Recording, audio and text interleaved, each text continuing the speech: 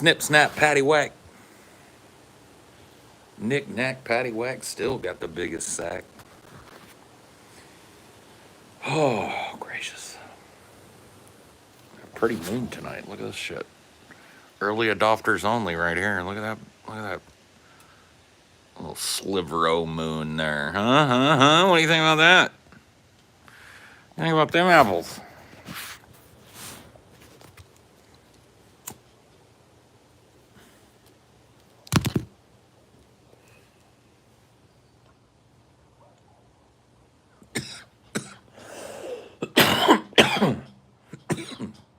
Excuse me. Whoa. California, please. Oh.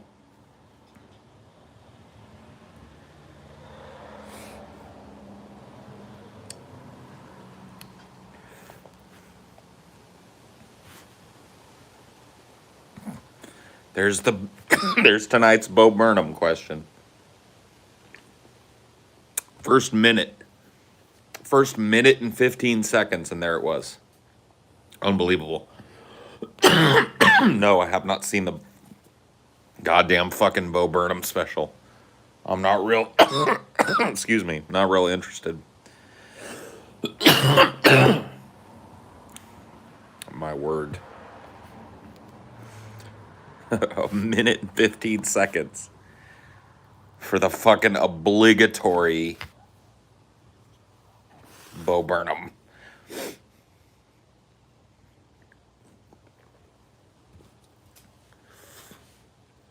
Unbelievable.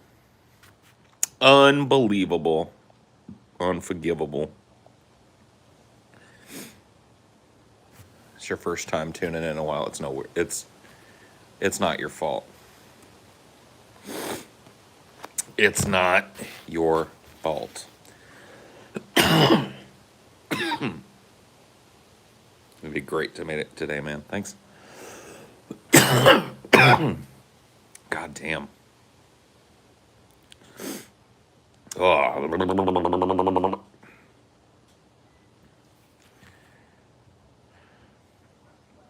It annoys me that people have recommended it to death because it touches on themes we talk about here. Any the kind of outbuilding thing that you talk about wanting to do. Sure, I'll probably see it. Like, I'm not adverse to watching it, but it's just fucking getting like... Bo Burnham. You know? It's getting annoying. Every goddamn fucking stream. I'll watch it. I'll see it eventually. I've had too many people try and foist it on me now to...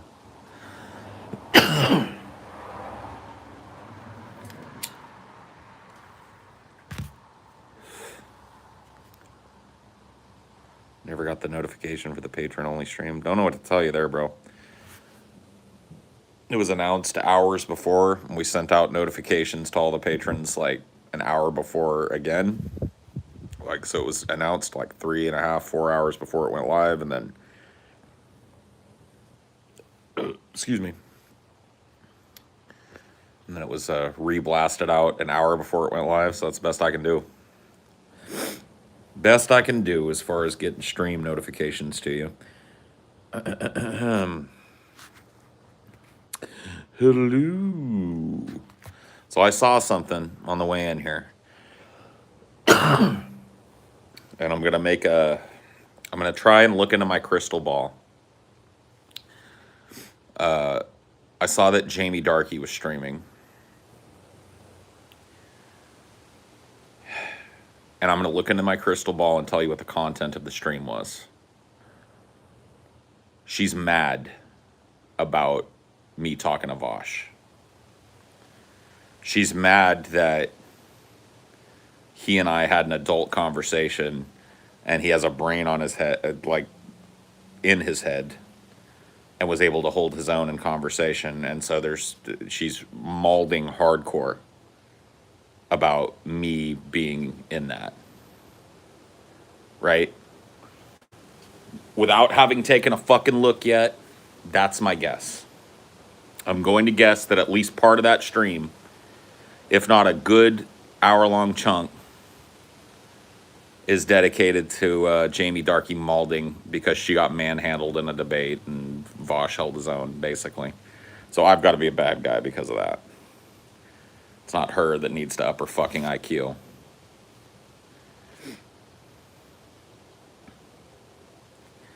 You're right, she spent half the stream hating on you.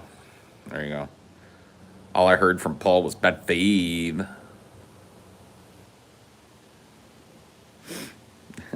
Bad faith, yo. So bad faith. Paul, too bad faith.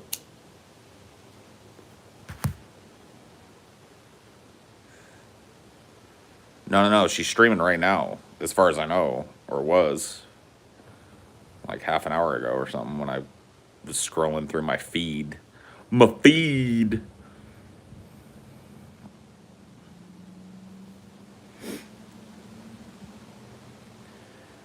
you see the recent Patreon Highdeology got copyright striked? It did?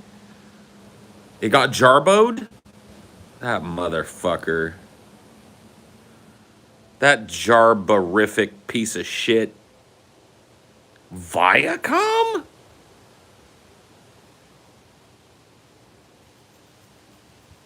Viacom owns that fucking ridiculous movie? Well, I don't know what I'll be able to do about that. Maybe I'll be able to, like, blip it or put it up for you guys somewhere else. Dude, I got mundaned? Viacom? The fuck does Viacom have to do with shit?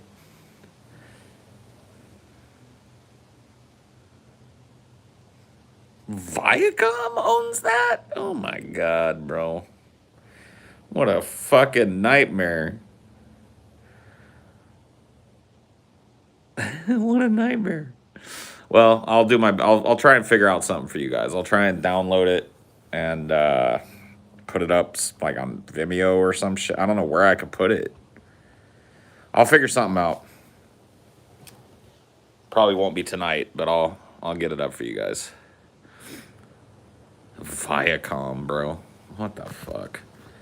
The movie wasn't worth watching anyway. Yeah, but we had fun watching it, though. That was the point. It's like the movie was shit, but we had fun dunking on the movie. Right? So that's the point.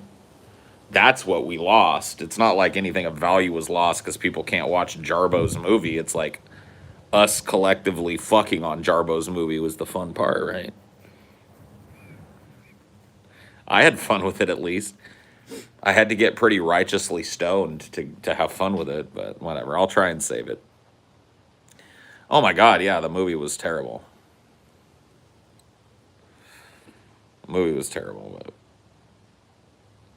Dude, Mystery Science Theater 3000 has deals and shit with these people, but I'm like, it's not like I took a fucking actual Hollywood movie. I took a movie that Matt Jarbo fucking made with a handy cam and completely improvised lines and shit. It's like an hour and 12 minutes of nonsense. Somehow Viacom owns that shit? Whatever, bro. You know what? Whatever the fuck ever. I'll just put that shit up on Streamable or some shit and give you guys the link. Who exactly is Matt Jarbo? Mundane Matt. If you don't know who he is, you could go look it up. Plus, didn't he link it to you guys himself? I mean, to be honest with you, there's a good chance that Matt doesn't have anything to do with it. Like, I wouldn't try and put this on Jarbo. He probably didn't flag my stream or anything. Yeah, I guess the patron stream got flagged. So hopefully that's not like a total fucking strike on the channel or anything. It's so ridiculous. Was there any music in it? No.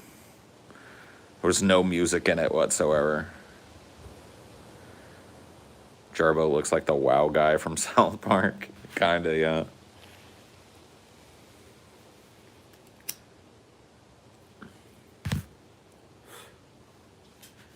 Just a lot of bad acting, yeah. Anything that sounded like music? No. I think one of the dudes might have farted at some point. You think they monetized that? Monetized the little squeaker of a fart that I heard? He played the butt trumpet. No, I don't know, dude. I'll figure it out. I'll look into it tomorrow. What happens if you get too many strikes from YouTube? YouTube doesn't usually pass out a strike. Like for these like copyright violations, they'll block, or do like a takedown of your video or whatever the fuck. There's a good chance that we didn't get a strike necessarily for it. But I guess in the future I'll be doing these elsewhere. It kind of depends on what kind of fart sounds or certain fart sounds that are protected. I don't really think it had anything to do with that.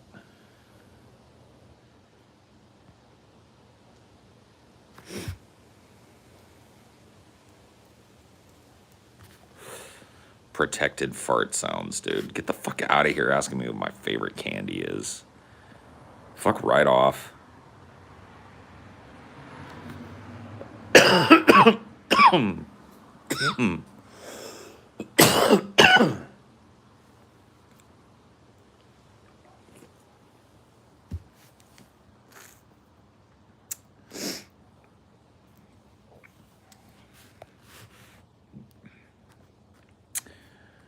Holy shit. Didn't you watch a clip of a TV show? I did. I wonder if that's what fucking did it, was me playing the goddamn fucking... That's what it was, the salute your short shit. I stopped fucking Jarbo's movie to play like fucking 20 seconds of the salute your shorts intro because he looks like donkey lips. That's what it was.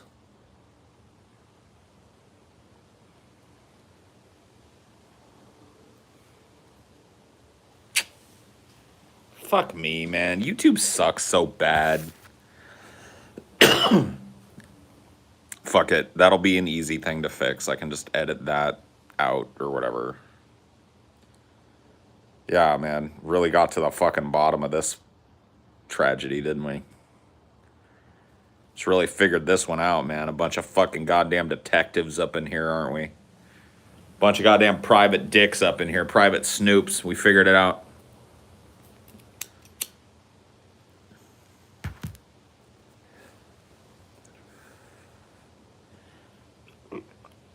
We really blew the lid off of this one. Yeah, I just skimmed through her stream, and yeah, she still salty. I mean, whatever, bro. It's gonna happen. That's gotta be, like, even worse than the dressing down is having me, like, go... Because, like, like I said, during the whole fucking talk with Jamie Darke, she doesn't have a fucking thought in her head that doesn't come out of Vaush's head first. So it must have, like... That must have been a blow. You know what I mean? To have me go on his show and make a decent showing for myself. Have a decent, like, adult conversation, the likes of which she could never fucking have. So I imagine the salt floweth pretty fucking heavy on that case. There's got to be some reason, right? There's got to be some reason that doesn't have anything to do with her why she didn't do so well against me and Vaush was fine. Can't have anything to do with Jamie Darke, though. It's definitely it's something to do with me,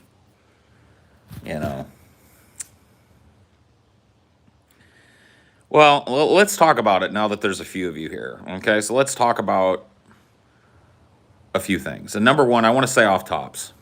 I don't blame some of you for expecting me to go harder in the Vaush conversation today. So I tried to explain in the lead up to this why I wasn't going to do that. You guys have heard me. I've ripped into Vaush a few times. I'm all about, tearing into bad takes, and I'm all about, letting myself get heated and passionate out here. And I could have very well taken that same level of fucking heat and passion to Vaush, but I genuinely believe that the conversation would have lasted about 15 minutes, maybe half an hour, and nothing really would have come of it. It would have just been me yelling at him and him, possibly yelling back at me. And, nothing of value would have been gained in terms of having an actual conversation, finding out what common ground is shared between, people that follow Vaush, people that follow me, etc. But really, the big deciding factor for me in not going super duper hard on Vaush was watching the recent stuff that he's been making and how he's embroiled in all of this fucking controversy, right? He's got Destiny going after him. He's got this demon mama lady going after him on the Kink at Pride discourse. The Kink at Pride thing in general was like a big giant fucking shitstorm for Vaush. And I thought to myself, I was like, this guy is like gotta be feeling like defensive right now. He's got a huge audience, huge swaths of people are fucking calling him all kinds of names and shit. He's got to be feeling defensive right now. So I thought that, like, because the last talk that we had was kind of contentious towards the end, that if I didn't start with that, if I didn't start with that same level of contention, that there was a better chance that we would hear what Vaush really thinks on some things. And I think we got that. And I don't think we would have gotten that if I had gone in there and been like, oh, you're a fucking neolib pipeliner, you're a goddamn fucking, LARPing revolutionary, you're a fucking controlled opposition, whatever the fuck, right? Like, from my perspective, I think that we got a better look at what Vaush actually thinks about some of the things we talk about here all the fucking time. No confidence, labor. I think we got way more nuanced and interesting answers out of Vaush than had I gone in there and been like, fuck you, motherfucker. You know what I mean? Which, whatever, you know what I mean? See, here was the thing. I was fully prepared for shit to escalate to that point. But I kind of made it a point that it wasn't going to be me to take it there. Right? I would follow the lead if he wanted to go boom, boom, boom, and escalate and escalate and escalate the rhetoric and get more and more kind of personal with it. I was totally willing to go there. But it didn't seem like it needed to go there today. And in fact, I felt like for him, it was a bit of a respite to have a conversation with somebody who he disagreed with that didn't turn into an all-out fucking, like, screaming match. You know what I mean? And so, to me, I feel like from the perspective of trying to get my ideas across to a new audience and from the perspective of trying to find out a little bit about what Vaush thinks about some of these subtopics, right? I think it was a better tact for me to take. And once again, this is something that I decided just a few days ago, right? I started talking to you guys here about it, about how Vaush was kind of like in this position where he's under assault from a lot of people. And it's like he's gonna have a wall up, right? Against this type of shit because he's probably just fucking sick of dealing with it. He's sick of going in and being disagreed with every fucking... So it wasn't like I didn't... The great thing about this conversation is I got to disagree with Vaush on a number of fucking things. But I was able to, keep him engaged enough to where we got some good fucking answer and some good interplay on some of these subjects, right? I felt like the closest I had Vaush to on the ropes, so to speak, was trying to pin him down on his advocacy for third-party viability and how he plans to make that happen, right? So, that was a good moment, and I don't think I would have gotten that far into it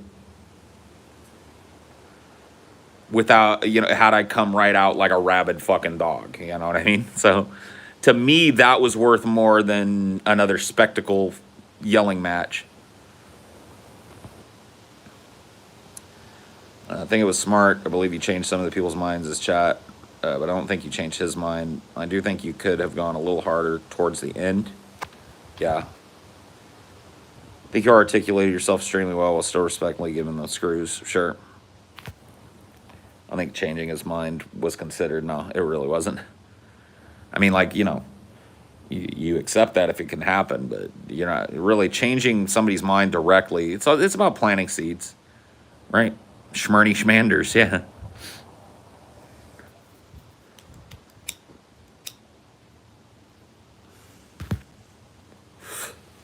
Well, I think of Jimmy Dore. I think Jimmy Dore is good for, like, holding neolib feet to the fire and neolib adjacent people. I think Jimmy Dore is good for, like, agitating for a leftist political class that actually fucking tries to do shit. I think Jimmy Dore is also a little obsessed with his own fucking status and personality. A lot of the shit he puts out is just him dunking on people who've tried to dunk on him. So, I'm kind of bored with that aspect of Jimmy Dore. I do like it when Jimmy Dore is pooping on public figures, though. And I don't always find myself agreeing with every little tact that he takes, but he definitely pisses people off, so I like him for that. I'm down with anybody who pisses people off. So that's where I'm at with regards to Jimmy Dore.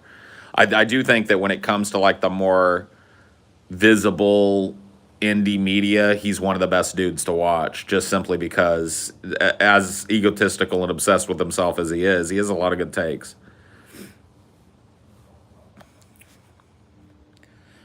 I think 25% of Americans would vote to bring back slavery, like Vaush said. I don't know.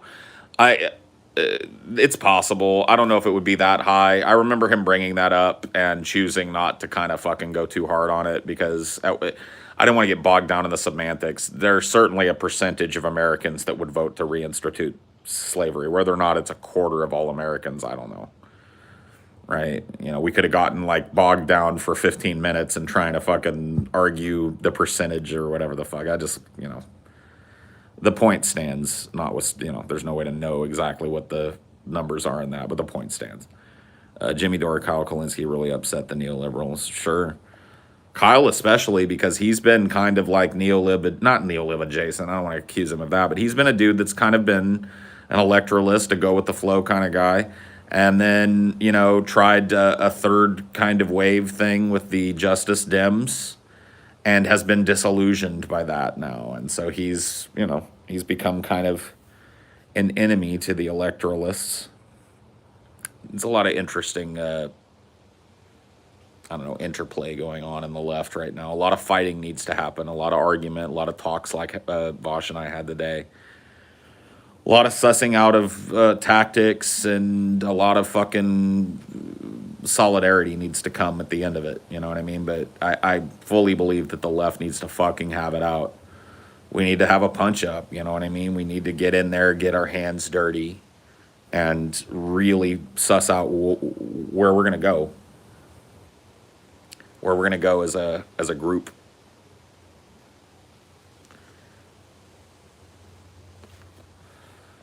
Not sure if you marked down the person he recommended to check out. I can still send you that stream he said to watch. Yeah, please do.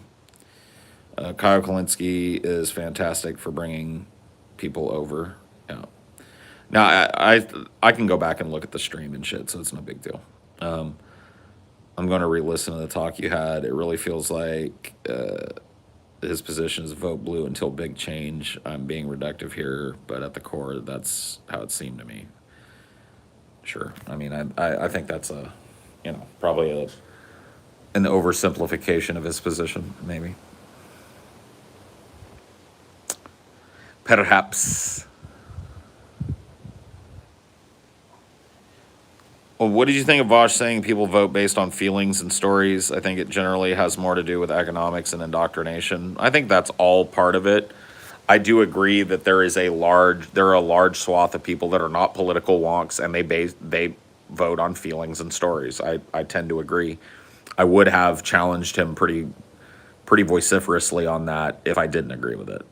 But I do agree that the great gray middle of American politics votes largely on their feelings.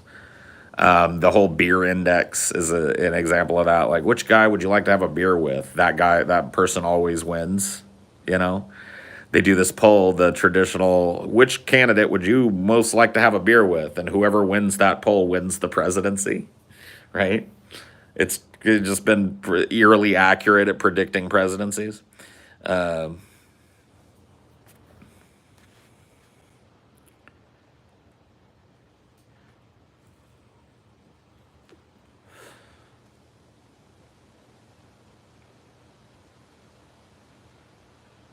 I think it seems like Vaush is a vote blue no matter who, because those are the people he's trying to get on the left.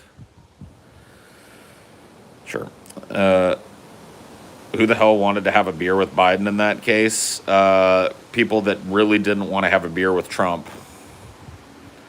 Really wasn't a whole lot of beer choice this time around, but I mean,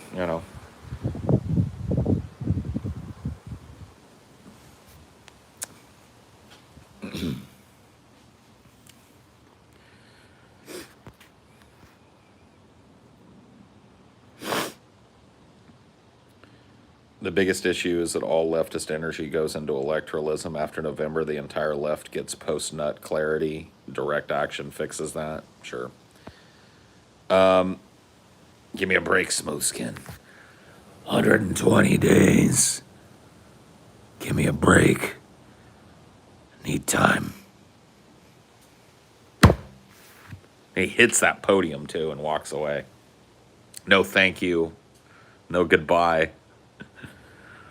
120 days. Give me a break. Need time.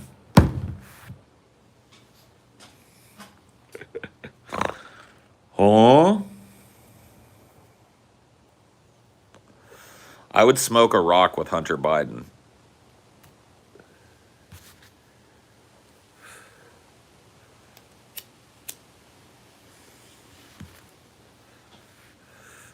Yeah, dude. One of our Highdeologites was listening last night when I said somebody should make a cut with the Ring, where, you know, she gets the phone call and it says 7 days, but have it be Biden's 120 days. And it worked just like I thought it would. It's perfect. I tweeted that shit, or retweeted it, or whatever. Good stuff.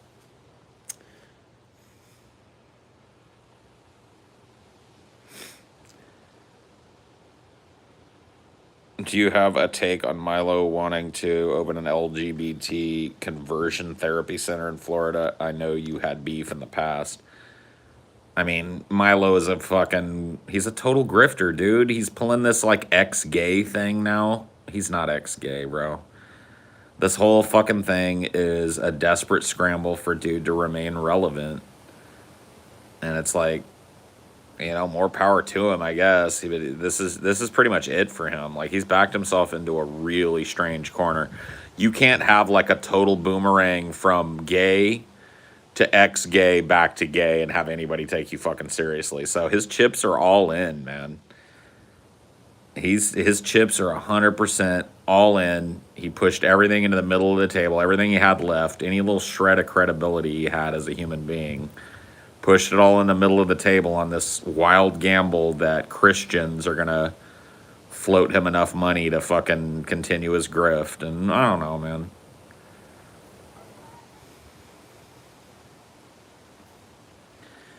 Yeah, I wouldn't be surprised if Milo is super in debt.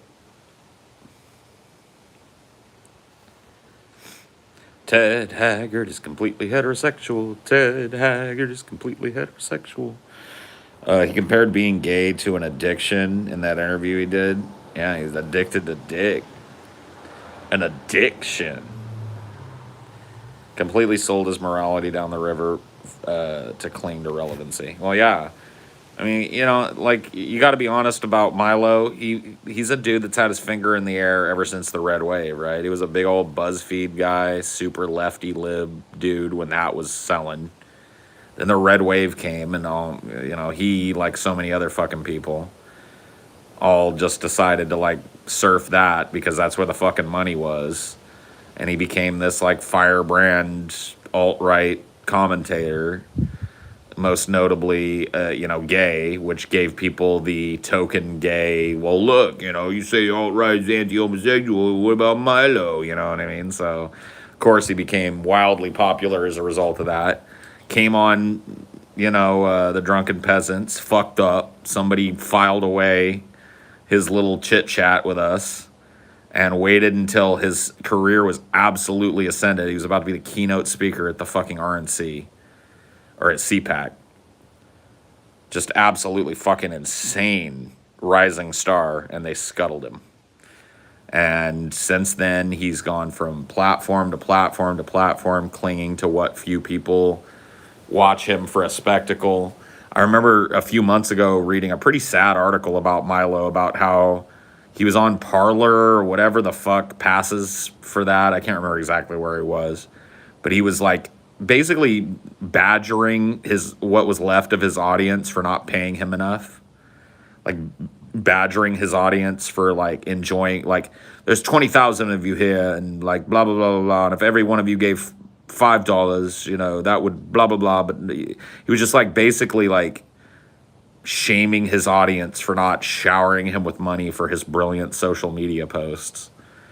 And now this, you know, and to his credit, this whole ex-gay thing did get his name back in the zeitgeist. He was a dude that people hadn't even mentioned in fucking years until this popped up. So it got his name back in the zeitgeist, but it's an all-in move. It's, you know, all it's going to take is one of these fucking Christian investigative journalists to catch Milo on some beach in Mykonos or some shit with his, you know, one of his boyfriends. And that's going to be it. You know what I mean? He knows it, too. I mean, Milo has to know that there's a fucking ticking time bomb strapped to his chest now because there's no way. Like, that's not the way it works. Gay doesn't get turned on and off like a light switch. So either Milo was never gay, in which case, you know, you can make the argument that that was a grift. I don't believe that for a fucking second. Or Milo is still 100% cock-smoking gay. So it's only a matter of time before he's caught, you know, with some other dude's ass in his face. Fucking eating that booty like groceries. You know what I mean? And that's going to be it for him. He knows, too. He knows it's like he's got to capitalize now because there ain't no way. Dude, no man has a good enough memory to be a successful liar.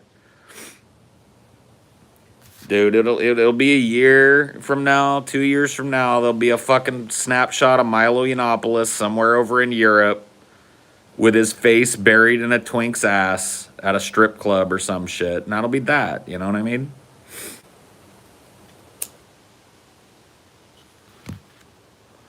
He still lives with his ex-husband. Yeah. How's that working out? How's that shit working out? I know you've joked in the past, but how much credit do you actually give yourself for ending Milo's career? It's definitely a significant contribution. If not thought, yeah, I don't. You know, I puff my chest out a lot about it jokingly, but I didn't end Milo's career. Milo Yiannopoulos ended his career. It wasn't just our clip from DP. It was things he said on Joe Rogan. It was just people built a case for Milo having some pretty controversial and problematic opinions about cross-generational love affairs in gay society with, you know, younger teen boys, fucking older men. He had these weird ideas about that didn't really play well with anybody, and that's what ended him. You know, I didn't put those ideas in his head. He just happened to say it on the platform that I was on. Did Milo ever talk to you about your part in the controversy? No. Milo never spoke to me again after that. In fact, he was slated to come on DP again, and 2 days before he was supposed to be on the show, he sent this list of demands via email to TJ and Ben. And the main demand was that I not be on the show. I will not come on the show if that Paul's ego character is there again. And TJ told him to go fuck himself. Like, you don't tell me who's on my show. Paul's part of the show, so you don't get to tell me who's on my show. So, you know, I thought that was cool. TJ had my back in that because that definitely would have been a big guest. But yeah, that's why Milo only appeared one time on DP, because the second time he was scheduled, he had his demand was like, absolutely no Paul, he can't be on the show, I will not talk to that guy. So it's like,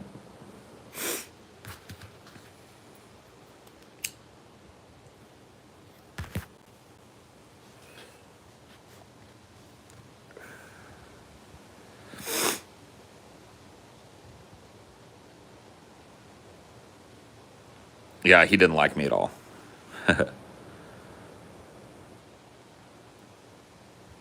He was so defensive immediately when you brought up religion. What a shock. Well, of course.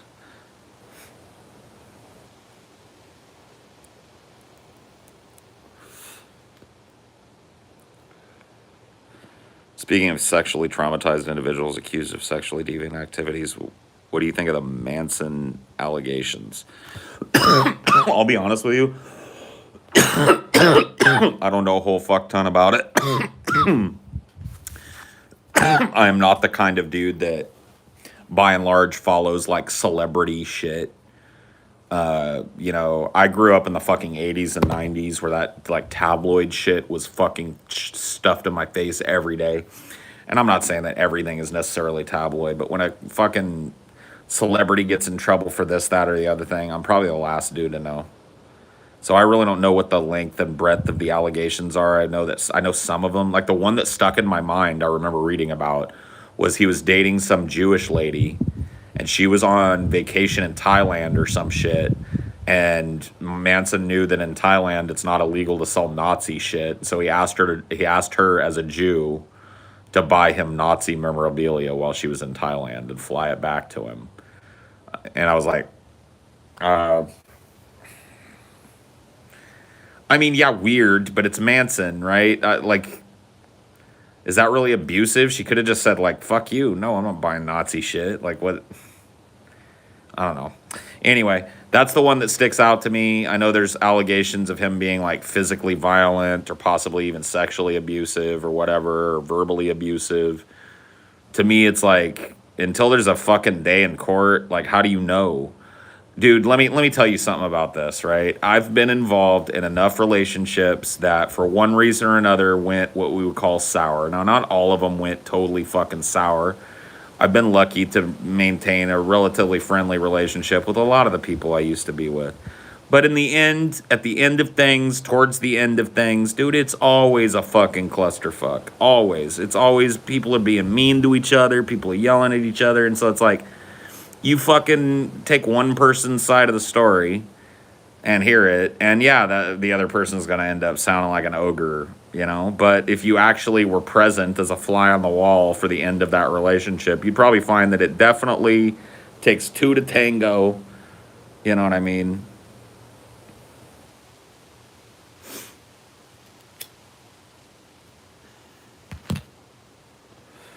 But once again, this is me, like, just talking in generalities about it. TJ's supposed to be making a video, like a very specific outlined video about it, so hey, you know, I'll probably watch that. But when it comes to the actual particulars, I don't fucking know, bro. I don't know. I don't know what he's up to. I don't know what that crazy Manson is up to.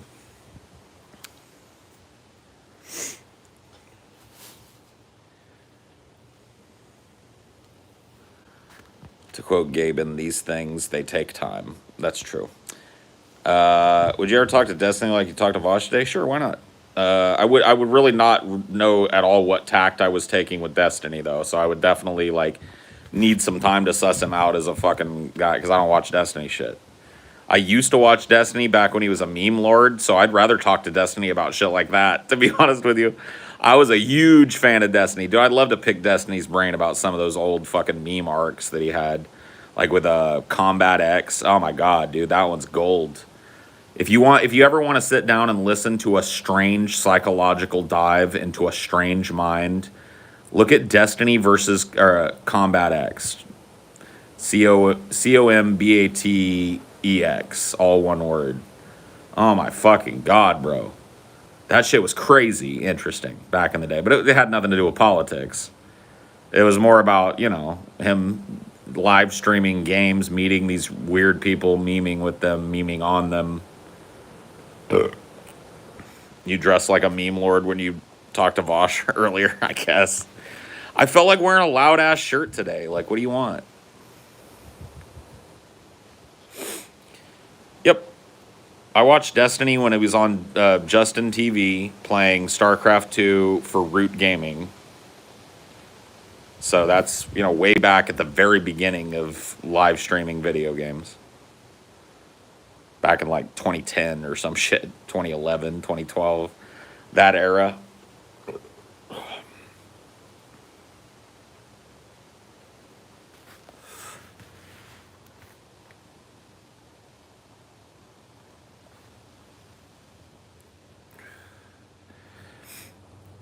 Did you watch the JonTron thing? No. Have you seen Destiny versus JonTron? No. No. I have not. Like I said, Destiny's political side of things, I find him kind of insufferable. Like that like his speed of talking worked way better when he was memeing on people than like he just is like a dude that I feel like I'm watching a Destiny video on 2x, and you got to give it to the dude. He's a very efficient communicator, but I feel like he's talking at 2x speed all the fucking time. He's very well spoken and very eloquent, but goddamn, man, I have a hard time following his more political shit, and so I just don't really go there with him. So yeah, I'll talk to any fucking buddy, to be honest with you. But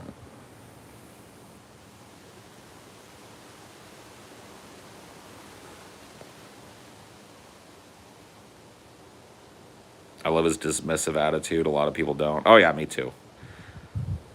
I love me an asshole. You know what I mean? I'm a fan of assholes. Destiny's definitely a fucking asshole. What are you yikesing about, Adam? What's with the yikes? Or is that the John Tron shit? I haven't watched a lot of Destiny, only a few clips, but I feel like I would only like him if he was right. Yeah, I don't know. It would be fun to talk to Destiny. Like, to be honest with you, at the beginning of the Vaush talk, I was like, you know how nice it would be to just kind of like kick back and defy everybody's expectations and have a 2-hour talk about video games with Vaush? We were vibing on video games, me and him. So, you know, I'd be willing to like chill with Vaush and play a game sometime or something. He seems like a dude that we could vibe about video games at the very least. You seem happy. I like happy, Paul, but I respect your feelings regardless. Here's 5 buckaroos for your bud budget. Well, thank you. Appreciate that very much. I seem more chippy. I'm really not. Like, I tried to watch a movie earlier and my brain was like, ping pong, ping pong, ping pong, ping pong, ping pong. And I was like, all right, a movie ain't gonna work. I felt bad. I started watching True Romance with Amelia. She'd never seen it. She was into it. And I was like, baby, I'm sorry, I can't. Got like halfway through and I was like, I can't watch anymore. I was like, I'm just not able to fucking tune in. Brain was all over the fucking place. All over the monkey bars tonight. Just...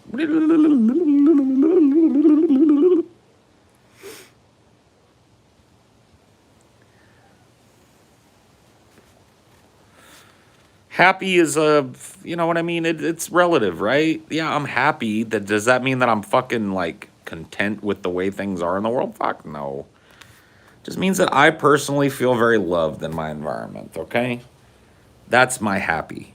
I feel very loved and accepted for who I am in a way that I haven't felt in my adult life. I love my, you know, wife and my fur children. Got 2 little fur babies. I love my Dinor. I love my cricket. You know what I mean? I have a little family unit going on here, right? I feel loved and accepted where it matters to me, which is at home. Right out here, all this shit. Yeah, sometimes some internet shit will get to me, but really all this out here is secondary. Here where I am, I'm happy. You know, I feel loved and supported, and you know, a lot of my life, and this is not to talk shit about people who I've been with, but, you know, when you're with somebody where there's a fundamental clash, it doesn't matter how much you fucking love each other. I have been with people who I loved so fucking intensely, right? But it's sometimes just love is not enough, right? And I feel like for the first time in my life, I found that combination of that intense love but with a mutual respect that seems unbreakable to me.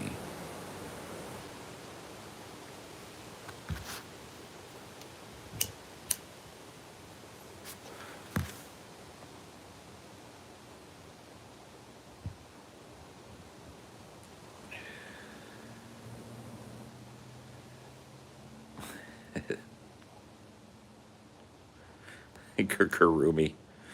Oh, Karumi. You helped. You had a hand in ushering one of those relationships out, my friend.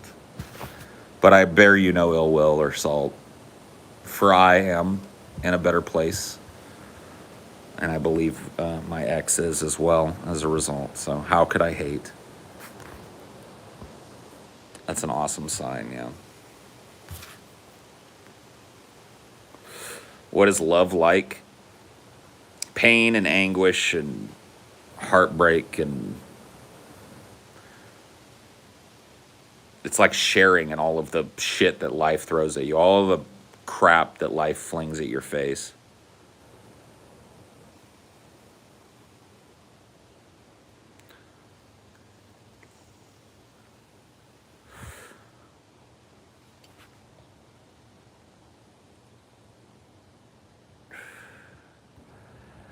Paul, what's your favorite Vonnegut novel? I don't know. Are we talking Vonnegut?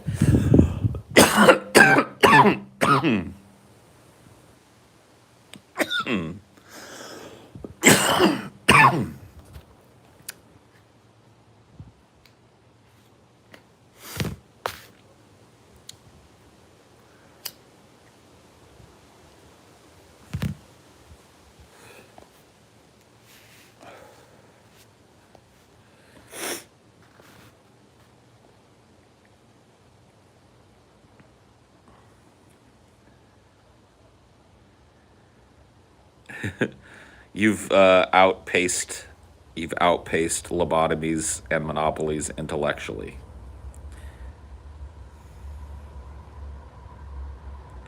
Yeah, careful with them ats, bitches.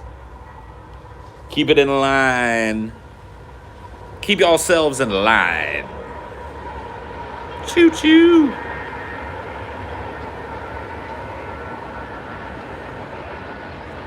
Do what? Don't get salty, man. He's just outpaced you intellectually. He's left you behind intellectually, dude. You're gonna at me? Oh, fuck.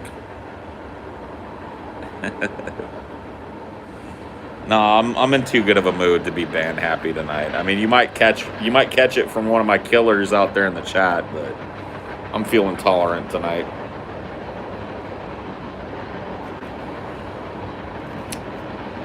Reasonably so, I guess.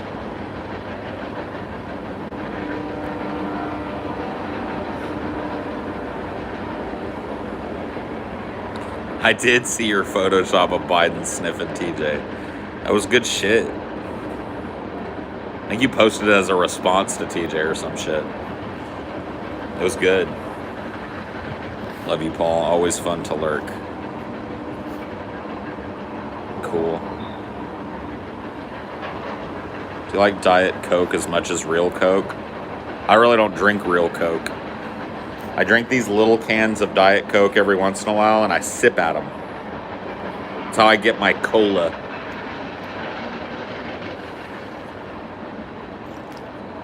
Oh yeah, dude, a Biden finger munch, TJ. That would be great, too.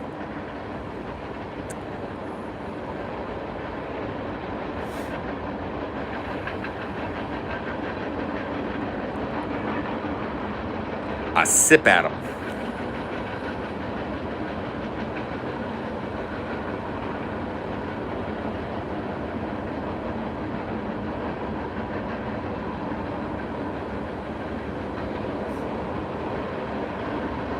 Coming down from a shrooms trip? Oh boy. Can you legally own a capybara in Cali? No. 120 days. Give me a break. Need time.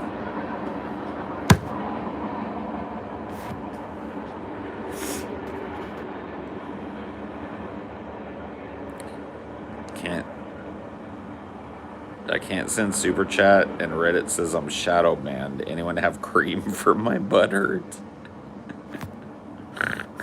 What, bro? What happened to you, bro? That reminds me of what drug you done. Yeah, pretty much the same idea. Oh goodness.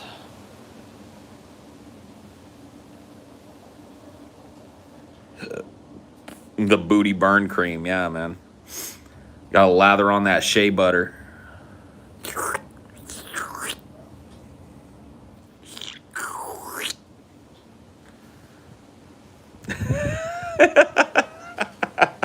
Is that the sound of cream going on to a freshly burned buttock?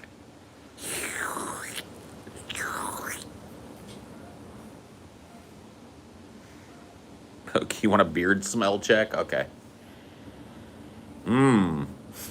Very, very muted beard note today. It's not real smell. It doesn't really smell very strongly of anything, which is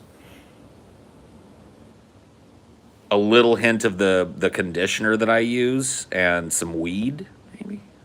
It smells good. Good, very neutral smell to it tonight.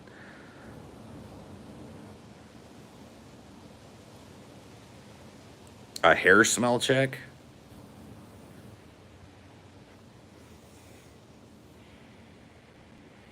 Same thing with the hair.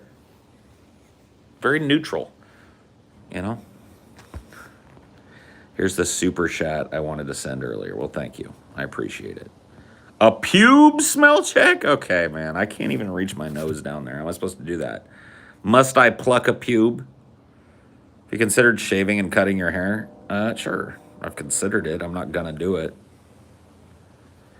I could do a waft. Like a... I mean, I don't get anything unpleasant off of that. It all smells good to me. Thank you for the pears, Webster. Paul, why don't you love my sticker? I just said it. No, you're not sticker banned. I just missed it. I'm sorry. I love the pear. Thank you. How are you? Could you tie your hair around your head? Yeah, I could, actually. Yeah. I could, like, I would probably have to combine up both sides pigtail style, like this, and do, like, one. Hold on. I'd have to do it in such a way that it didn't cover my eyes. That's the only problem. What do you think about that shit? Give me your motherfucking money. Give me your money. Huh? Any alarms go off, and Mr. Happy here goes bang.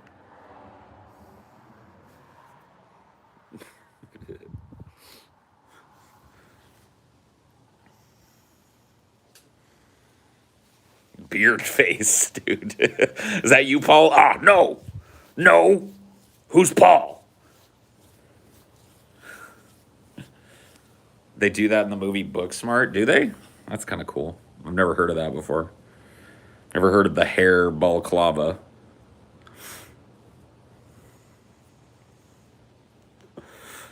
Dude, I like having long hair, honestly.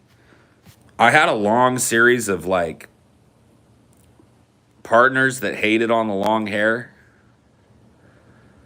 Like, we're always like, oh, I prefer the shorter hair. And it was just like, man, fuck that. Who cares what they prefer? Amelia likes me to look exactly how I like to look. If I told Amelia I was cutting my hair, she'd be 100% down. She likes the fact that I like having long hair. Isn't that nice? Isn't that nice?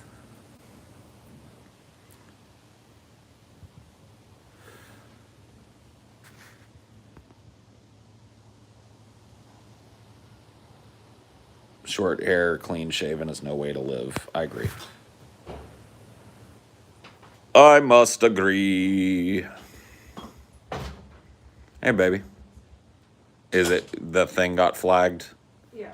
Yeah, they know. I'm just trimming it out because it's just you playing that TV thing. That's all it is just you playing that TV thing. So Yeah. I'm just going to trim that out and see what happens. Okay, babe. Yeah, they told me about it, and I was going to take care of it later. I kind of just told everybody that. But yeah, if you're already working on it, that's cool. Yeah.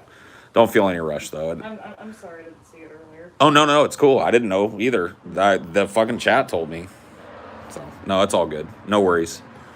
Yeah, we figured out that that's what it was, because at first I thought, like, we got flagged for Jarbo's movie. And I was like, what? Viacom owns a piece of that Jarbo nightmare?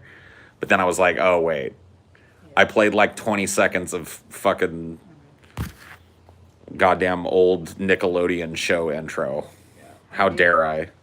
Maybe it's time to do it on the Poltergeist just to be extra safe. It didn't strike the channel, did it? No. No, it just pulled it down. Yeah. Okay. I'm shocked that it didn't flag when you were live streaming. That's what I think. Yeah. Typically, that's what happens, but whatever. Yeah, no, it's all good. gonna take a long time to trim, but hopefully once it does, it'll be fine. Well, I mean, if it takes too long, I can just pull it down and fucking cut it out and put it up tomorrow. So, yeah, the donkey lips reference. Unfortunate. Can't play the donkey lips thing. Yeah, fucking videos are just so fucking finicky now. It's like trailers are fucking bait now. Like what we can do and how much of it we can do, and yeah, sometimes like, trailers are fine. One of the episodes that was just edited recently is gonna have to be completely redone because it's blocked in like U.S. and Canada. You can't put it out. Like it's visible if you're in like fucking Siberia or some shit. Well, hey. Dude, we got to get some love to our Siberian fans every once in a blue moon. An exclusive Siberia-only episode. Whatever. I fucking hate YouTube, bro. This platform just won't get out of the way of the people that make the money. It's like, could you please just let me make you money? Could you just shut up and just let me make you fucking money? All right, Viacom hasn't made money off that show for probably 20 years. Dude, nobody's talked about Salute Your Shorts for 20 years. Nobody's mentioned the word donkey lips for 20 years until I brought it up. I mean, give me a fucking break.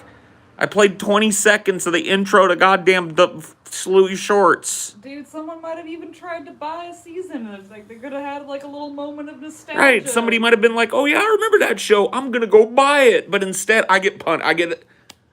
Fuck this company, man. What is wrong with them? You just get out of my way and let me make you a bunch of goddamn fucking money, please. Like I've been doing for like 10 years. Yeah, I've only been making videos that make you money for a fucking decade. Could you please get out my way? I'm not a Nazi. I'm not a fucking crazy person. I'm not a predator, so get out of my way.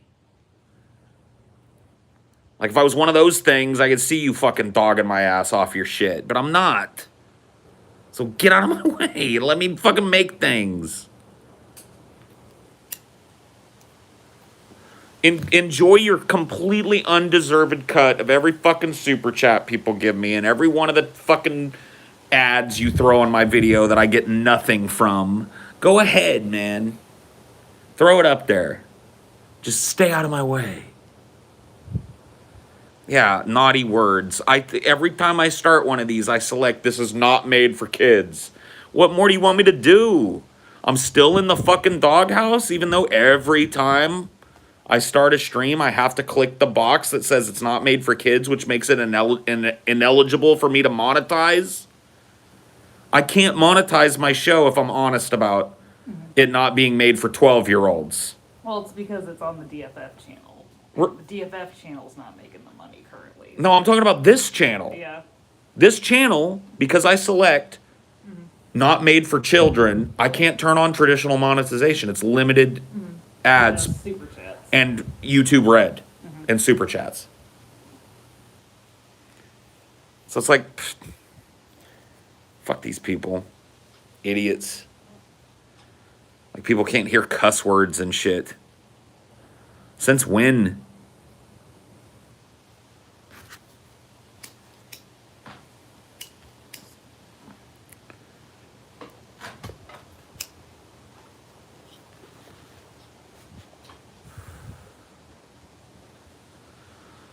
Somebody else said not made for kids before a copyright strike. Fuck. Oh, shit. Somebody said fuck before. Copyright strike again. Copyright strikes on copyright strikes on copyright strikes. Instead of super chatting Paul, they should just join the Patreons as part of the show. I agree. I mean, well, whatever. I mean, if super chats are fine.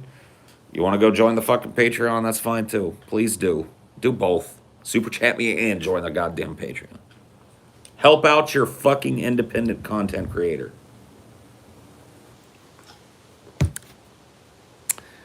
We're the only ones out here telling what we at least believe to be the fucking truth. And we're dogged out at every goddamn turn. Squashed under the boot hill of the fucking corporate media.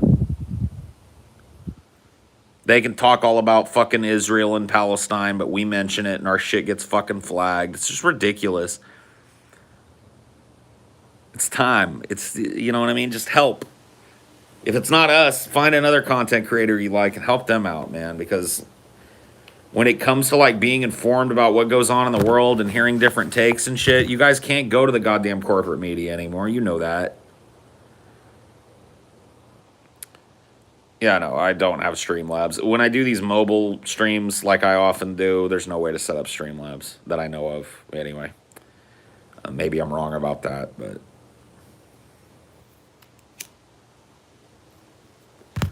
kind of a boomer when it comes to that. I appreciate the super chats and shit, but I never solicit that shit.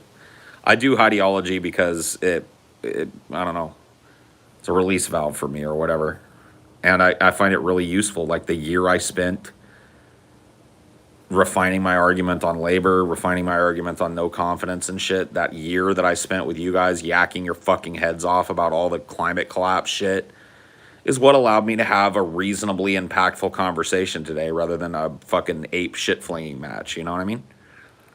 So this is important to me. This is where I work out my shit. This is where I work out my positions. This is where I test different positions. You guys are more important than you know you are. Like, I know I throw a lot of shit at you guys, but that's because I expect a lot of shit from you guys. It's important to me to sit here and work through this shit. And having people that are actively engaged and trying to fucking poke holes in that and have good conversations, that's important to me.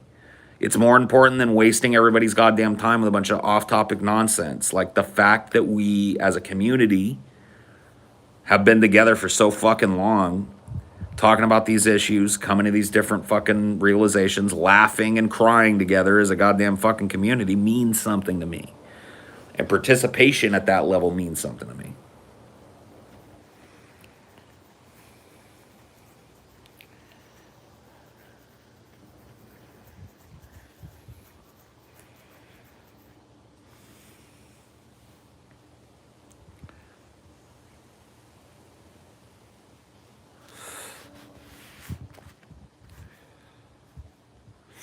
You do it just for Mr. Naughty Priest, admitted. Okay, I admit it. I do it just for the Naughty Priest. Itching Paul, yeah. I have dry fucking skin, bro. I've started to try and put this lotion stuff because my arms and fucking hands are just, I don't know what it is, dude. I'm ashy. Scalp dry, arms dry, hands dry, feet dry. I'm a mess, bro. I'm like a mummy. I moved out of the swamp and now I live in this really arid area, you know, where it's like not humid at all. And I'm ashy as fuck, dude. I'm turning into a goddamn mummy. I cracked a lot of jokes. We laughed. We had our fun. You can go watch it. It's on this channel, dude. Just go watch it. Got home really drunk. Enjoyed the Vaush convo though. Cool. Glad you liked it. Glad you had fun.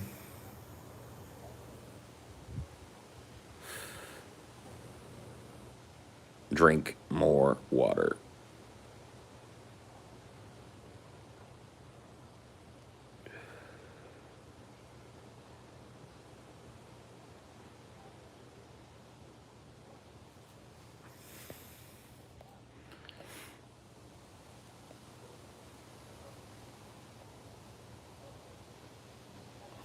From Caladan to Arrakis, yeah. Dude, trust me, I drink water all fucking day. I'm well hydrated. I have these big cups. You know, I know you haven't been around for a while, Karumi, but like I have these big cups. I'm constantly sipping water all day. I'm good and hydrated, like internally. It's just like my skin turns into fucking dust in the lack of humidity, you know, out here.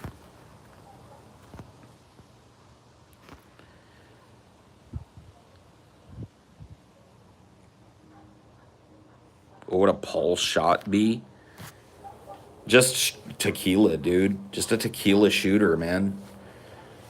Like, I love shooting tequila. That's really the only thing I'll do like hard liquor wise anymore. And even then, like just rarely to have one good shot of tequila. Not to even get drunk. I don't even really like getting drunk anymore. I did enough drinking in my fucking 20s for a lifetime, and I don't like the way it makes you feel anymore, but like to enjoy a hard liquor, dude, a fucking shot of tequila for me with a wedge of lime, a little bit of salt lick.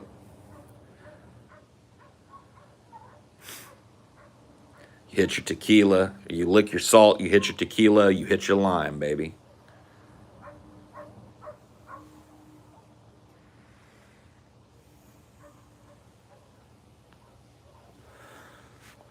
Tequila.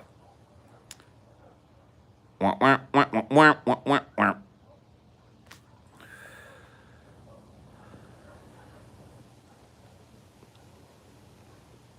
Yeah, I don't blame you. You know, I don't know that I would call myself at any point like an alcoholic, but I was definitely an alcohol abuser.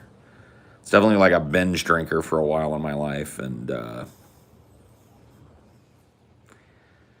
I leave that to the professionals now. You know, I'm out of the drinking game for good. I smoke a lot of pot. You know what I mean? I'm a pothead now, so you can take that or leave it. Great discussion with Vaush today. Thank you. Appreciate it. What about it was great? Everybody keeps coming in and going like, "Oh, you did a good job. Give me some specifics. Like, what about it was good?" I know you guys are limited, so you got to try and give me a quick little sentence or two about what you actually liked about it, so that I can make note of that. That's I appreciate the hey you did good today, but what was good?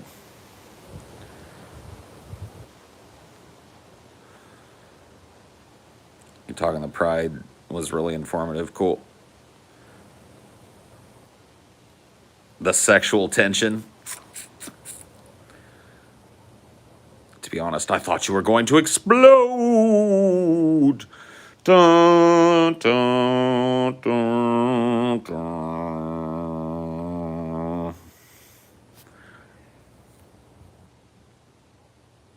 Well,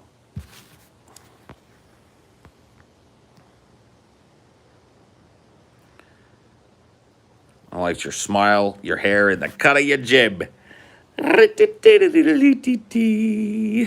Whatever, man. If that's what you took away from it, cool beans. The cut of my jib.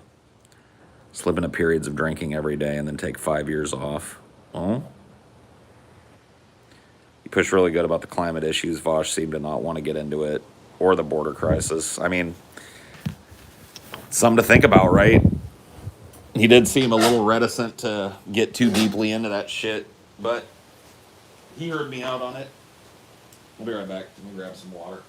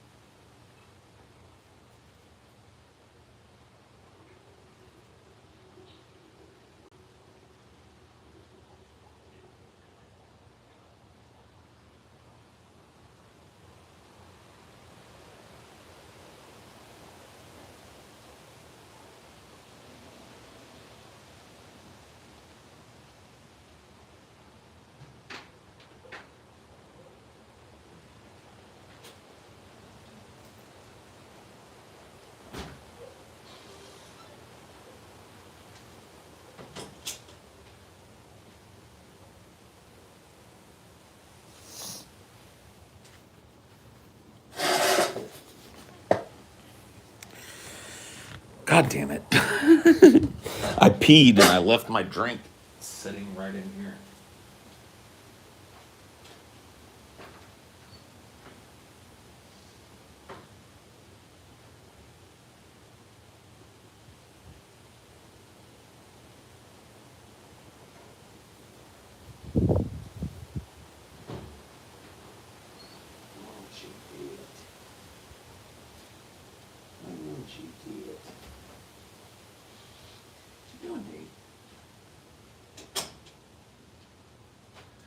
You looking out?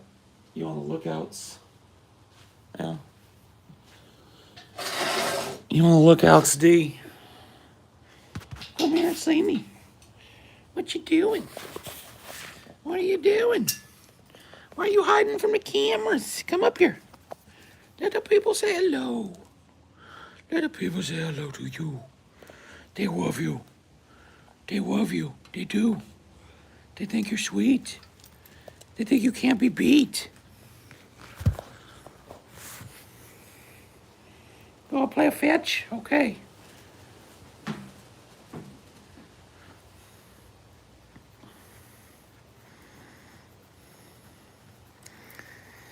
Dino, Lord of the Floof. Lord of the Fluff Mallow. King of the Castle. Enforcer of the Salt Lord's will. Your bow. Whatever, bro. Oh, hi, doggy.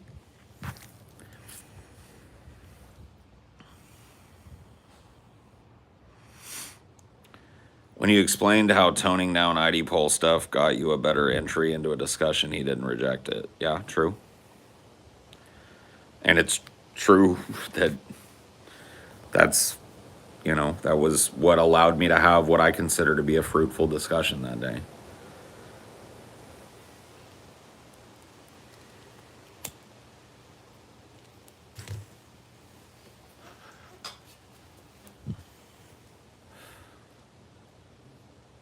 I already showed Doggy.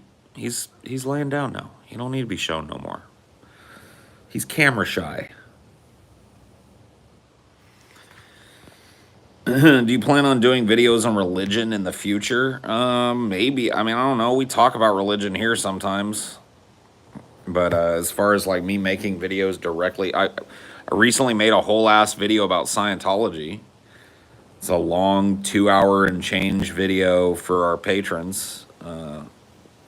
Going over my kind of obsessive knowledge of Scientology. So it's like, I definitely talk about religion when it's topical, but I don't really see myself going back to the old like religion busting days or whatever. The old early days of YouTube, the Venom Fang Expo days, I think them days is over.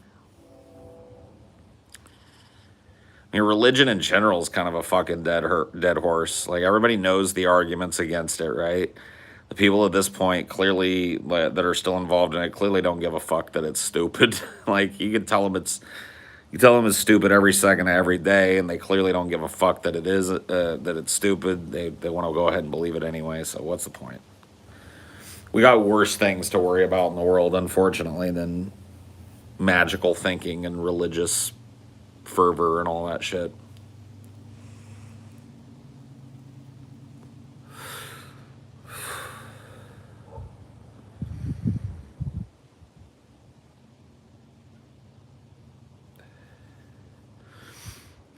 Yeah, I mean, like some battles and skirmishes in the history of the labor movement might be really cool to do a show about.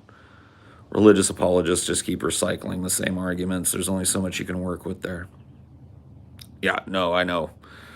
There's I can't remember them all now, but I used to be able to spout them all off. There's a name for all of them.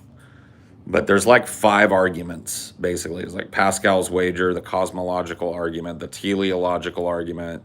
Those are 3 of them. I think there's 2 more that encompass pretty much all of religious apologetics. Like, it's all in there. So it's like, once you've defeated those arguments roundly 15 different ways, it's like, what?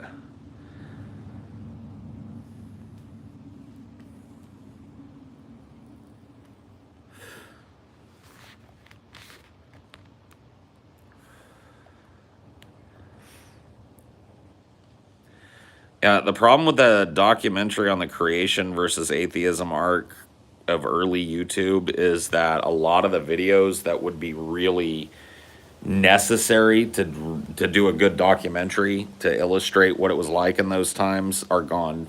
They're lost to time now. Like a lot of the, just like the early figures in YouTube atheism and creationism have fallen off the radar, taken down their videos, had their channels banned, whatever reason, And there's really no way to get that shit back. You can't.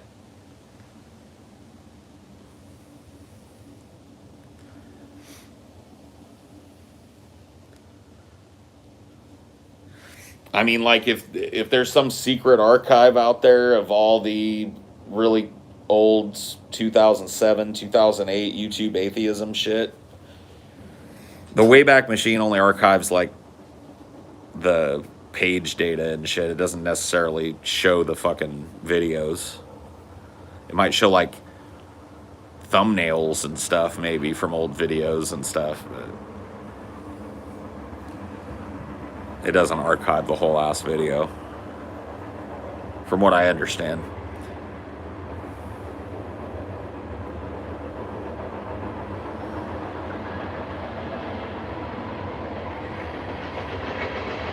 Chugga chugga.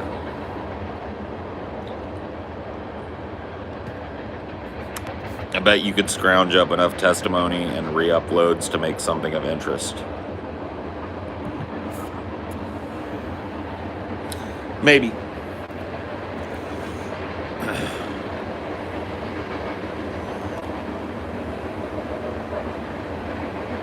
TJ used that era as a springboard into drama that made bank for DP. Sure.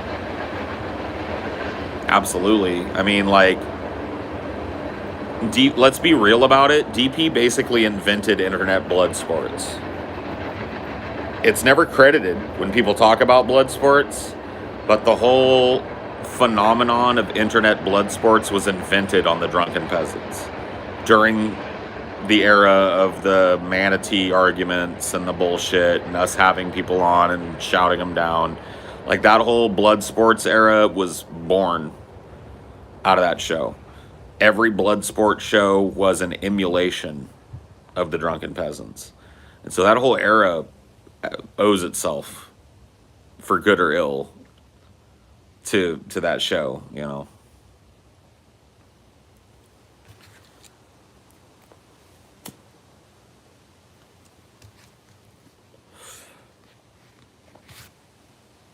I think the Vaush discussion today was worth the wait. To me, it wasn't really a wait. I know there were a lot of people out there like chomping at the bit for it, but I wasn't. So I can't really answer that. The wait doesn't factor into it to me. I love the segment that was done on DP where a woman didn't believe the moon existed. Man. You watched any of the recent DP episodes? No, I haven't. No disrespect to the guys over there or whatever, but I just don't watch. Those G-Man conversations were something else. They were indeed. Question about the Vaush discussion. Did you pimp DFF enough? Never. I should have pimped DFF harder. I should have been better at that. I had this whole fucking ass platform at the end. I could have fucking shouted out DFF and all that shit, and I didn't, so no. I'm a bad self-promoter, man. Definitely could have pimped DFF better. Throwing up some merch. Yeah, I did talk about in the pre-stream, like, maybe I should go put on some of my merch or some shit, and then I didn't, like an idiot, and, well, there you go. Thanks for shouting me out in the beginning, of course. Played some bangers for the people while they were waiting for me to start, so of course I had to shout that out.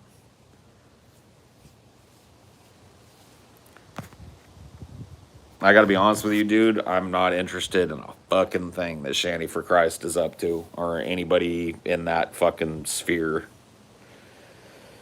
I lost all my taste for stupid, baseless, pointless internet drama that goes nowhere based on people that are kayfabing being crazy. Like fucking, dude, I've done enough of that shit. So, miss me with that. No disrespect to anybody who's making their nut off of that type of content anymore, but I've been there, done that, dude. I served my time in the meme wars, okay? I've dredged the bowels of fucking YouTube and seen the disgusting depravity that lies therein, and I have faced it, done more than my duty, okay? I'm out of the game. I'm no longer dredging the fucking bottom.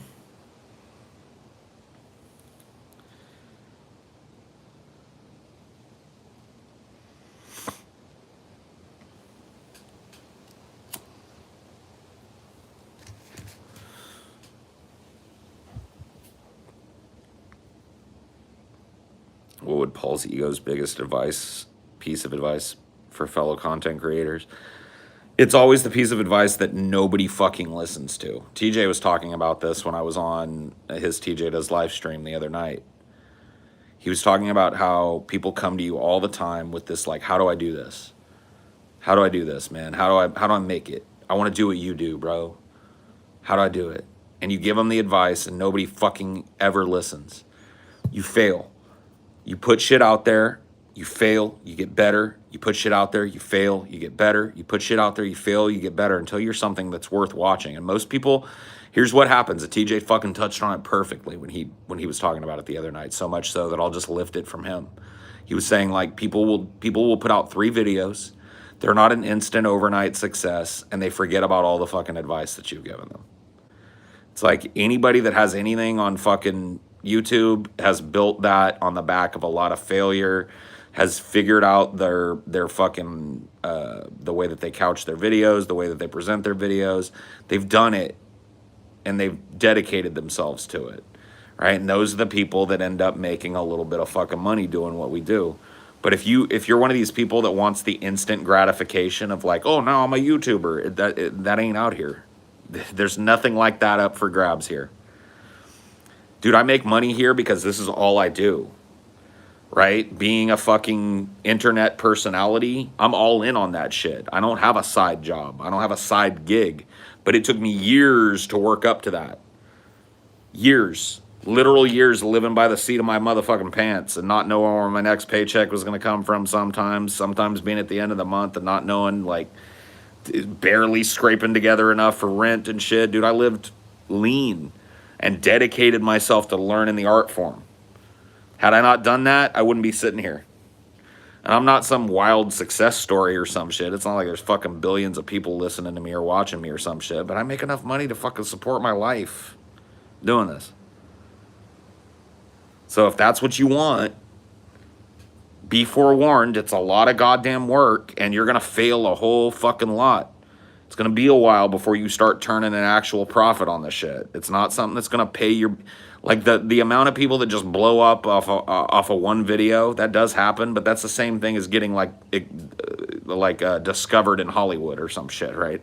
It's just not something you shoot for. Most of the people that have careers being online entertainers or commentators or pundits or whatever the fuck it is you're trying to do, right, did it over the course of years, refining it constantly. You beat Vaush in that debate? Yeah, no. Nobody beat anybody. It wasn't a fucking fist fight, bro. Get a profile pic, please.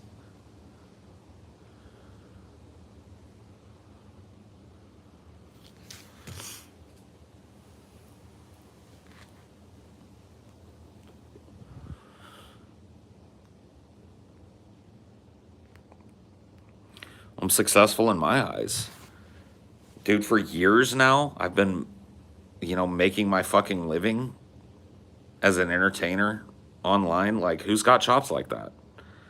Who's been doing this shit for, some of the, like TJ that I work with has got a longer history of doing it exclusively. But, like, how many people been doing internet shit for 5 straight years and living their whole fucking life on it. Takes a lot of work. It's a lot of dedication. It's a lot of fucking, it's on my mind all day. My business is on my mind all day. It never really leaves.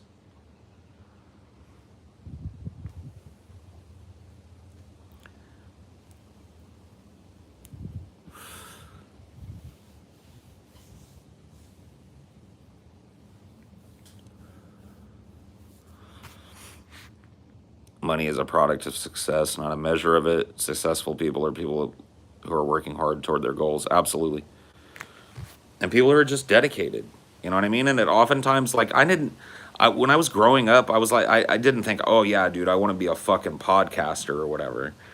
I saw an opportunity and I took it. That's another thing that you have to realize is very important. Is like, you know, it's rare for opportunities to present themselves. See, I was given, because I had spent so many years just making videos for fun and refining the way I made videos, I'd made an impression upon TJ and Ben. And it was actually Ben who went to TJ first and was like, hey, let's get Paul's ego on this motherfucker. And TJ actually didn't want to do it because he thought I hated him or some shit because we'd had beef. So when I got a fucking text message, hey, this is Ben from the Drunken Peasants, you want to come on? I didn't even know what the fucking Drunken Peasants were the first time I went on. I think I'd heard that TJ was doing it, but I wasn't fucking watching YouTube back then. I wasn't making YouTube videos anymore. So I was like, I didn't know what really was going on, but I said yes. You know why? I said yes. Number one, because I knew it would be fun, because TJ and I always had a good rapport with one another when we had these back and forths. But number two, I knew that these dudes were making money on the internet, and I was working a job I fucking hated. So I saw an opportunity to go on a show and at least learn a little bit about what's going on with this. How are these guys making fucking money, you know? And look what that little, that little crack in the door, instead of just walking by it and going like, who fucking cares? Because trust me, I had other shit going on in my life that needed attention, that wasn't internet-based at the time. But for me to go like, here's an opportunity to make people laugh, let me check it out.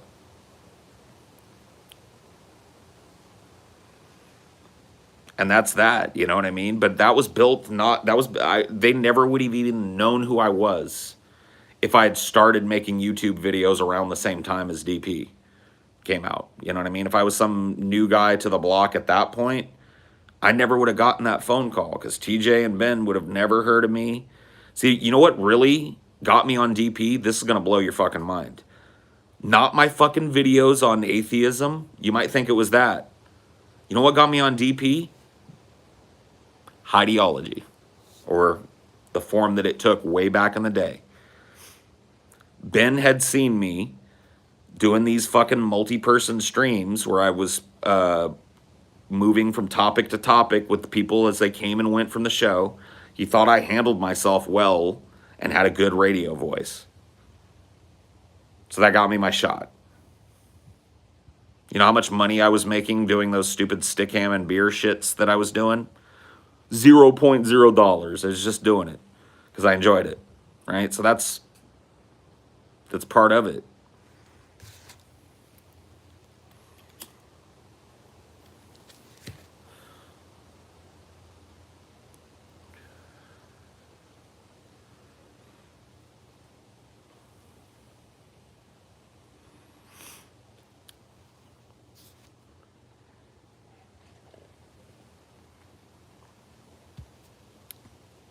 I went by Cinema Cereals back then.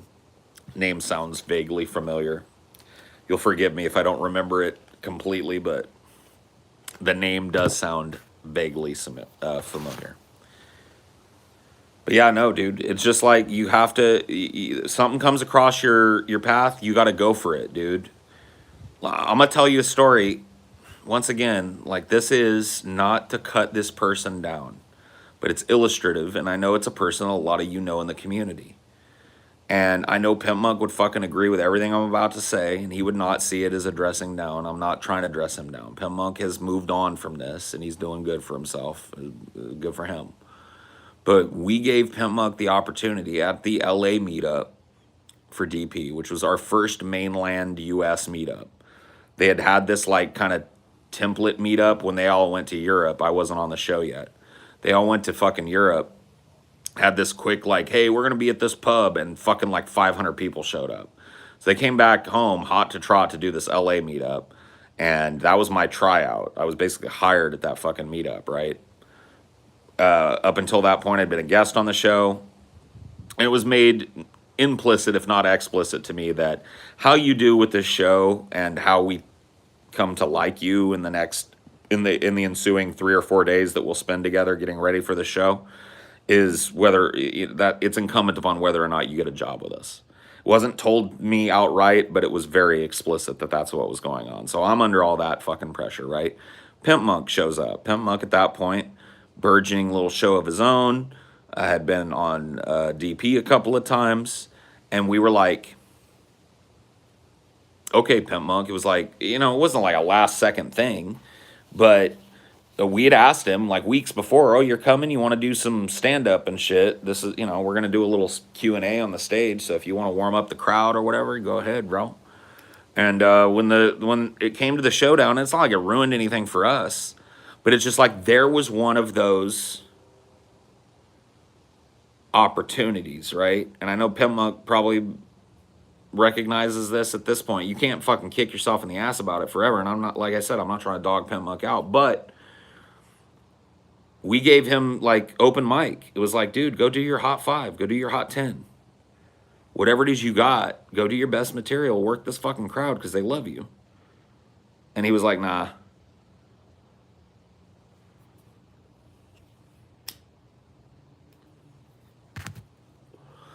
And he was nervous. He didn't want to, possibly bomb up on stage or whatever it was that kept him from doing it. He even told us later, he was like, man, I should have fucking went up on that stage.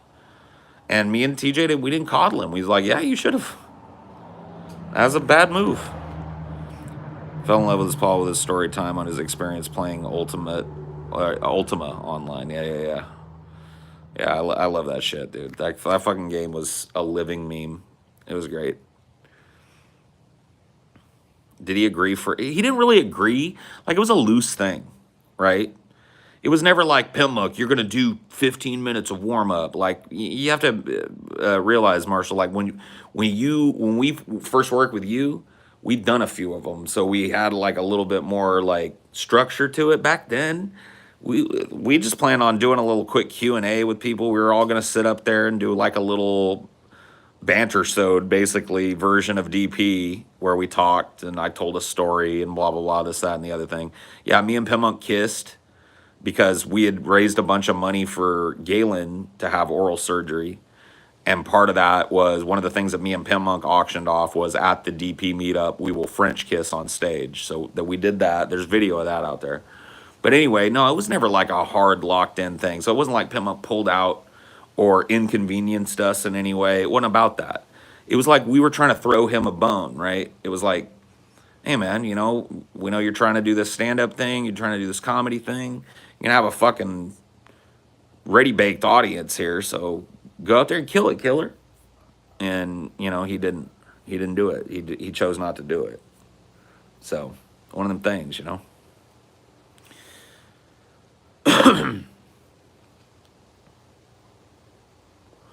Well, I know we definitely like talked to him about it, or somebody had talked to him about it prior to the show. So it wasn't like we sprung it on him last second, but it was like, if you're gonna be go out there and kill it. And he didn't want to do it. And I'm not, like I said, my intention not to dog Pimp Monk out. It's just an example of what I'm talking about. You got to grab that opportunity because who knows what that might have led to. I know for a fucking fact that night, and I'm not trying to brag or anything, but there were like low-ranking movie people there that night. I introduced one of them to TJ. I'm not talking about like high producers and shit, but there were people trying to get us involved in movie projects and shit that night. So it's like, there were people, it was LA. There were people from the industry there that were aware of the podcast and shit. They were there trying to scalp us. And it's like, Pimp Monk, who the fuck knows who could have saw Pimp Monk? That's just one of them things.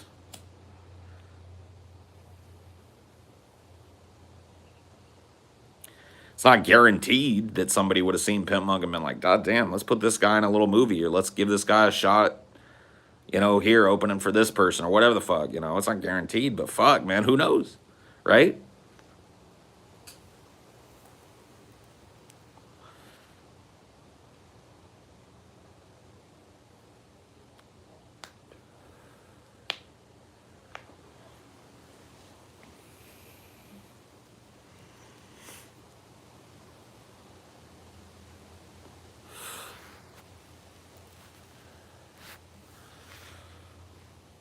Did you consider going all in on C for C after the overwhelming success of the Hellraiser video? Could have opened a big door to happy fun times for monetization through the malleability of DF.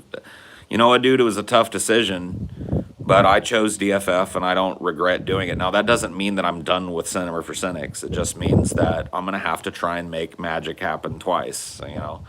I haven't lost a ton of subscribers over there, but typically when a channel goes dead for as long as C for C has, you got to earn back your shit.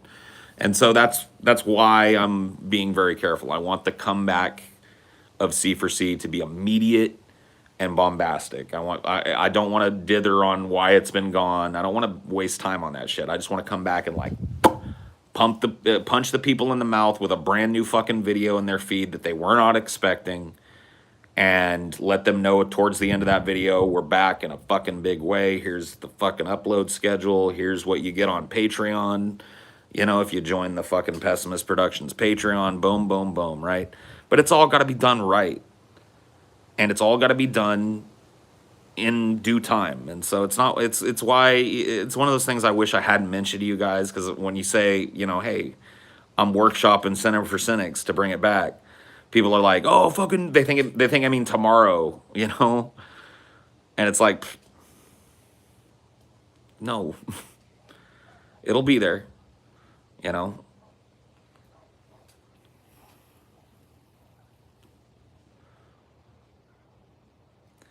I've focused like 100% of my time and energy on DFF, not just on the external, what you guys see, but all of the fucking crazy background shit that you guys don't see, right? All the employees, all of the fucking meeting times, all of the fucking scheduling to get us, to turn us from, because really, I gotta be honest with you guys.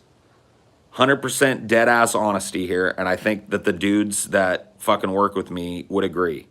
We weren't totally bumbling idiots, but we morphed from, in like 2019, a bunch of, you know, kind of procrastinating stoners that were just barely kind of putting out the content that we promised. Like, we got it done. Good on us for that, but we were by the seat of our fucking pants, dude. Sometimes videos would come out hella late at night because, you know, we fucking filmed them that night. I mean, we were just like, you know, very stonery about it because we were approaching it like we approached DP, which was a much more of a seat of your pants kind of affair. Dude, we went from in 2019 having that kind of background radiation, right? Where we felt like we were always chasing the hamster, we were always on the hamster wheel, to being like content factories.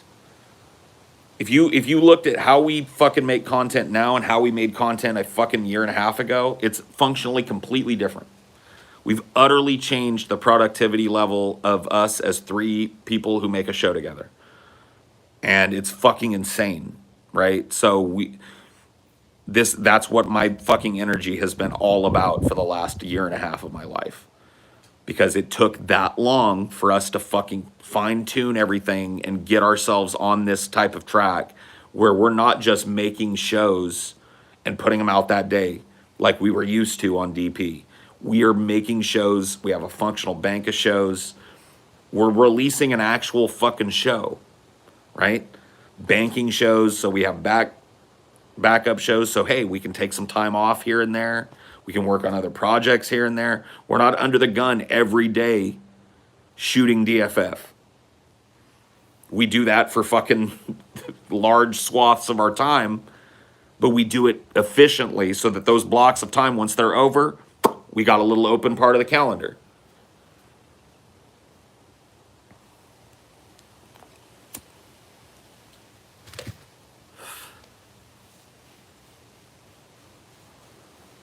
A movie? I mean, maybe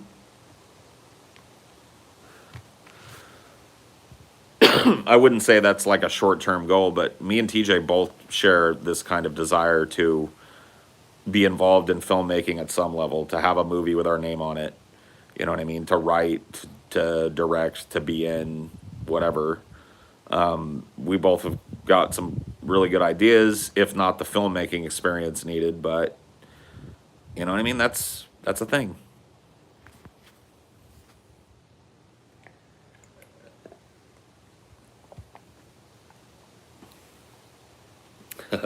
We've been kicking around this idea called practical effects. Those of you guys that have watched TJ's streams will know about that. We were kicking around the idea together. Practical effects, that's the name of the movie. Like a low budget movie about a pair of stoners that want to, like a meta movie. It's about a pair of stoners that want to make a horror film, and they get a bunch of fake blood and shit, and they try and do it, and it looks fucking like lame. And because they're both kind of sociopaths, they come to the agreement after a little while that like they need to make it look more real. And so at first they try like maybe like getting a pig's corpse and cutting on it, but it's still not good enough. And then finally, I don't know exactly how it happens in the plot, but they murder like a homeless dude. They like just kill a homeless guy so it looks real, and they get the footage that they need, but they realize like, fuck, like having one kill does not a movie make, right? If we want to make this good, we got to kill more. And so they get kind of wrapped up in this killing spree that seems to be random. You have this side plot where there's this detective that's looking into these murders, and he's the only one in the fucking department that believes that these murders are linked, right? And these two fucking stoners are, you know, TJ had this great idea, and I kind of fleshed it out, where it's like that the cop that's going after it, once he finally convinces the police that these murders are connected, right? He goes like, let me tell you something about this guy. He is evil to the absolute core. And while he's talking about it, you know, me and TJ are sitting there on the couch, like smoking a joint or hitting the bong and laughing at TV. You know what I mean? Just silently while he's saying, they are evil to the core. They're getting better at what they do, and they will never stop. There's cold and icy logic behind every move that they are making. And if we can hope to understand a tenth of what they're doing, and you know, we're just sitting there like eating Cheetos, laughing and watching our movie.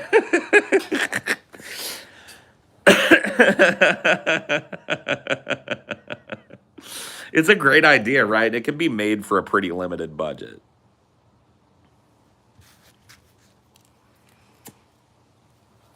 Yeah, having a fart contest, yeah. He's like, they are evil to the core. And then it cuts to me and TJ on the couch, and I'm like, hey, dude, I got a kiss for you, baby. TJ's like, what? I'm like, he's like, oh, bro. You know, and go back to the cop. They are coldly, icily logical. Dude, you got some Cheetos in your beard. Ah, fuck, I don't care, bro. I'm too tired to brush it out right now.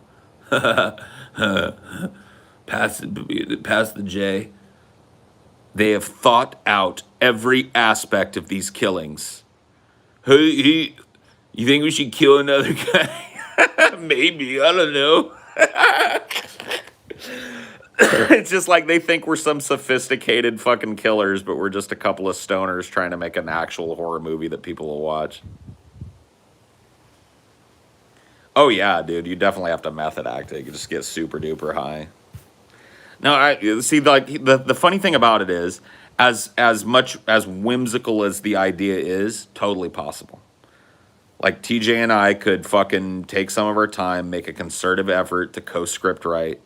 He could storyboard because he's got that very good hand, so he could storyboard for us. We could actually make this film. Like it's something that could happen now, not right now, but this is one of a number of film ideas that he and I have kicked around to one another that are totally doable, in my opinion, on a pretty shoestring budget.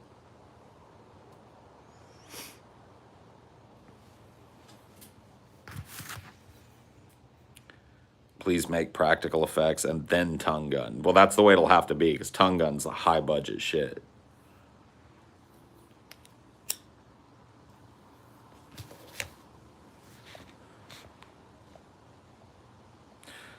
I mean, it was TJ's idea in the first place, so you know what I mean? It was all, you can harass him with it for sure. Oh, dude, Tongue Gun. That's a legendary one, man. Me and TJ pitched this idea for a movie called Tongue Gun, but dude, I'm not even gonna try and pitch it again. You'll have to find it. It's in the annals of fucking Highdeology somewhere. Way back in the fucking early fucking Louisiana days, dude. Like when we were all living in the fucking tinderbox house together under the same roof. Oh my god, bro. Tongue Gun. Tongue Gun. It's a dude with a gun for a tongue. He's out to lick the bad guys. Tongue Gun. Cannoneers, his nemesis, yeah. Yeah. Just an absurdist action film. You know what I mean?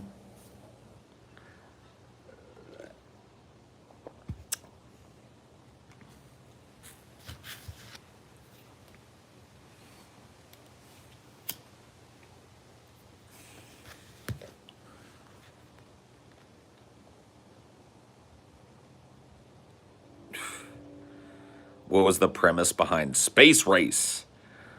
And most people guessed it. Space Race was gonna be kind of like the Orville, but before the Orville.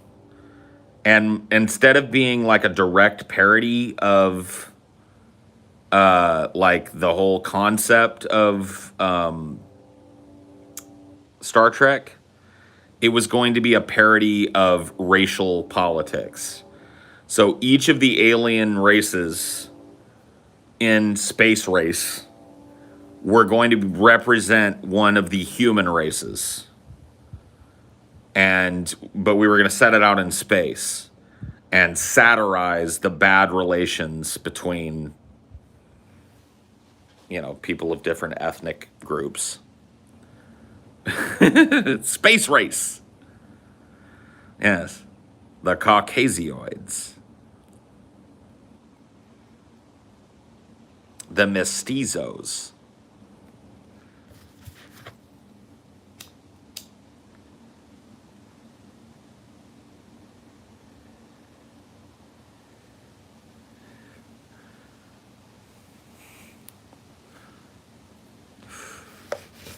We were working on what black people would be called.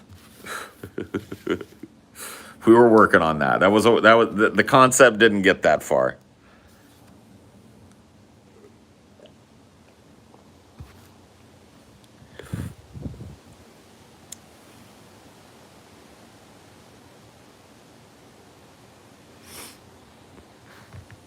The Kardashians.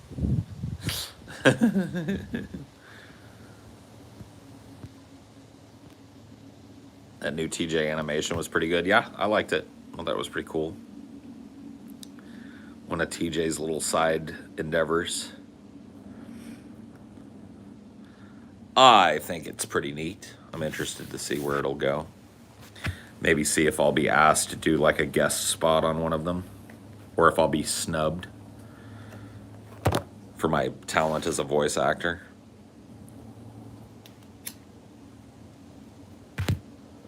I want to see if my natural talent as a voice actor is left on the table by the very self-same man that calls me friend. No. I just think it'd be cool to be in a cartoon. Tongue Gun stream was called Everybody Knows. Hey, look at that shit. Tongue Gun.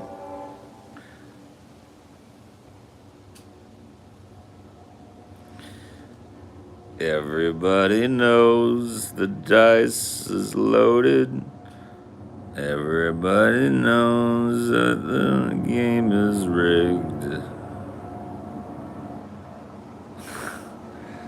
Good old fucking Leonard.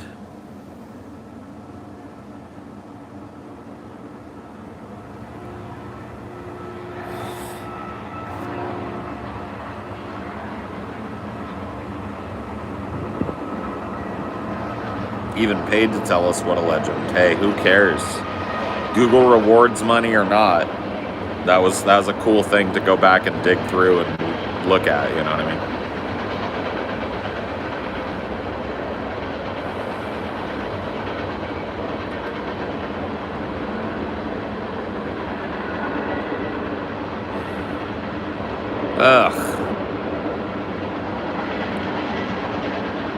I love Paul's ego almost as much as he loves Cheetos. I want to eat him up like a Frito. Bars. Shitty bars, but bars. And that's how it goes. And everybody knows. Let's finish watching your stream with Vaush. It was much more of a delight than expected. I think that conversation could be used to sway others to our cause and the ideas. I hope so. Who do you main on Apex? The robot dork. Zzz, with the fucking zip line. Why would you main anybody else? In my opinion, like that fucking like shit you can do where you just momentum yourself around the backside of a building. Like who can do that shit? Got no excuse, you know. No, I just like that character when I play Apex, which is very rarely these days.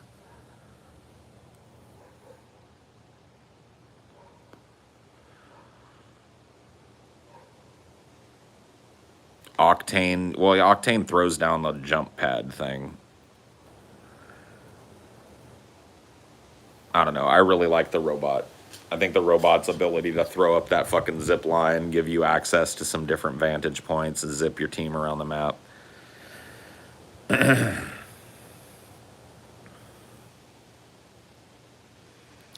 I never bought any of the fucking extra dudes, you know what I mean? So I played with the original release dudes. So yeah, never really got into Apex.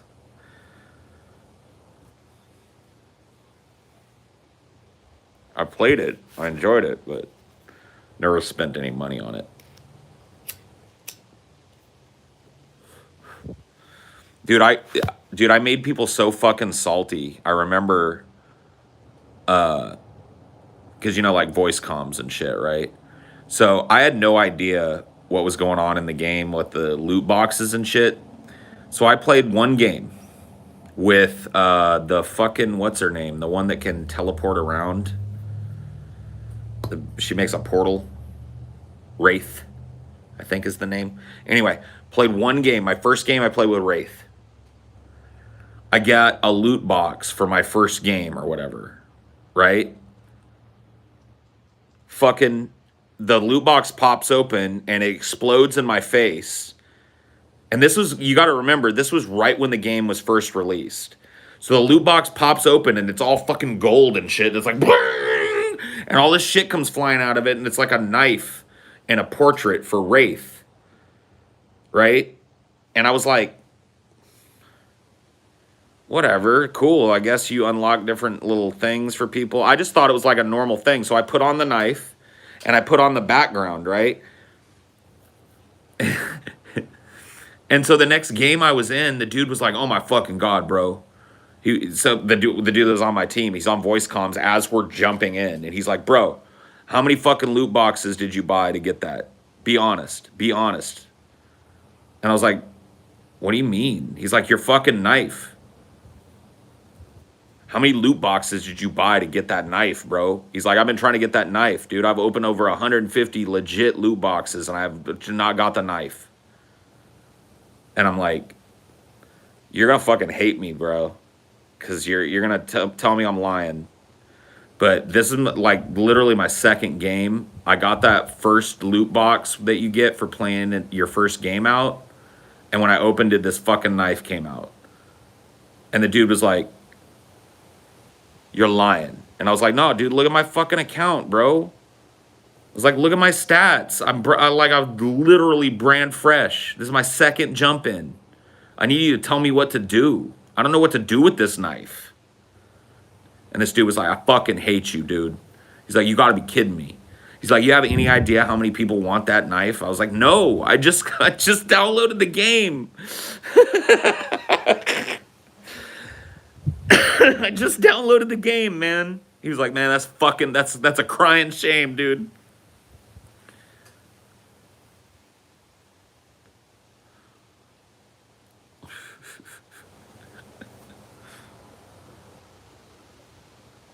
No, it was Apex Legends. I got what was apparently like a 1 in 1,000 loot box on my first loot box. I was just that guy. You know what I mean? It was an heirloom. It was the only existent heirloom at the time. It was utterly unique in the game. At that point in the game, Wraith was the only character that had an heirloom. And so everybody wanted it. And I got it my first shit. Like, I rolled it out my first fucking box.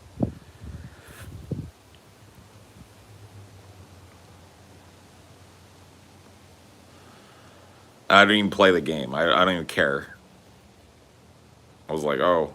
Like, literally, when I got it, I just thought it, like I said, I thought it was like, oh, yeah, you get loot that changes your cosmetics or whatever when you win games. Cool. All right. Let me just put on this knife. It looks kind of neat. That's nice. Okay. And everybody was like, oh. Every game I went in, they were like, I took it off eventually because I got tired of fucking everybody reeing about it. So I started playing games without it because I got tired of explaining to people how I got it. It was amusing the first time, you know. It's bound to accounts, I know. I still have it. I just took it off. Like, you don't have to wear it. You don't have to use the background that shows that you have it. Like the animated where she throws a bunch of knives or whatever. Like, I just put it back to the newbie shit because I was tired of answering questions about it. I just want to learn how to play the goddamn game.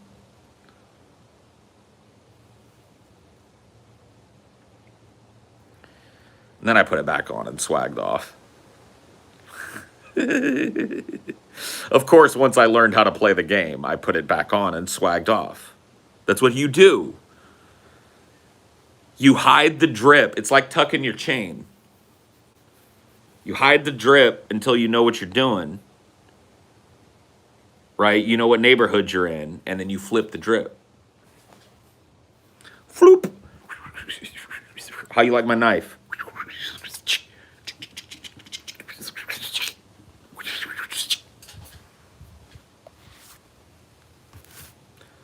Apex is fun, man. It's a fast-paced, slippery, a lot of movement-based shit. I had a lot of fun with it.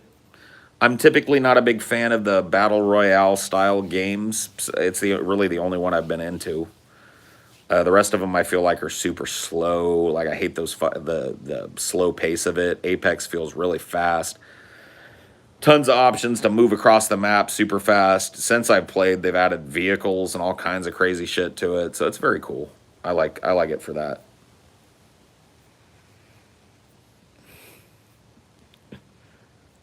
Games you playing nowadays? Right now, I've been playing a game called Ghost Runner. Kind of reminds me of, to compare it to something, Mirror's Edge. But instead of like a parkour messenger Asian chick, you're a fucking cyborg ninja. So I'm all up in that. Yeah, Ghost Runner's a lot of fun. I kind of suck at it, but I'm getting better. I'm also a controller player, which a lot of people would probably chastise me for, but I'm starting to get it down. I'm starting to get pretty good at it. At least I'm starting to feel like I'm getting better at it. But it's a lot of fun. Good soundtrack. I kind of fell out of Crusader Kings 3 just because I played so much Crusader Kings 2, but that's a game I'll go back to here and there. To be honest with you, I've been like outside of Ghost Runner and the occasional like game or two of Loop Hero, I haven't really been playing a whole lot of games recently.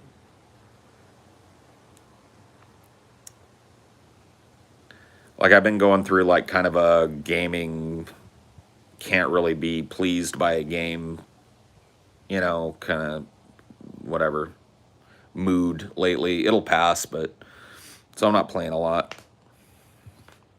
Osu.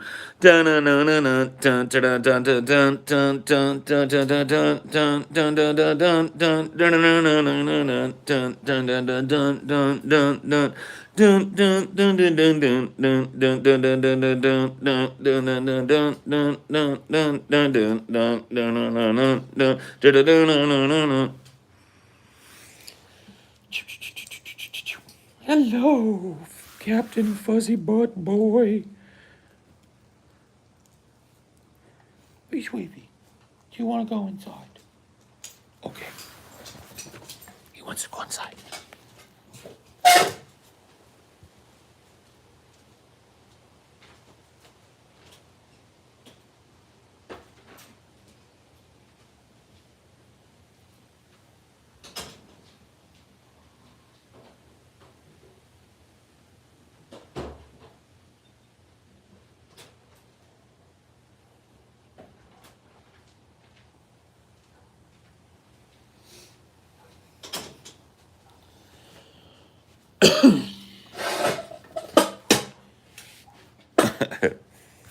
Dude, I know the Osu joke. I owe that joke to Ashley, dude. Ashley introduced me to Osu.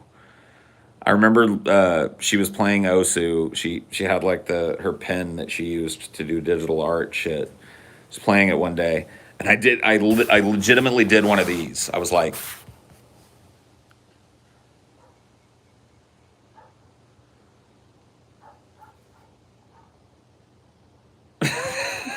you know, over her shoulder. I was like, what the fuck is that?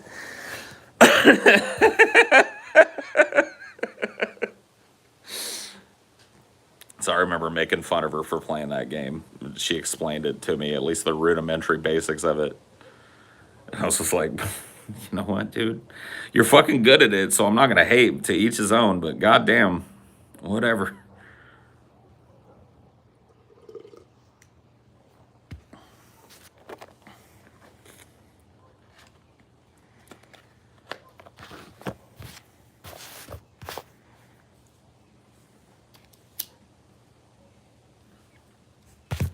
Osu, dude.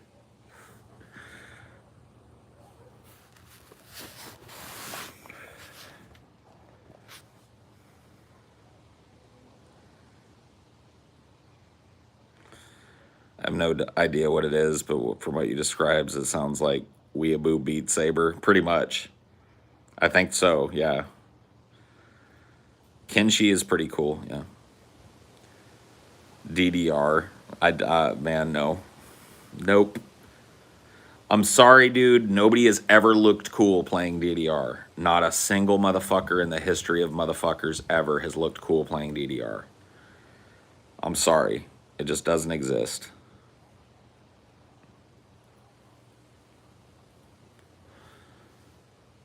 Okay, if you have fun playing DDR, I'm not going to hate on you. But there's a lot of people out there that think they're swaggy. Like when I go to the arcade and I see one dude dominating at DDR, I just walk on by, bro. Is it time to name games? No, we're not going to do that. We're not gonna play everybody name their favorite game tonight.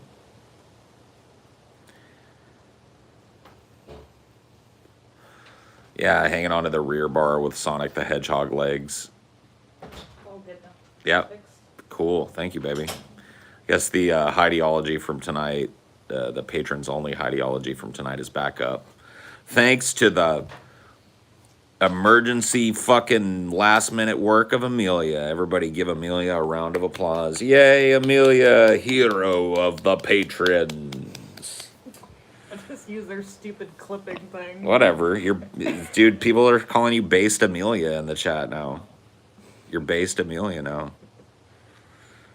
So there you go. If you guys missed out on that shit, it's back up. You want to watch the Jarbo the Jarbo movie, it's back up.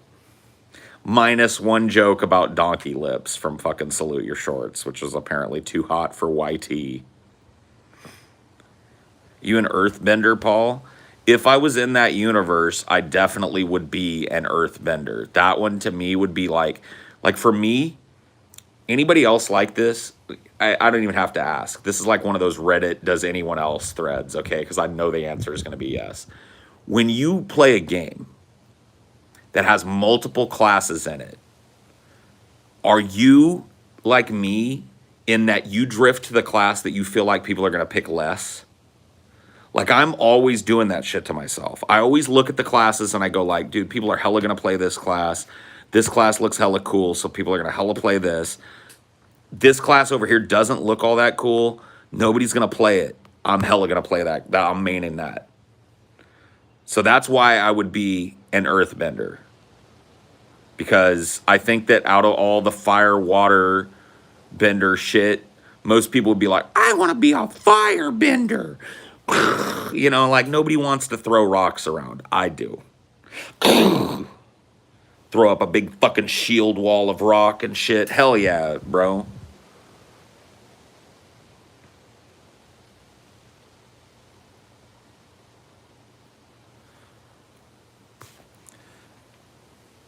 You don't think about other people when you choose. See, that's the difference between you and me. If I'm playing a multiplayer like an MMO with certain games, like if it's a single player game, who gives a fuck, right? Everybody's gonna pick whatever they want. I'm talking about like a multiplayer environment where it's like you're gonna be running into hella people. I always want to be that dude that's playing a weird character. Like I want to be playing the off-brand character, the character that nobody plays because it's a little harder to play or it's a little weird or it isn't like immediately as functional, because those characters are always the most powerful shit. You know, when I learned that shit, the game that taught me that shit was the original EverQuest. Dude, in EverQuest, everybody wanted to play a warrior, everybody wanted to play a rogue, everybody wanted to play a wizard, and all those classes dominated in their own way. Nobody wanted to play a fucking enchanter. And enchanters dominate that whole fucking game. An enchanter is just like an unstoppable force after level 40 in EverQuest. They control the whole battlefield. You can't be killed. It's just insane, right? But nobody wanted to play them because they weren't immediately as cool as like a wizard throwing big nukes or a rogue. What are you playing, Diablo? See, Diablo's like back in the day, there's not a lot to choose from in Diablo, right? Like my main in Diablo 1 was a mage.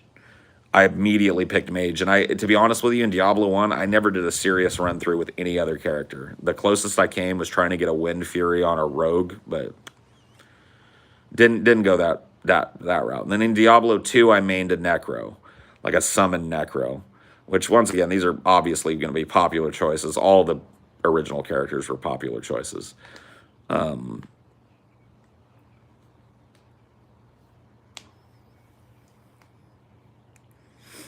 The warrior in Diablo 1 is just clicking for 10 hours. If you don't know how to play, I mean, early on, that's what you do. You have to do a lot of clicking. But once you get access to a little bit of magic, you augment it. You can do a little teleporting. You can switch out to a staff of teleportation and move around the map really fast and shit. You know, there's really not... Like, the problem with Diablo 1 is there's really not an upside to picking any character other than a mage. In Diablo 1, the mage was absolutely dominant due to the super deep mana pool and the wide availability of spells and drops and shit.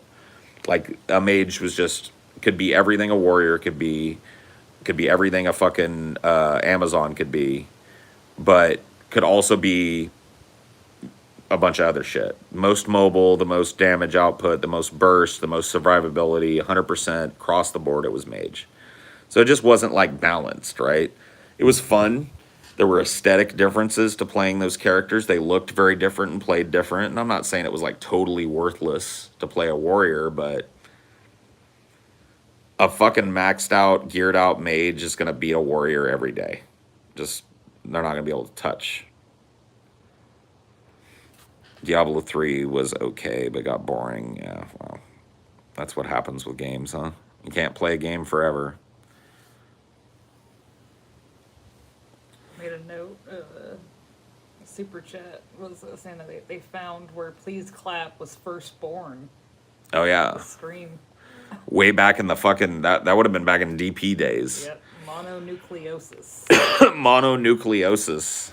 Wow. Cool. Yeah. That's the original Please Clap pitch stream where the idea was born. That's pretty funny.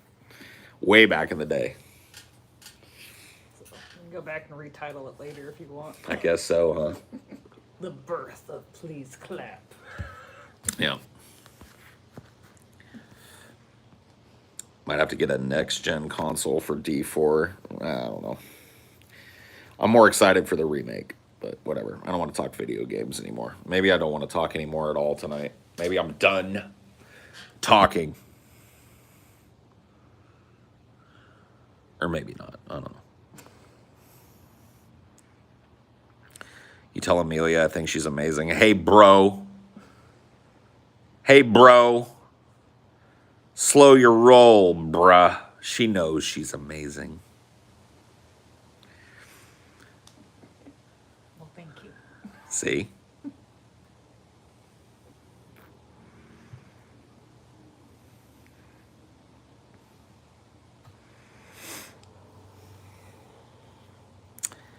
Bruh. Bruh. Just vibe, Paul. I'm vibing, bro. You vibe. Don't tell me to vibe. I'm the one out here vibing. The Wives of DFF do a lot for us, and we're grateful. That is true. The Wives of DFF are unsung heroes all in their own ways. They all contribute something fundamentally good. Like, a lot of people would say, like, well, what does Chelsea contribute? Dude, Chelsea fucking makes sure that TJ is functional. You have any idea what TJ would be without Chelsea? You don't want to know. Be like, God, Flash Friday Live would happen? dude, never. Dude, getting TJ to fucking wake up and be on time for a goddamn thing. I don't know, man. It's just, you know, Chelsea's fucking instrumental.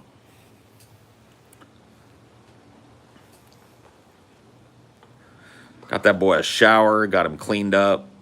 Look at that man. When we get in the wife cast, I don't know. I get the idea that the wives are variously interested in being involved in things. I think it'd be fun, but it's not something I'd push them into. I mean, I honestly just don't know them all that well. Like, That's I got true. to Louisiana, I met them all like a couple times, and then we locked down, and then we left. Yeah, I mean, it's kind of a shame, but that's just the truth. Like, the guys and their wives and stuff don't really know Amelia all that well personally because, she and I got together right before the lockdowns.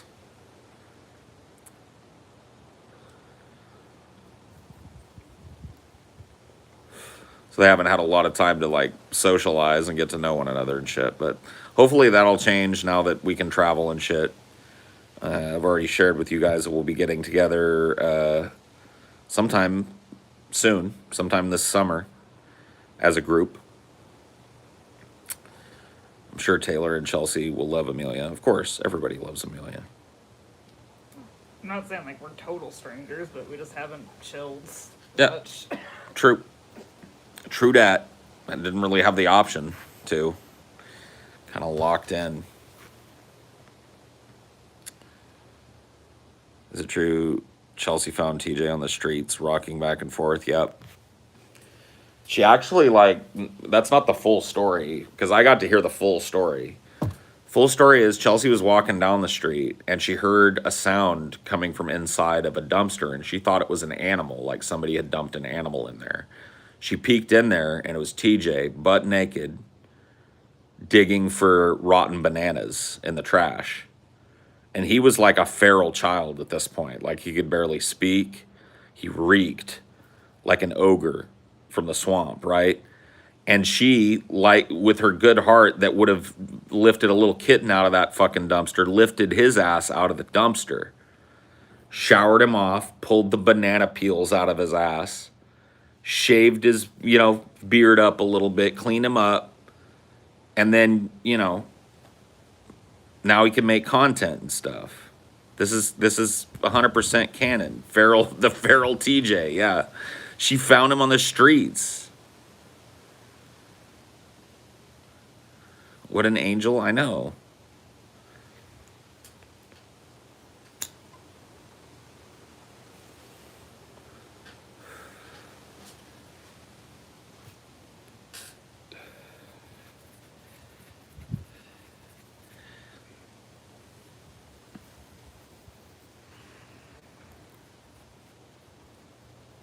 Dude, I'm telling you, like, all of our women saved us. Like, look at Scotty. Scotty was living like fucking Rust Cole from True Detective. He had like a cross on the wall and like one little dot of mirror so he could stare himself in the eye and contemplate Jesus' time on the cross and a mattress on the floor, you know what I mean? Not out of destitution, just out of the need for a fucking womanly touch in his goddamn fucking life. You know, now Scotty's house is like got decorations in it and shit. Who would have thunk, right? So TJ gets pulled out of the dumpster, and then me, I mean, fucking Amelia, I don't even want to tell you.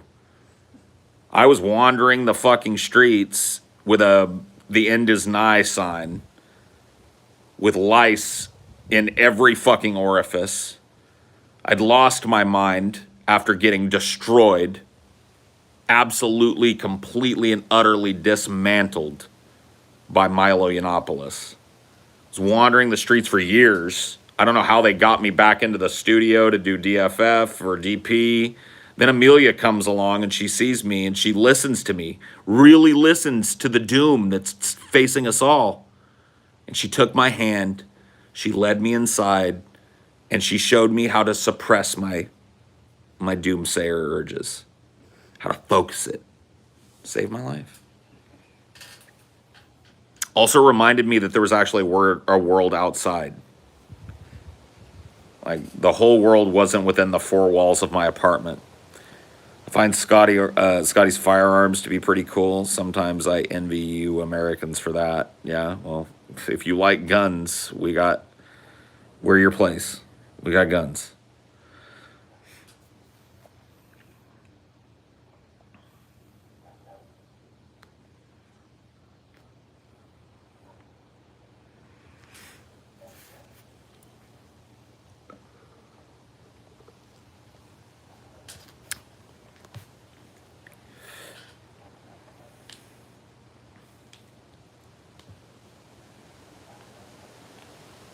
What is this wind?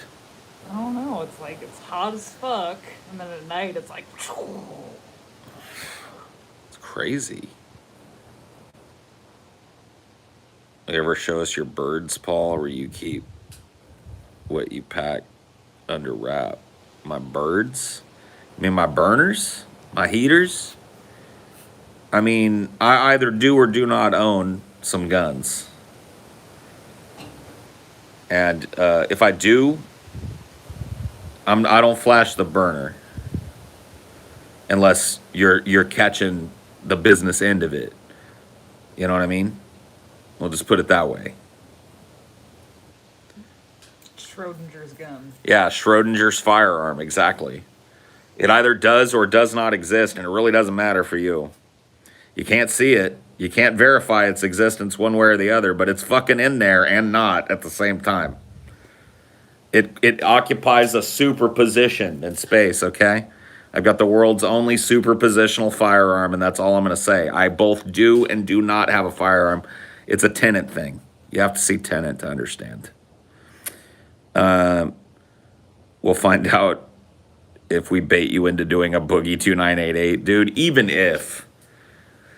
Like, I gotta be honest with you. If I was having there are ways to deal with that shit, dude.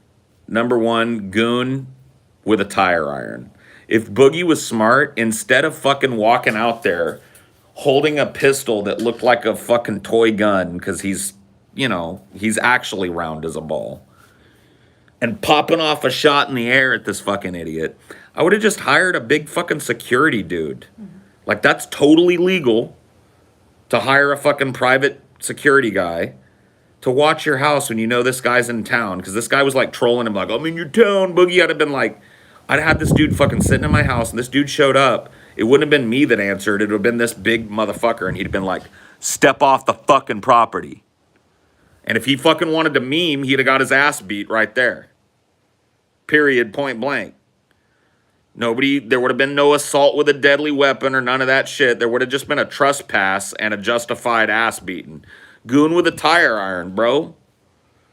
Come on, man. It's totally legal, too. I'm not even talking about hiring an actual goon with a tire iron. I'm talking about hiring a private security guard. That's their job, is to keep people off your fucking property if you feel threatened and shit. And it's like, you think he couldn't crowdfund for that? Like, what do you think happens? Like, he's a minor e-celeb, or like a medium-range e-celeb. What do you think these fucking, like, security people that follow around celebrities do? If somebody, like, comes up and goes like, hey, I'm here to fuck with you, Brittany. You know what happens? They get fucking, like, a big ham fist in the face and kicked down the street and told to fuck off. step away from Miss Spears, right? So why couldn't Boogie do that? Boogie had to come out there with his own gun. What a dumb fucking move. And this guy's got all the goddamn money in the world. He bought a Tesla, but he can't afford to fucking hire a security guy to come kick this dumb shit off his property. Maybe rough him up a little bit.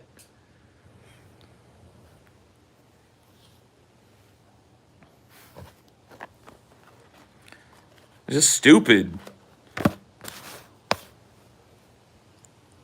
Teslas aren't that expensive. They're expensive to most people. Yeah. If you can afford to buy a Tesla, you can afford to hire a fucking private security guy to come kick some dude off your property. Let's put it that way. Like, haven't you guys had to hire security before, or was it always been you? Well, like the venues usually handle who gets hired, but we've had to pay out of our fucking contribution for in-house security, at our meetups and shit. And I ain't no Tesla price. Fuck no.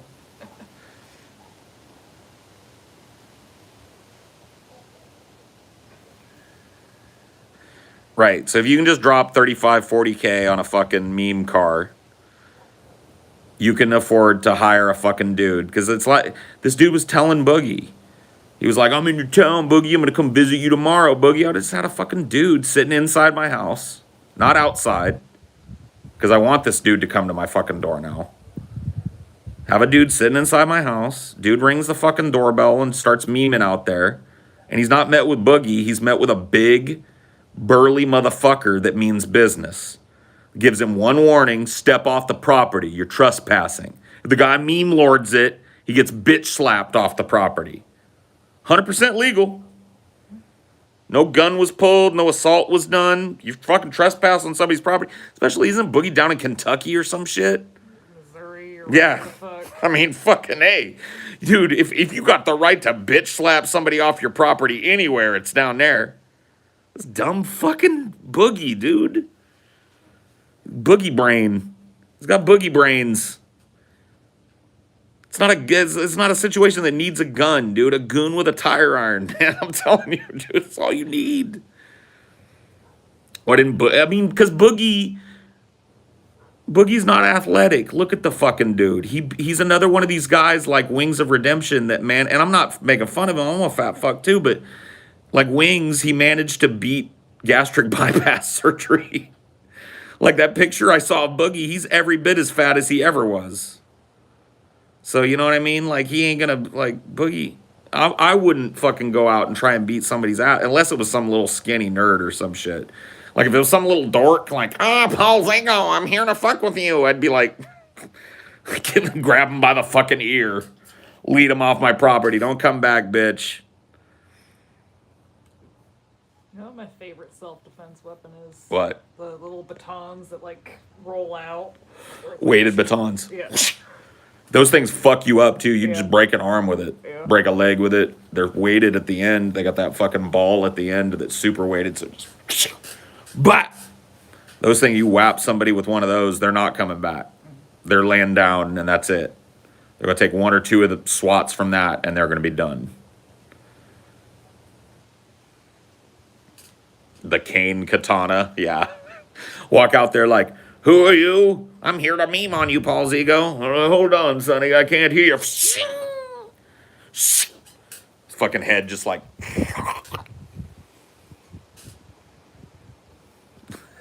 Get a tiny bat. Better get away, motherfucker. I got a tiny bat. This will split a fucking melon. I proved it.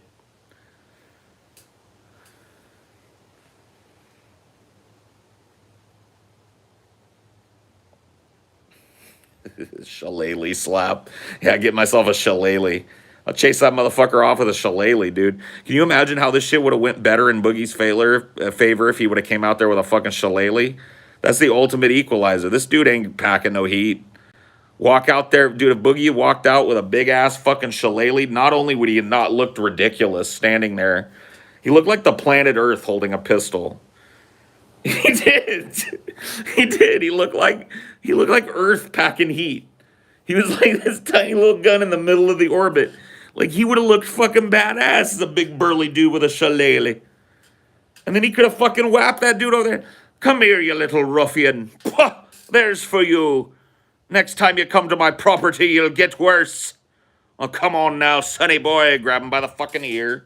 Lead him to the sidewalk. Stay in your place, boy. And if I was you, I'd walk on down the street, go back to wherever you came from, or else you meet the business end of me shillelagh again. You know what I mean? How much better off would Boogie have been? 100% legal to do it. Dude's fucking on him. Dude's on his property. He's been told to leave. Fucking whop him. Molly whop him with the shillelagh. Yeah, I think the problem with Boogie was more that just the bullets could have gone into the neighborhood. It's because he fired the gun, which changes it from like, well, number one, brandishing. That's already a fucking problem. It's a stand your ground law if you fear for your life. Looking at the evidence, Boogie had no reason to fucking fear for his life. It was in fact Boogie that was making death threats to this troll dude. The troll dude wasn't threatening to do anything to Boogie other than troll him in real life. It was Boogie that was going like, fucking come here, bro, I'm gonna fucking pull out the burner and I'm gonna fucking kill you, dude. I'll fucking kill you. Showing off his gun and shit. Bad move, bro. You just ignore that shit, and if the dude does show up, you mollywop him over the head with your shillelagh. Especially if you live down in Mississippi or wherever the fuck Boogie is. Tennessee or wherever the fuck he's living. Yeah. No, Gain's not a weapon till it goes up. Nobody's gonna fucking catch a case for telling somebody, get the fuck off my property, bitch, and that person goes, no! Whap! Get the fuck off my property. Nobody's going to jail for that except for the dude that stands there and fucking doesn't get off the property. He wants to make a beef of it, he's going to jail. You see, but dumbass Boogie had to go grab the burner. He doesn't understand the idea of Schrodinger's gun, dude. You both have it and you don't. You don't fucking wave that shit around like it's an extension of your cock on a stream. Dude, if you're strapped up, you're strapped up. And you're not. Dumbass Boogie. He has a list of felonies he could get slapped with, but realistically, he'll end up... Yeah. I really don't think Boogie's going to spend a whole lot of time in jail. I may be wrong, though. They may throw the book at his ass because he was threatening before. That's the thing that really sets it off to me. It'd be one thing if this happened, Boogie hadn't fucking made multiple threats on this dude's life. If you show up, I'm going to shoot you, etc. Showing up at somebody's house is not a fucking crime. Not leaving when you're asked to leave is, right? So you can't threaten to shoot somebody just for simply fucking coming and knocking on your door. There's nothing fucking illegal about that shit. Like it was premeditated slightly because... That's what makes me think that he might they might toss the book at his ass on this. Like, because the premeditated intent to fire a fucking gun at somebody, telling somebody you're going to kill them, and then blasting off in a neighborhood... And look, dude, we haven't seen the video that this dude shot. We've only seen a still frame from it. This dude has very wisely taken all that shit down and kept it to himself, and his lawyer has it. Eventually, I have a feeling we're going to get the whole fucking footage from this troll. And maybe Boogie didn't fire off a warning shot. Maybe Boogie fired off something that could have been construed as more of a... Maybe, you know, not directly aiming at the dude, but aiming in his fucking vicinity, which bumps it up again, right? He could get 10 years easy, but I think with his health issues, it costs him too much. He'll probably get an easy pass. Who knows, though? Yeah, who knows, dude? There's some sick fucks that end up getting drugged to jail anyways. Right. The video was out, yeah, but try and find it now. Dude, I went looking for it. I could not fucking find it because I wanted to cover it on Flash Fried when it broke as national news. I could not find it. All I could find was the still frame from it of Boogie there standing there like the fucking moon holding a gun. You found it on YouTube? Well, my bad. At the time, it was not easy to find, so maybe it's up now.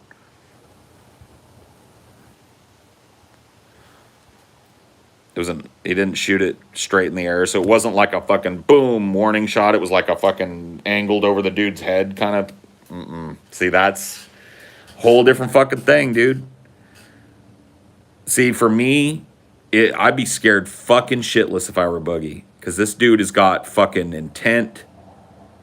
They could throw the book at this motherfucker. Right? You said he could get 10 years. I think he could get 15 to 20. Like, no joke. We're talking about fucking... If they charge him with all those felonies and shit and decide they're going to prosecute and throw the book... Woof. Especially because it ain't his gun. Right. It's not even his fucking firearm, bro. It's a borrowed gun.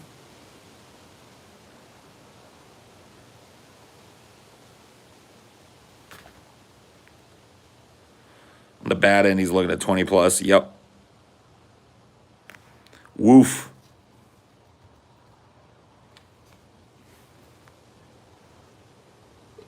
We'll see.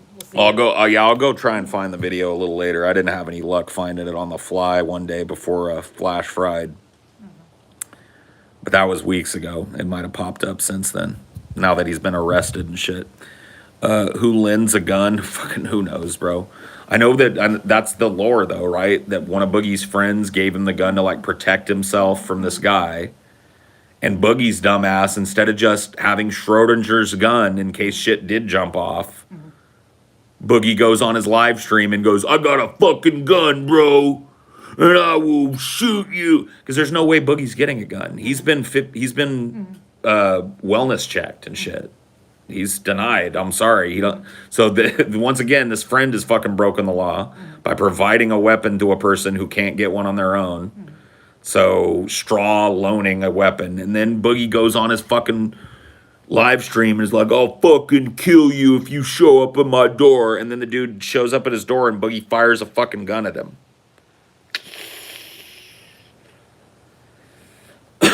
Right. It is illegal to menace with a weapon. It is illegal to threaten somebody's life with a weapon. And it is illegal to fucking discharge a weapon at somebody unprovoked.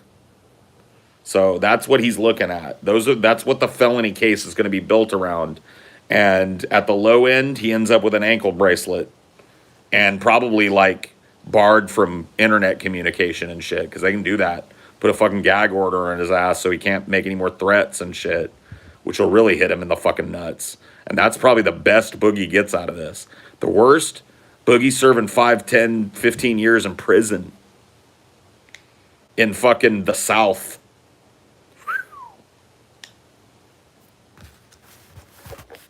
Oh, yeah, dude, he had a whole ass fucking live stream where he's threatening this dude's life, showed off the gun, held it up, was talking about how he'd kill this person. You can go find that, too. That was available when we looked into it. Pre-med, assault with a deadly weapon, discharging firearm with 500 feet of a residence, all kinds of crazy. Oh, yeah, dude. When they want to throw the book at you, one action. So if you really think about what happened, right? There's two things that happened. But this is how fucked up the system of justice is. Listen to this shit. There's two things that happened, right? Boogie had a guy trolling him, which, you know, I'm not fucking defending that, but whatever. He's an internet personality. This happens to people that are public figures.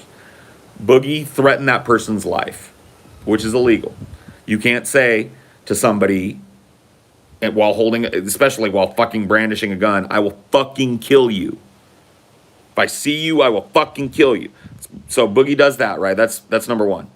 Second thing that happens, dude shows up at the house, Boogie comes out, brandishing a gun at the guy, fires an arc shot kind of over this dude's head. Bada bing, right? Those are two things, right? So those are two incidents, neither of which required a bunch of time.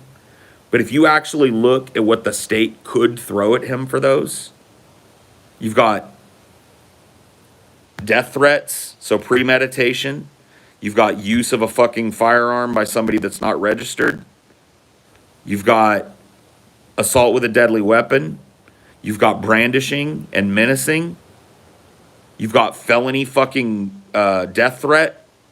As I said, I mean, like, I'm not a fucking legal eagle, but I'm just letting you know that, like, there's probably 10 more fucking things that they could tack on to this motherfucker, each with a 2-year sentence.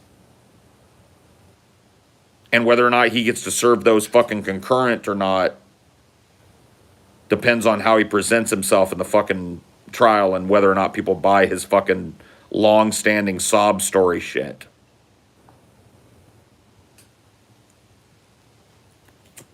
If it even goes to trial. Likely, like 90% of fucking everything, it'll plea the fuck out. But whether or not Boogie gets to plea out for 5 years, out in 3 with good behavior, or plea out to a fucking ankle bracelet is really what's at stake here. Depends on what they throw at him. I guarantee you, as a good lawyer, which is why it boggles my mind that he didn't just hire a fucking private security person to watch his house. Yeah, because that lawyer ain't fucking cheap. Fuck no. You know what would have been way cheaper? Goon with a tire iron ink. You know what would have taught that troll not to come on Boogie's property again? Meme lording and ass beating on the front porch when he just decided not to leave. Goons are us, bro. Yeah.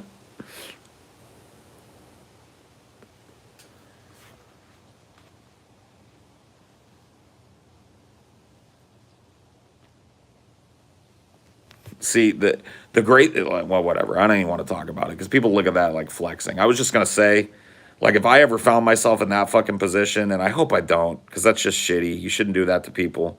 Like, let's underscore the fact that what this troll was doing to Boogie is not cool. You shouldn't be invading people's fucking goddamn privacy, all right? But let's just say that I ended up in that position. Not going to be brandishing a fucking gun at anybody. Right? Unless they've got a fucking gun. And then at that point, Schrodinger's gun comes out.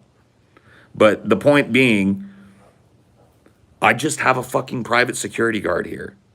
Like, I'm not a rich dude, but if a dude is saying, I'm coming to your house today and I have reason to believe he's in my town or whatever and going to show up on my pad, I just hire a dude to fucking watch me for the day. Sit by the door, wait for the doorbell to ring. And if it's this fucking creep, ask him to leave, and if he doesn't, beat the fuck out of him. And escort him off the property. And let's see if he comes back and memes again. You know? Like, it seems like such an easily solved problem. Nobody's life has got to be fucking put in jeopardy.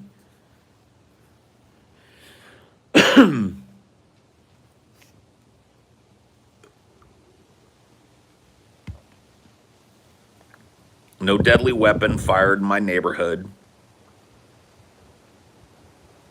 Or just call the police. I mean, that's, to me, the police are, involving the police probably what the meme lord wants. Because then he's just going to claim, like, oh, I didn't know, and nothing's going to happen to him and shit. Like, look, do you want to send up a message? A dude's been fucking with you forever, threatening your fucking safety and your security and your peace of mind and shit.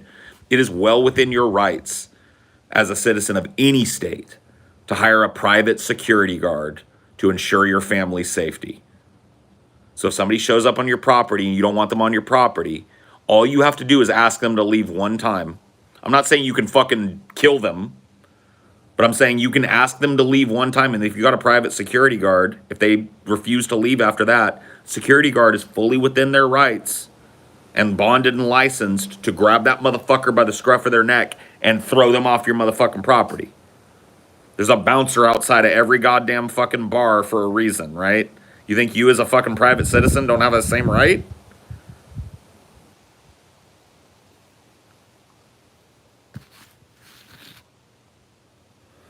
It's the way it goes, dude. The cops would be just a way to fucking have this guy, because, you know, the cops aren't going to arrest this fucking dude. They're just going to tell him go home, and he gets a bunch of content out of it. Let the content he gets out of it being fucking manhandled off the property and left with some fucking sore scrapes and bruises and shit and something to think about the next time he wants to come fuck with me. How hard?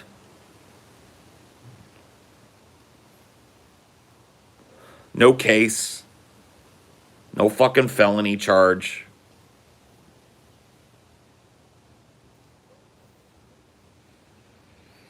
Right, just involving the police and shit, like telling the police some dude might show up at my house. Like, what the fuck are they gonna do about that? You know what I mean? They're not gonna they're not gonna post somebody outside of your house for longer than 15, 20 minutes or some shit. Or probably tell you, call if he shows up. And then you're lucky if they fucking get to you. Yeah, by the time they get there, the dude will Order food and call the cops and see who gets to you first. Let's put it that way. Yeah, you're going to be way down their list of priorities. Oh, there's a meme lord outside that won't leave. All right, we'll be by. You're lucky if he's still even there. No, you want to take care of this, you want to nip it in the bud, you do it with a private security guard. You come out of pocket, you pay him for a couple of days of fucking watching your house. This dude shows up, he won't show up again. Learned his lesson, all you did was spend a little money. There you go. Yeah, I just should have came out with a fucking hose. Like if Boogie would have just had a hose hooked up right outside of his house, and this dude showed up and he went like, "Step off my property, please." And the guy was like, "What's up, Boogie? I'm not gonna leave, Boogie." Just like shoot him right in his fucking, get his all his shit wet, soak him, and just fucking walk him off your property. You're well within your rights. Can't be fucking arrested for that shit. There you go. Shoot him right in the fucking face with it. Shoot his hat off with it. Turn on the fucking sprinklers as he's walking across the lawn. And tell him to stay on the edge of your fucking property, and then call the cops if he's going to stay there and take pictures of your house like a creep. Then call the cops or whatever. But, like, for me, that's a big old fucking production. I'd rather just spend the goddamn money, especially in Boogie's position. Boogie makes way more money than me. I'd rather just spend the fucking money, hire a security guard, not tell anybody about it. So not like go like, "Oh yeah, you show up? Well, this is fucking Fredo. He's a bouncer for a living, and he's gonna fucking kick your ass." You don't do that. You just ignore the dude. And if he shows up at your house, Fredo is there to answer the door. You know what I mean? That's it. Problem solved. Or you go the Jean-Michel Basquiat route, where he dumped fucking old food on people's heads if he didn't like them. Well, I mean, he was in a position to do that. But yeah, he would throw food at him, sling paint at him, and tell him to get the fuck out. If people asked him to paint like a certain type of painting with a color like, palette. Like, does this match my decor? Right, he hated that shit. So he would tell him, "Fuck you," and he'd throw food at him, like pour fucking rotten milk on him as they left the building out the window. That works, dude. Hey, get the fuck out.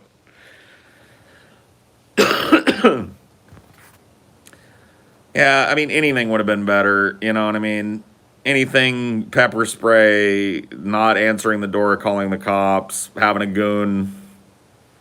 Anything would have been better than fucking coming out there like a planetoid with a pistol and firing it off in a fucking neighborhood packed with people. Boogie lives in a totally residential fucking neighborhood. So who knows where that bullet fucking landed. You know what I mean? That's another fucking charge. Reckless endangerment he'll probably be charged with. Just crazy shit. Like, no need for it. And he let himself get whipped up into it, too. See, this guy wanted to get under his skin. "Oh, I'm coming to your house. I'm coming to your house." You really have fucking reason to believe a dude's going to come to your house? And you have reason to believe that he might intend you or your family harm? Then you just handle it, bro. In Arkansas, I could have just bear maced the dude from 6 feet away. Right.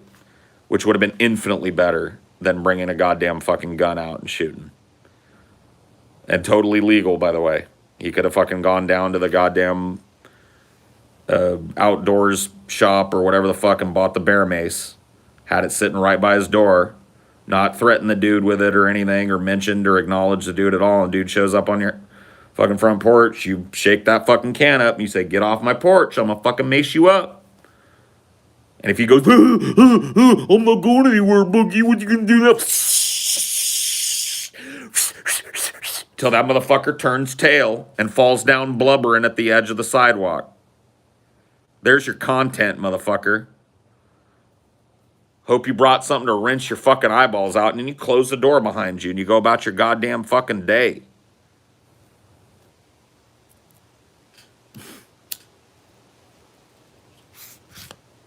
And guess what happens if Boogie goes that route? He's a fucking internet hero. Internet e-celeb stands up to stalker fan. He would have been, the dude. He'd have came out smelling like a dozen roses and a box of chocolates on a Valentine's Day. And instead, bro. Oh, man.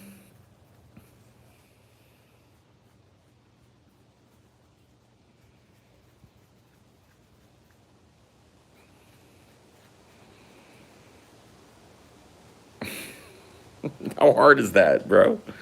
Get off my property or I will mace you. Oh, no. You know what they need to? Like fart cannons. Yeah, dude. That would be nice. Yeah, just like fucking shoot a fart right in his face. Whoa! Yeah, keep on fucking standing on my property, motherfucker. I'll fart you right into fucking oblivion. You want a wet one? Let me turn up the wetness meter. Oh, that was chunky. Like, oh, goddamn. Oh. The rotten milk idea. Yeah, that would work too. Just come out with a big bucket of rotten milk. Get off my property. No, slosh. Big chunky, like 4-day-old milk that you've been leaving in the garage in the fucking heat. And if he's still standing there, you got the bear mace on hand. You still gonna fucking stand there? I will mace you. Oh, it's throw me, Boogie. I'm not leaving. Ah! Get the fuck. Close the door. You know what I mean? That shit would be fucking awesome. Boogie would have came out, like I said, dude, smelling like a dozen roses. He probably would have been on 60 Minutes and shit. How far is too far? Internet trolling. Tonight on 60 Minutes, we talked to Boogie2988, a man with a following who'd had enough. His remarkable stand has captured the, you know what I mean? That could have been Boogie. Instead, oh man, god damn it. You just really want to fucking smack people sometimes. What the fuck was he thinking? He fantasized about being a Chad. That's what it was. Like, it's not Chadly to spray a dude. You know what I mean? That doesn't leave you looking like a big fucking man. It just leaves you defending your property. He wanted to look like a Chad. I got my gun. Pew, pew, pew. You know what I mean? And now he's going to fucking Chad his way into a prison sentence. You know, whatever. He's going to be a felon for the rest of his fucking life. Remember those, like, dorky old people that were, like, brandishing their guns when, like, BLM was crossing? Yeah. I guess, like, one of them was, like, trying to run for office. Oh, yeah. Those people, like, were passing out. Like, they would eat at restaurants, and they would pass out. They would leave the fucking waiters postcards of them standing there brandishing their guns, and they'd sign them and leave that with the tip. Like, people wanted it. I remember one of those showed up on fucking Reddit. Yeah. Like, some waiter was like, dude, I fucking live in the town where those dorks brandish their guns, and they came and ate, and they left me this. And it was a fucking, like a glossy 5x9 of them, like, protecting themselves from nothing.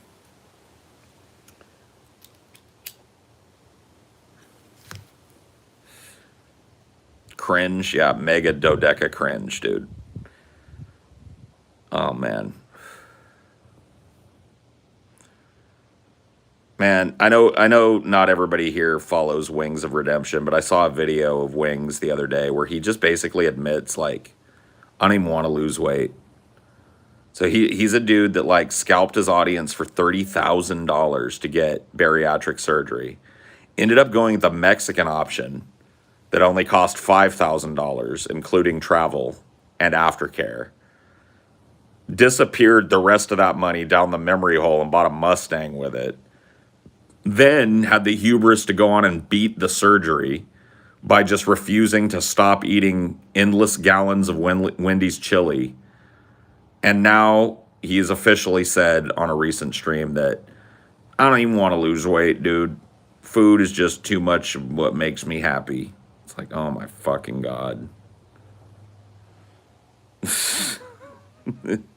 I don't understand it, bro.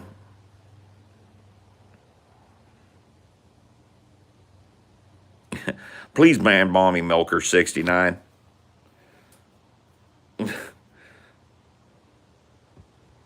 Please ban Wings of Scam, please. Please ban Where's the Mustang, please. Please ban Beat the Surgery, please. Please ban Wendy's chili, please.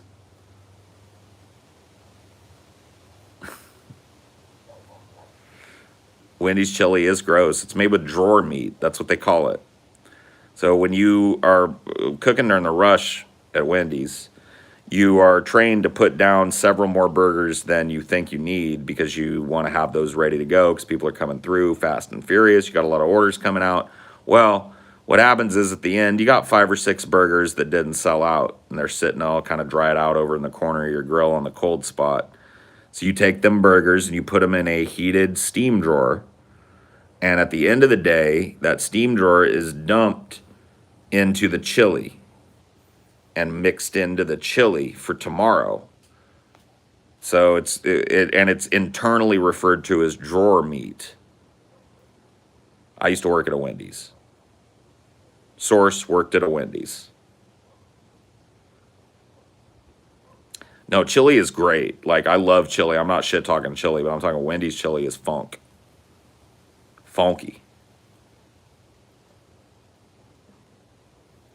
It's like just be the equivalent of like a hamburger that sat sad at a buffet for 8 hours. Oh, yeah. And, like, the drawer was supposed to be kept at a certain, like Zach was saying it, the drawer was supposed to be kept at a certain temperature, and you were supposed to, like, monitor the meat once an hour and test it with a meat thermometer and throw it out if it fell below a certain temp. I never saw one person fucking do it one time.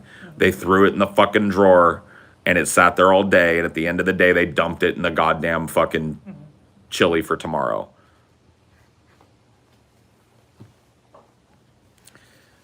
So yeah, dude, that's some gross shit. Like, if you're gonna get fat, like that planetoid fat on something, don't get fat on Wendy's. Are you crazy? Speaking of drawer meat, you heard of perpetual stew? You just add excess meat to it whenever you want. Keep the temperature a safe level to kill bacteria. Yeah, I mean that's something that, as I understand it, happens a lot in like. Indigenous cultures and shit, like having like a stall where there's like, I thought I remembered seeing one of these like food travel vloggers eat a perpetual stew in China, and they said it was really good. It's just like they're selling it all the fucking time. Fast food drive-thrus are on a timer, so everyone's rushing around to keep up times and not keeping up temps. Oh yeah, pretty gross in general, but like. At least if you order a burger, there's a good chance it wasn't cooked like 25 fucking minutes or 30 minutes or 3 hours or 10 hours ago or yesterday. You know what I mean? Like, you know what I mean? You got a 50-50 chance of getting a semi-fresh situation out of a burger. Not with the chili. The chili's just the leftover shit. The poo-poo. It's the boo-boo. Dude, I was such a fucking... Oh my God, when I worked at Wendy's, I was such a fucking weirdo. Because, like, I saw people, like, stealing food all the time. And I used to love Wendy's spicy chicken sandwich. Now it's kind of gross. Like, it's soggy. I really don't like it as much. I order it once in a while, and it's okay. But I don't like the chicken breast meat. It feels, like, wet underneath the breading in a way I don't like. But back in the day, that fucking... Dude, the spicy chicken... That shit used to be legit. And so I would drop 2 when somebody ordered 1. And then I would legit, like, make one of the fucking spicy chickens up. And then I would wrap another one in a paper towel and stick that motherfucker in my jacket pocket. And when I went out to fucking eat, I would just pull out my... just eat the spicy chicken out there. No bun, no nothing. Spicy chicken, man. Carnivore status. Or I would drop like 2 or 3 extra nuggets. That was another favorite of mine. Somebody ordered a 6-piece nugget or something at the drive-thru. I drop an 8-piece. Oh, damn, man. I accidentally dropped 2 extra nuggets. Guess I'll just like... I love those because you could just do it right on the line if nobody was watching, you know what I mean? Just walk off to the side and act like you're looking around in the back and just be like, ow, ow.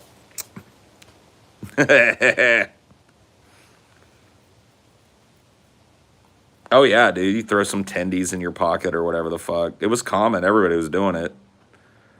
People go out for their breaks and you'd see them suddenly produce food that nobody made. You know what I mean? You're like, oh. The Wendy's I worked at didn't care if you ate on the line. Yeah, the one I worked at did. If I would have gotten caught munching on fucking chicken nuggets, I would have been in trouble, but I didn't get caught. I was a sneaky fuck.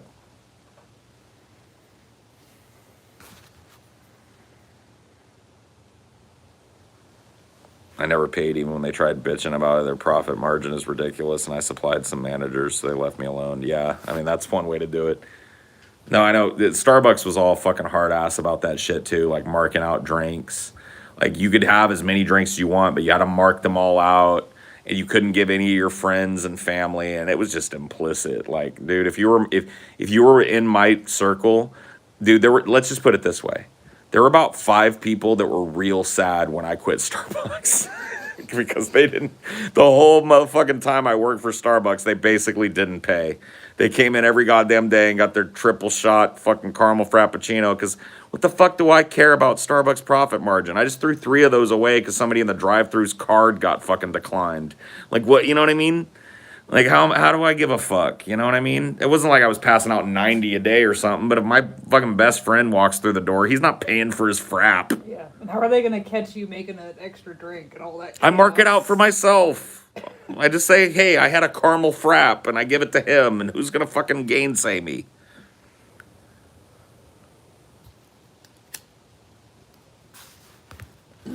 But yeah, they were all hard ass about that. They used to come in and try and spook us. They'd be like, "We know that people are giving their markouts to friends and family. We need you to understand that this is the tantamount to stealing." Blah blah blah. And we were just like, "Fuck off." We knew we had them over a barrel because there was no way they could tell a fucking genuine markout of a drink from something that I gave to my fucking wife or, you know, mom or dad or whatever, whoever came through the fucking drive-through that I was close enough to. Or somebody that's off the clock. That was common too. Like if you worked at Starbucks, technically, according to Starbucks, you only get your shit free while you're on the clock. Dude, I used to pull through on my day off and load up. It's like, hey, it's Paul, usual or whatever. Pull through and they just hand me my fucking drinks. I'd wave at everybody. See you tomorrow. Never paid a fucking dime for that shit. You kidding me? Amazon has this thing that where they freak out if you clock in like a minute early. They're like, it's time theft. I mean, that's ridiculous. It could add up to an hour overtime if you clock in a minute early. Yeah, no, dude. That's ridiculous. Dude, Bezos is insane. But that's how he got to be a billionaire, by counting the pennies. Counting the fucking pesos, dude.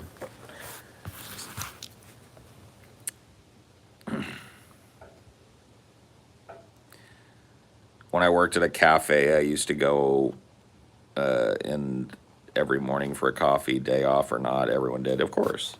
And nobody that worked at a fucking Starbucks, even if you didn't even work at that store, like I was known at a lot of the stores, so if you were well known enough, like you weren't fucking getting paid, or you weren't paying for your fucking drinks and shit. You weren't paying the fucking, like if I was out of town, I gave my partner numbers and I'd get like half off or whatever my drink or whatever. But that's what you were supposed to do when you were off. You get your partner markdown or whatever. Fuck that. My partner markdown is 100%. That's how I'm a partner, right? I take a fucking coffee here and there. Yeah, the clocking thing at Amazon was like you could do it like 5 minutes before or 4 minutes after, but people would do it like 6 minutes before because the lines were hella long to get to the time clocks. That's just so stupid. It's just like giving you a bunch of hoops that you can't jump through properly. It's absurd. It's like people would line up to the clocks like half an hour early because that's how fucking bad it was. Starbucks didn't want you clocking in hella early, but they were more about like never being late. Like if you were a minute late, you were in trouble sometimes. Like they used to crack down on that shit. And it's like, that's why like I'd show up. I was never fucking late. Like, dude, my ass was never late. I was always 10 minutes before. I'd get my fucking drink ready. I'd sit in the back, fucking pound my fucking espresso, slap my face, and I'd be on the floor ready to roll. Clocked in. You ever sleep through a shift? One time, I This was when I was in Arizona. I just slept through my alarm. I'd fucking, I was living pretty fucking like a 20-year-old. You know what I mean? Like I was partying and opening, and then I'd fucking party all night and kind of get 2 hours of sleep and wake up kind of still half drunk and go to work. And there was one morning where it's just like I had my fucking alarm set, and it went off and off and off, and my fat ass just sat there and slept. And everybody else, I was working like a mid, so I was supposed to go in at like 8:30 or something that day, and everybody else in the house was already at work. So it was like there's nobody there to be like, hey, your alarm, dude. So I just fucking sat there, and then like at 10:30, I woke up with the alarm going like, and I was like, oh shit, time to go to work. And then I looked and I was like, 10:30. Whoa. No. Took me like 5 minutes to realize what was going on. And then I was like, oh, fuck. Oh, yeah, they called me, but I didn't have a cell phone. This was the time, nobody had cell phones. So it's just like, I had a house phone, but it wasn't in my bedroom. It was out in the living room. It just rang. If my fucking alarm clock on the nightstand wasn't waking me up, the house phone wasn't waking me up. I went to a dude's house one time. Like I've known that's happened several times. Like when people no-show for a shift. One time a dude fucking no-showed on me, and I found somebody to come in, and I was like, you guys cover it fucking two-man for like 5 minutes. I know where this dude lives. I picked him up. I'd carpooled with him. I went to his fucking house, and I was like, he answered, and I was like, he's like, oh, fuck, bro. Oh, went and got dressed. I'll be right there. It's like, yeah, you will. Fucking went back to work. Thanks, guys. He's coming. You can go home when he gets here.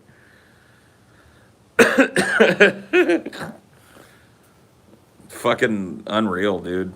They could have done that to me too. People knew where I lived back then, but it was easy enough to cover me. And I was not known as a dude that was unreliable, so people probably just realized that, hey, Paul's probably sick or something, which it wasn't far from the truth. I was a little drunk. That's a power move. I mean, it's ridiculous, dude. I hate when people no-show. There's no excuse for that shit. Yeah, and especially in an environment like that, you can't function if you're understaffed. I saved that dude's job. You don't get a no-call, no-show at Starbucks. You get an unfucking excused no-call, no-show, you're pretty much fired. So, like, him going in and clocking in, even if it was 3.5 hours late for a fucking 6-hour shift, saved his fucking job. Because I wouldn't have had no power over that shit. My boss would have looked at the goddamn clock and been like, why was fucking so-and-so here and not so-and-so? And I've been like, no call, no show. That's it. Dumped.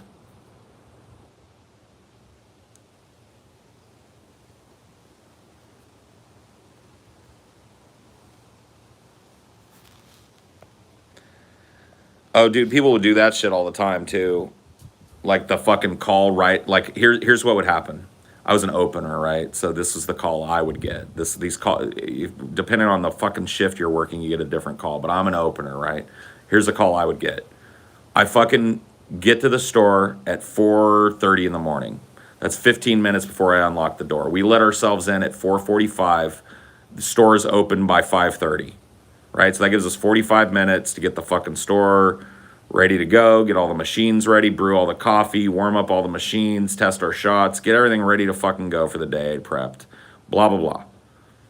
So I would unlock the door. My fucking opener would get there for me. I'd pull out my fucking spark key and unlock the door, turn off the fucking alarm. And sometimes before I got the alarm code punched in, a phone call would be coming in. And that phone call would be my 6 a.m., which is basically your opener. It's your relief opener. It's your third person for the rush. So here I am at 4:45 having all of this fucking shit to do to get the store ready to open at 5, and my 6 a.m. is calling me at 5 a.m. to tell me they can't make it. Can you call around?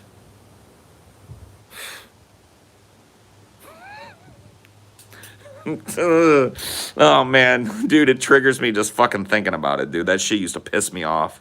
Would you rather people call like 6 hours ahead of time? Fuck yes, call me at home. I used to tell these motherfuckers, I would be like, listen, did you just wake up sick or did you know you were sick last night? Don't answer that. Next time, call me at fucking home. Because I'll call people, I'll help you find somebody last night, and then I won't have my pants around my fucking ankles. Because now I don't have time. You think I got time to fucking sit and go through the phone book and call everybody for you? I got a job here. You're my fucking 6 a.m. relief. Why don't you come in and call people? Or better yet, how about I give you some numbers? I would do that to people a lot. I'll give you the numbers. Here's fucking so-and-so. Here's fucking so-and-so. 9 times out of 10, they'd call me back and be like, I called everybody. Nobody wants it. Most people didn't answer, and a couple people answered, and they didn't want it. Well, thanks. So I'm tits up today. Thanks a lot. And then that means that I'm doing double the work. Me and the poor bastard that opened with me. And the poor bastard that opened with me gets to stay extra. Because usually they were like a college kid that was off by 10 a.m. or something. And I'd have to ask them, like, hey, you got class today? Because my 6 a.m.'s fucked off, so I need you till 12 if you can stay. All right. Poor fucks.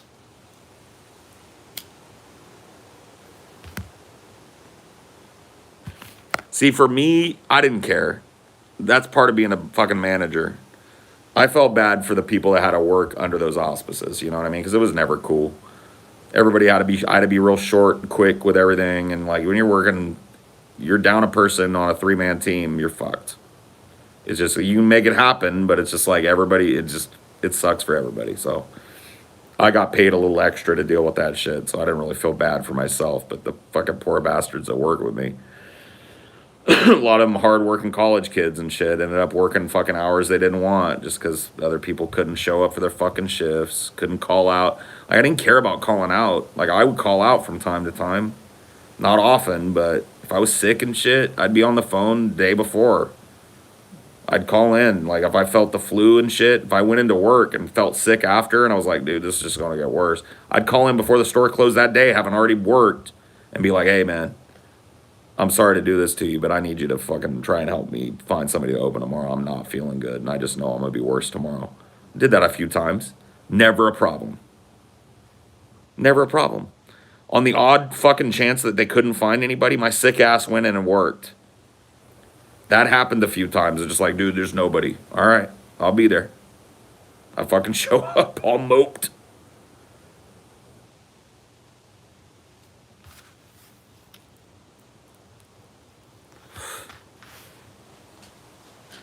I don't know, dude. That's just a different kind of mentality, I guess.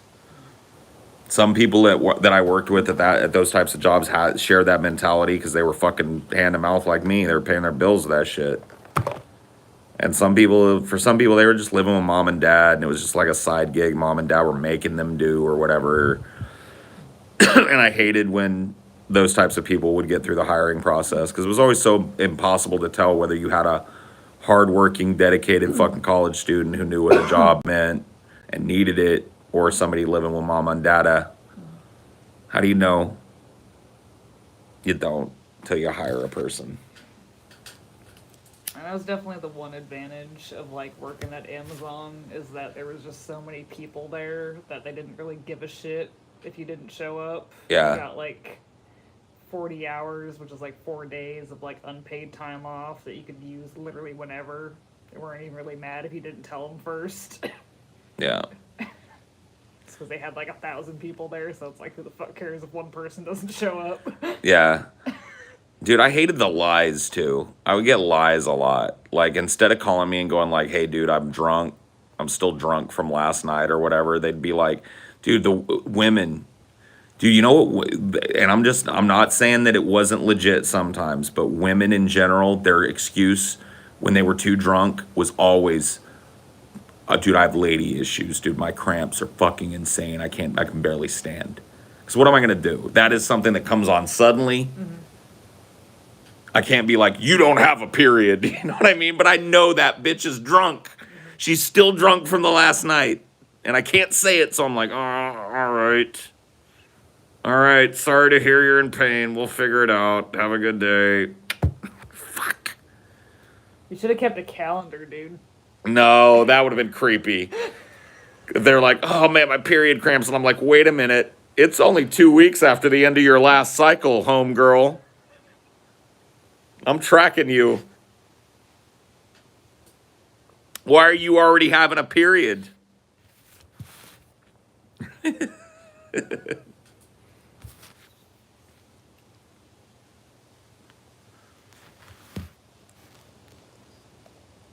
Yeah, I mean they were smart enough to not do it more than once a month, but I mean I fucking heard that shit so often, and I was just like, I mean, like, look, dude, I can empathize. I know menstrual cramps can be fucking hell on earth, but come on with that shit, man. Please, can you work with me here? I remember one time it was, like I was working. I think I had some like strep throat or some shit. I definitely had like a respiratory infection. I answer the phone. I'm like, hello. And this bitch is like, I've got period cramps. I can't come in.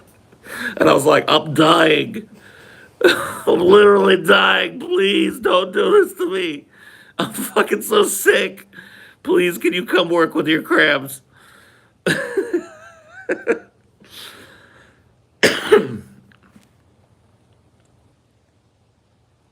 Vaush doesn't have your talk up on YouTube. He streamed on both Twitch and YouTube. Good idea. Two birds, one stone. He usually takes his YouTube streams down and then he cuts them up and puts them up as segments. So I imagine in a couple of days he'll put up the Talking with Paul's Ego segment or whatever. Wait, maybe if he simul streams on Twitch, it means like that's the rules with Twitch or something. Like maybe that's why why he does it. Twitch requires 2 days of 48 hours of exclusivity for the video. But they don't restrict restreaming. Right. You can restream as long as you're not partnered. If he was partnered with Twitch, the stream has to be totally exclusive. But he's not. So he can restream. If he ever gets partnered with Twitch, it'll be exclusive to Twitch and you'll only get it on YouTube. But for now, it doesn't matter. But yeah, no, the Twitch requires 48 hours of video exclusivity before you can put it on your YouTube channel.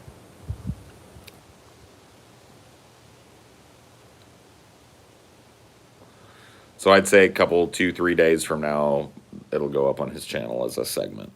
But it's up and full on my channel for anybody that wants to watch it. So it's in his playlists. Okay, yeah, I mean, yeah, that's right. He does make them. Right. He unlists them, but he puts it in a playlist so people can go back and find it if they want. So that's cool.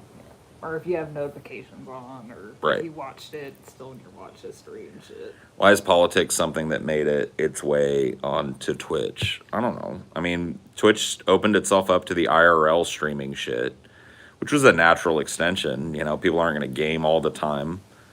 And so they wanted to give people the options to like step outside and do other things, to, do like LARPing or fucking geocaching or whatever the fuck, or just talk to their followers and not have a more informal type of streaming. And of course, when you open the door to that, they've got a whole segment for podcasts now.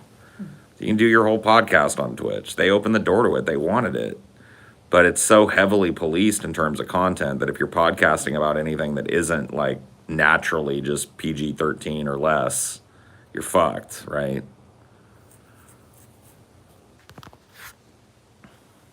Oh yeah, but you can be sexy on Twitch though.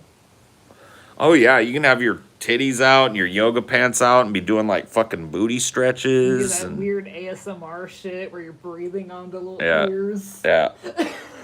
Yeah, you can be all kinds of fucking sexual on Twitch, but you drop a fucking cuss word or too many or whatever the fuck, and you're under the gun, man. You're getting pew-pewed. Thought stream when? What do you mean thought stream? Oh, when am I gonna like put a push-up bra on and like do a fucking titty stream? I don't know. It would be kind of funny to do. I think with the right kind of push-up bra, I could get myself a decent little rack going up front. I might still have that fucking video of your little Svetlana thing. I don't know if I still have it. Svetlana. Like you had like a little clip where you were like, ooh. Oh, yeah. Joint rolling, smoking ASMR with Paul. Yeah, I don't know. Whatever. Who fucking cares, bro? Yep. I do have the link for Svetlana Paul. You want me to share it? Sure. Share it so people can see Svetlana Paul. Let me see this. I can't even remember Svetlana Paul. Yeah, you want to watch it first? Yeah. Well, you can link it to people first, but yeah. I just want to see it myself. It's Svetlana Paul, dude. I don't even know what this is.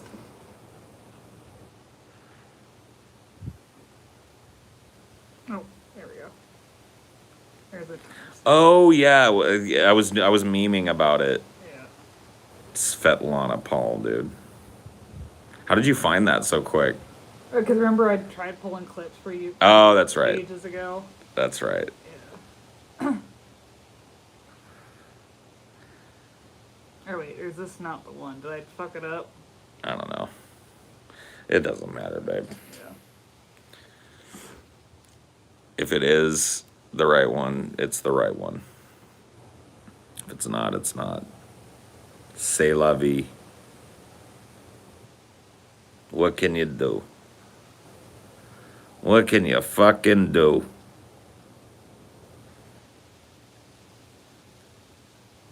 I know it is. There we go.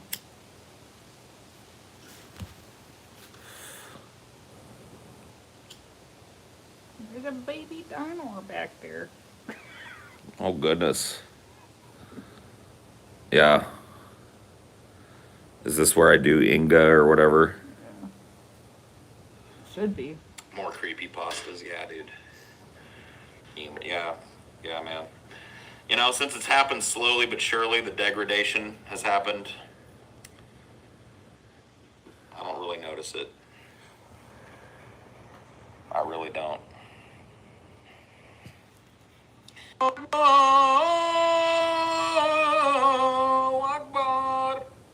Oh my god, dude, that's not it. Yeah. I'm singing Allahu Akbar. Yeah. I missed the Vaush combo. How was it? It was fine, bro. It's up on the channel, so you can go watch that shit. There's no need. You don't have to take my word for it.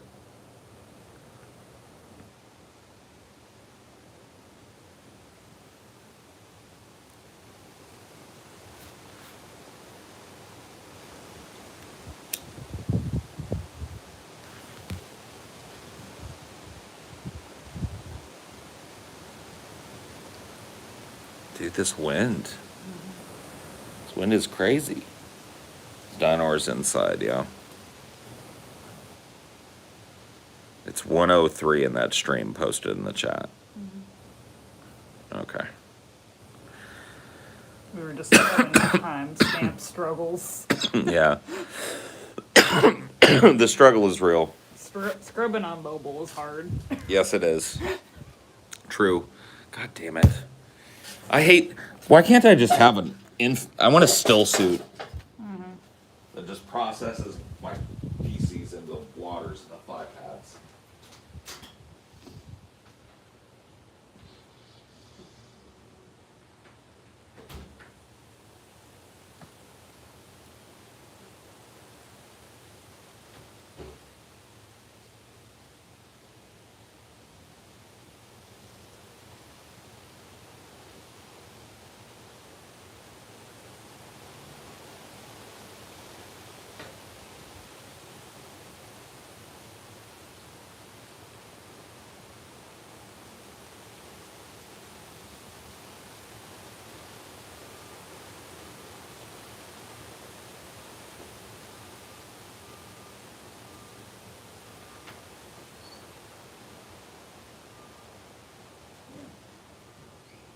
No, yeah, they're right. I just accidentally scrubbed past it like 5 times trying to find it. Oh, well. It was a very short Svetlana Paul. Yeah.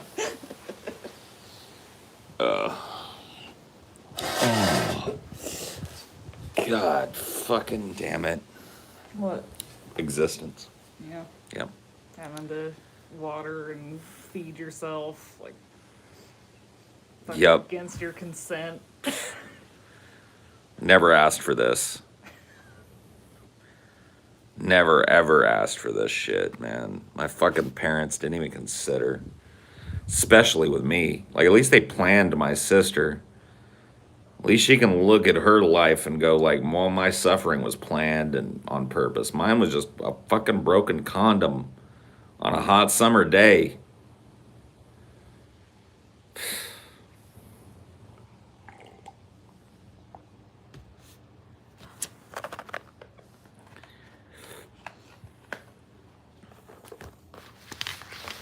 The butterfly effect, yeah.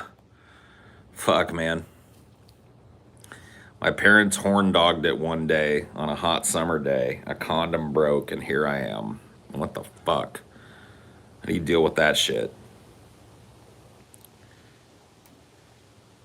I got the fucking reverse oopsie, where I was planned and then just given up on. Oh, yeah. You were given, like, they tried and they thought, oh, it's not happening, and then you happened. Yep. I mean, at least you were intended. Yeah. My sister was they had my sister the year that they had both agreed that they were going to have kids. Thank you, Ian, for the $20. Like, my sister was the actual planned baby. I was the fucking, well, here we go. Looks like we're having a baby.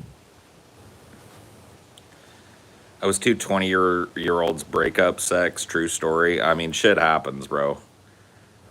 Understood. Could have been worse. Could have been worse. What are you going to do? Did you know many, like, bastard kids when you were growing up? Bastards. Like, just their parents being unmarried and then... Oh, yeah. And not like- having a sire. Yeah. I mean, kind of, sort of. Not really, I guess. Most of the kids I knew had parents at home. Some of them were I like, just mean them not being married. That's all I mean by bastard. Is just yeah, I don't married know. Parents. I guess I didn't. I guess I couldn't tell you. I always assumed everybody was married. Yeah. But there could have been There was like this bastard clique at my school. a It was, bastard clique. Like 8 people who were born out of wedlock. Fuck, that sounds like that's like the Tunnel Snakes. That sounds like the coolest gang ever, dude. The bastards. Like, fuck off. You've got a mom and dad who are married. My parents just fucked. You don't got what it takes to be a bastards.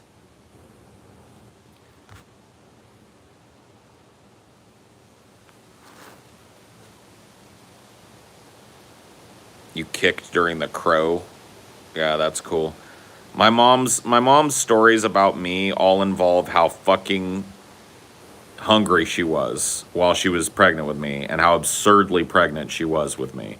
My mom is especially back in the day, very small, petite woman, weighed probably all of 110 pounds soaking wet.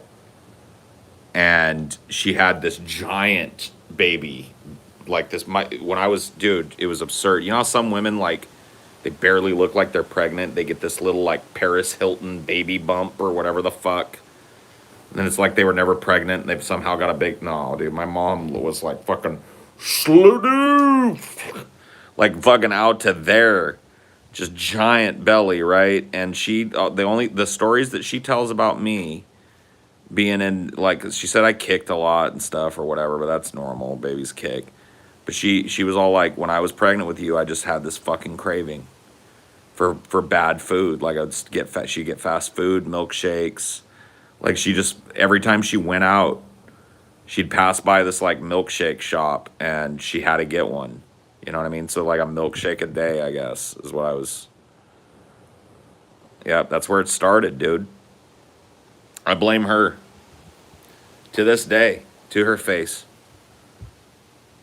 Like, you're why I'm fat. It's all those milkshakes you fed me in utero.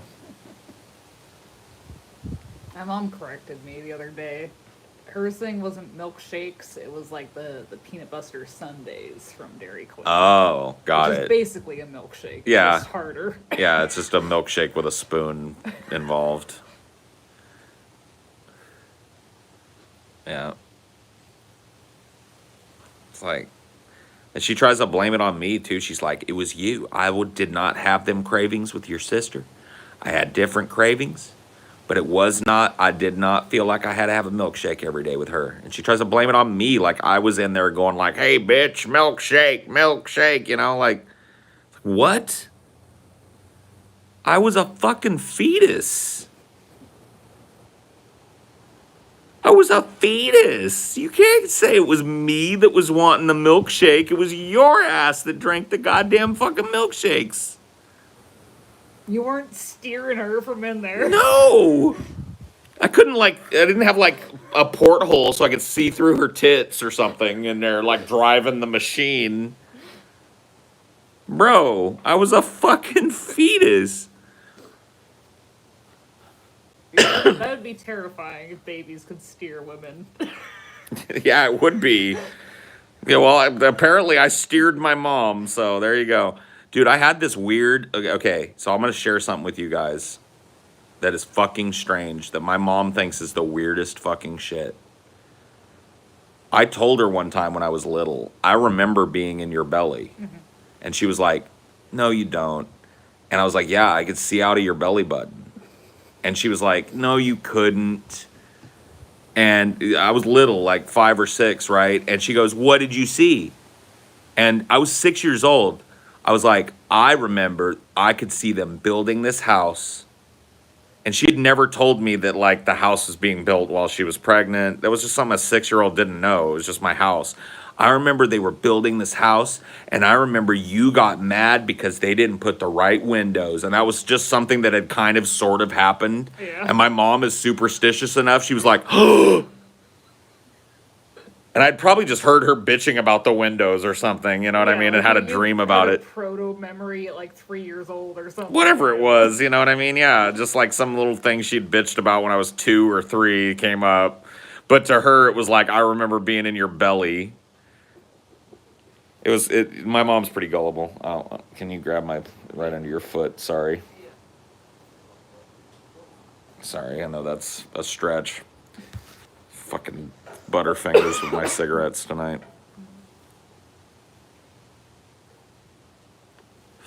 Was trolling early. I Malkoviched her, yeah. Malkovich.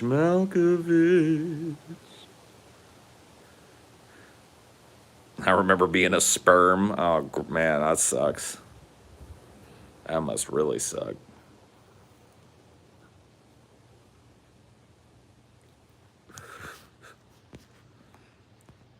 Welcome to 2:36 a.m. and being unable to sleep. Yeah, well, whatever. I mean, hey, being an adult one of the greatest things in the world is being an adult. Can we be real about this shit? The day that you get to decide when you go to fucking bed is the greatest day of your fucking life. It's all downhill from there. That's the greatest liberation that you'll ever experience in your entire fucking life. When nobody could fucking tell you when you have to be in bed, when you have to shut your music off, when you have to stop watching fucking TV, when you can eat what and when and how. Whew. Emancipation, bro. It's a powerful drug. I don't know. Maybe it was a bad thing that my mom gave that to me early, like while I was still in her house. I mean, to a certain extent, I think every parent, it's like called preparing your kid to leave the nest, right? But yeah, maybe your mom took it a little far. I don't know. My mom definitely, my parents let me get away with more and gave me more autonomy as I got older because I wasn't a super fuck up or anything. It's kind of a natural, kind of like pushing you towards leaving the nest kind of thing, I think. One thing that like weirded me out was like when I was in high school, there was people, or middle school, there was like people whose moms still made their lunches, and it's like, what? I had to start making my lunch in 4th grade. What is this? Damn, that's harsh. That's why I'm so good at PB&Js. Fuck. I had to make my PB&Js. Man, now I feel bad about asking you to make so many PB&Js. You've been like a PB&J slave your whole life. No wonder they're so delicious. No, dude, I will cop to that, dude. Now in middle school and shit, I started my mom would send me with a couple bucks for school lunch or whatever, and I got whatever it was that day, pizza or taco day or whatever. So, my parents had enough money to send me to school with the $1.50 or whatever it cost back then for me to get my school lunch that day. So I'd do that. And to be honest with you, I pocket that money sometimes. Mm-hmm. That's where I got my Magic card money from and my fucking comic book money from. It's like $1.50. What day is it? Fucking Meatloaf Day? Nah. They fucked with us. They made it People pay with checks at one of my schools I was at. Oh, well, that was probably in response to what I did because I used to pocket that shit. Dude, back when I was in middle school, $5 is all you needed. You could go get like 3 or 4 comic books with that money. You could go get like 5 or 6 packs of like Fleer cards with that shit. Dude, $5 was your dough. You know what I mean? So all I had to do was just like skip a meal once a week for a month. I was set. And everybody had a day at fucking school where it, like, even if you paid, you weren't going to eat most of what they put in front of you. It was just gross day, you know, taco pie day or whatever. I remember I hated that shit. It sounded like it would be good, but it just wasn't. It was gross. Taco pie. It was like a soggy Fritos with like ground beef with corn mixed into it. A very lightly seasoned taco pie. Nobody ate that shit. It's like a scoop of duty on your plate. So you put that money in your pocket. Nugget day, nobody skipped that shit. Pizza day, nobody skipped that shit. The pizza was legit. I mean, it wasn't like actual pizza. It was like a piece of bread with, you know, it was like school pizza, but it was all right. There was pepperonis on their shits. Corn dog day, I wasn't skipping that. But like weird ass meat day, weird ass like meatloaf day or Salisbury steak day or whatever the fuck, taco pie day. That was money. That was money in the pocket day. That was money to buy my comic book day. Oh yeah, there was a while I did buy school lunches, and I also got the bag of shame one time because my mom forgot to send me with money. Oh yeah, dude. In fucking middle school and high school, having a sack lunch that's no bueno. The bag of shame. See, luckily for me, I was in drama, and because like my mom would pack my fucking lunch back in high school and shit. Yeah. Like she didn't have the money to send me every day with money to go buy shit, and so it was like she would pack my lunch, but I had the drama room. I didn't have to sit out in front of everybody in the fucking cafeteria and or on the yard and eat out of my sack. No, the shame lunch is like when you don't have money and they give you the paper sack. Oh, That's the free lunch. Yeah. Yeah, the free reduced lunch. Not the free reduced lunch. Just like if you normally pay, but if you forgot, you got the shame. The shame lunch. Okay, we didn't have a shame lunch. If you normally pay and you didn't have money, you went hungry that day. But yeah, I used to like it though because my high school was actually pretty dope. You could get, I think I've told you guys about this before, but so every day before fucking lunch, Taco Bell would bring in a bunch of Chilitos, which is a thing you can't even get anymore, a bunch of bean burritos, and that's basically it. So you could get bean and cheese burritos and Chilitos for like $1 a piece. And then McDonald's would bring in a bunch of fucking hamburgers, and those were $1 a piece, hamburgers and cheeseburgers or whatever. So at fucking school, you could get a Taco Bell burrito. It was dope. Back in the 90s. It was all worked out with the local fucking Taco Bell. They just delivered it. It was like every day they would make like 100 fucking burritos, and you know, if you had money that day, you went and got a burrito. It was dope. You could get hot Cheetos too. They had like a whole snack bar thing. This is before they started banning like candy and chips and fat foods and shit.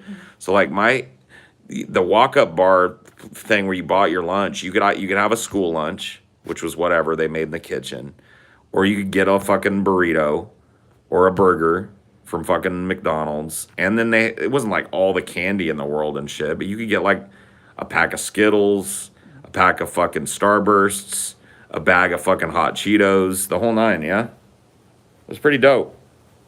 It was expensive, though. Like, your parents weren't trying to give you all the money for that shit. So it was like, once in a while, mom, you know, didn't have the money to make my lunch or whatever. So she'd give me $5. And on that day, dude, I feasted. I went and I got a couple fucking bean and cheese burritos, pack of hot Cheetos, good times. Should have given out cigarettes. They may as well have. That's one thing that, like, they fucking failed at. They were good at getting us, like, at least aware of how to use, like, protection and sex. But as far as, like, dude, everybody smoked.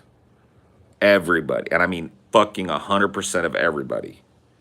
Even the people that didn't smoke smoked at parties. You would see people that were usually like bitching when you were just socializing. Oh my God, it's fucking gross.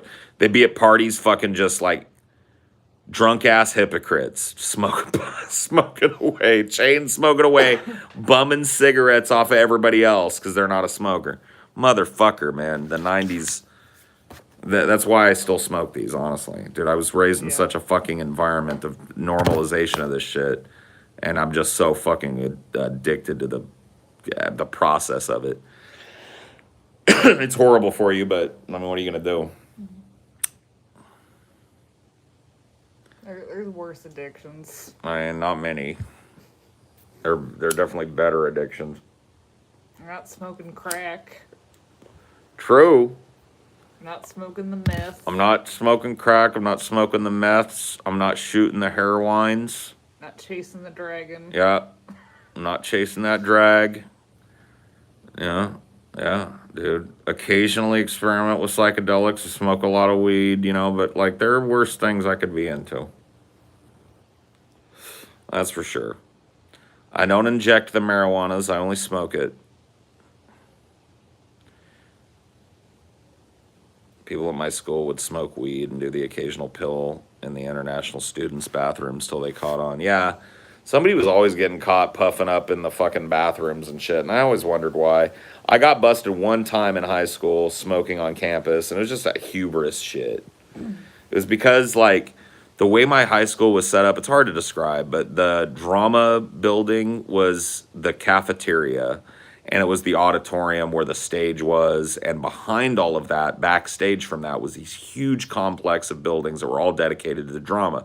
So drama room was one of them, and then we had changing room, like costuming rooms for boys and girls that doubled as bathrooms.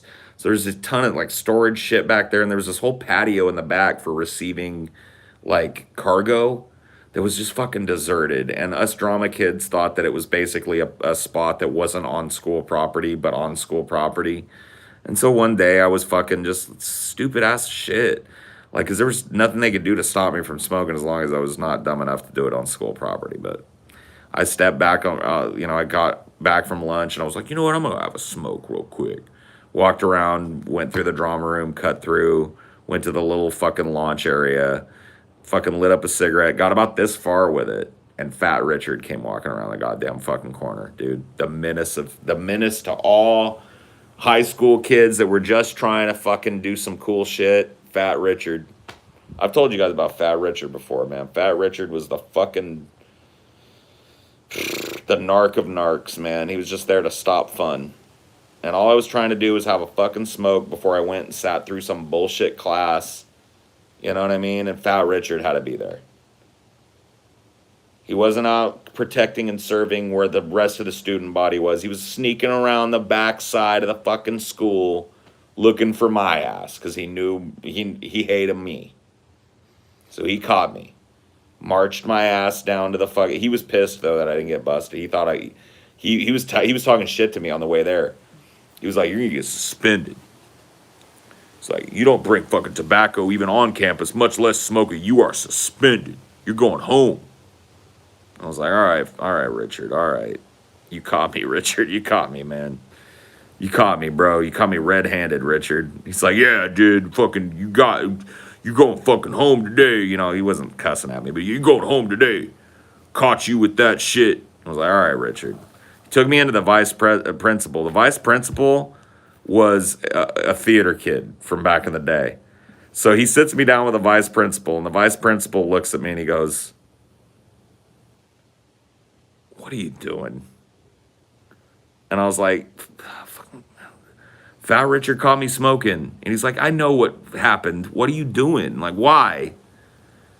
He's like, you have a car, right? I see you leaving campus and stuff. Why don't you smoke off campus? Like, what's the problem? I was like, I don't know. It was stupid. He was like, so don't do it again. I don't want to hear about you fucking smoking on campus anymore. I was like, all right. Fat Richard was pissed because I walked out and went back to class. Gave him one of those when I walked by. I was like, got my cigs confiscated, so he won anyway, but whatever, you know. Well, you didn't have to face the mom or the dad at home, though. They wouldn't have fucking. They wouldn't. They knew I was smoking anyway and couldn't do shit about it. But would they be mad about you just being suspended in general? If I would have gotten suspended, I would. That would. They would have. Oh fuck yeah! I would have been in some big ass shit. But you know, the guy, like, look, dude, he knew there was worse shit going on campus than me fucking sneaking a smoke or whatever. He just gave me the dressing down, like, don't do this stupid shit on campus, please. Next time I will suspend you. I was like, all right. I didn't. Well, I didn't get caught again. I did do it again, but I didn't get caught again. I did worse than smoke cigarettes back there. Dude, because here's the thing. We had access to the school campus after everybody went home because you did rehearsals after school, right?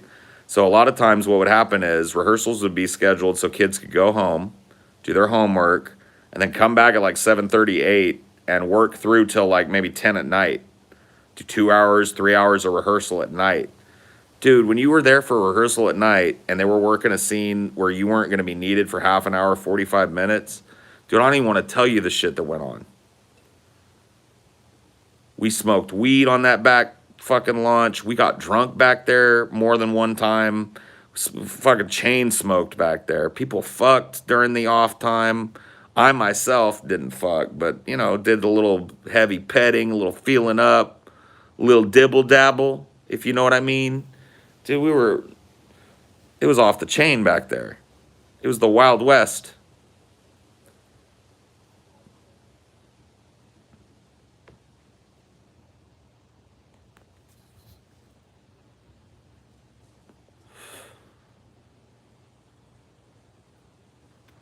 Yeah, dude, somebody would bring a bottle.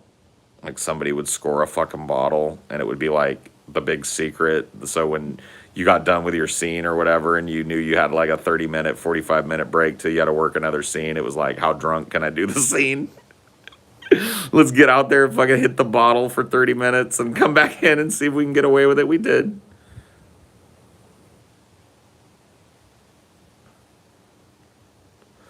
I don't think Fat Richard ever became a cop. I mean, it's pretty fucking comfy, probably being a security guard at a school district. Fuck yes, and he loved it. Dude, let's be real. Fat Richard was exactly where Fat Richard wanted to be. Narc, city, do-ah-diddy, Captain, take off your hat, Captain, pull up your pants. Cops can't even do that. Exactly. A cop can't even be like, pull your pants up, take your hat off. You know what I mean? He had just fucking Fat Richard. Power trip. He was like Paul Blart Mall Cop, but like with an even bigger power trip. The nemesis of all the kids, Fat Richard, man. But I will tell you this, though. Fat Richard was good at his job. He was sneaky for a fat fuck. Because he caught people all the goddamn time. That's why he had a rep. It wasn't like Fat Richard was inept. People had a healthy fucking fear and respect for Fat Richard because Fat Richard had eyes on the back of his ass. You know what I mean? You thought if you saw Fat Richard on one side of the campus, all of a sudden Fat Richard is walking up on you from another angle.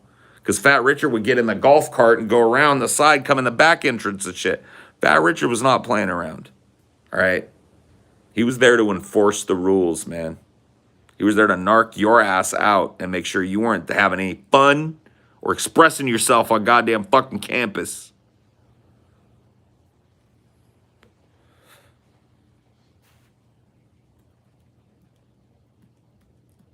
They have a cop uniform, kinda. It wasn't a cop uniform. It was like a polo shirt that had like a school security officer thing over the breast, and then Richard, over the other one. And it had like the logo of the school on the shirt or whatever the fuck. And then he wore like, whatever, just like slacks and shit. So he looked kind of like a nerdy, like off-duty plainclothes police officer or some shit. It's like a dork. It's like a nerd. Just like a fat nerd that everybody hated. But you know what? Looking back on it, much props to Fat Richard. He did his job well. Busted my ass out. Busted everybody I knew. Everybody I knew got copped by Fat Richard at least one time. And that's saying something because we were looking to subvert every rule there was at that school. So, Yeah. Like as chaotic as it might be, it's probably ultimately satisfying. Oh yeah. No, it was You great. get just enough wins to fucking. Of course. Like that's why like I hate what school has become for kids because like as much as that's like what I'm describing here is shenanigans, and I'm not saying kids should be fucking smoking on campus and drinking and shit. I'm not saying they shouldn't be. But I'm not saying they should be. What I'm saying is that like the little measure of freedom that we had in high school to get one over on the man or whatever the fuck, however you want to put it, it made it engaging. It made it worth going to goddamn fucking school to get one over on Fat Richard. You know what I mean? So for what it's worth, I have good memories of that shit. Now they have like real cops on school. Sometimes. Yeah, you can't fuck with those motherfuckers. They'll just shoot you or whatever. You know, and pull your pants up. All right. I remember this dude Dilbert. he was always getting the pants routine from Fat Richard, and he would go like, "Oh, I'm sorry, Richard, I'm sorry." He would reach back and like pull his boxers down to pull the pants up so his ass crack would come out. It's like, what could Fat Richard say? It's like, I had to adjust my pants. I'm sorry. Here you go. He'd show him as a mooning. Dude, I can't believe I forgot about Dilbert. Dude, Dilbert was great. Because he was always so polite. He'd be like, "Oh, I'm sorry, Richard. I'm sorry about that." Just give him a little fucking flash of the butt cheeks. Dude, Dilbert the legend. Oh, my goodness. See, I miss those days sometimes. This is a lot of nostalgia now. I'm in nostalgia zone now. Not that I would go back. Trust me. I'm not that nostalgic, but there's some good times back then, man. Well, his name wasn't Dilbert. It was Delbert. But we called him Dilbert. So Delbert was his name. He was a Hispanic kid. I wasn't super close friends with him, but I fucking loved Delbert, dude. He didn't give a fuck about nobody. He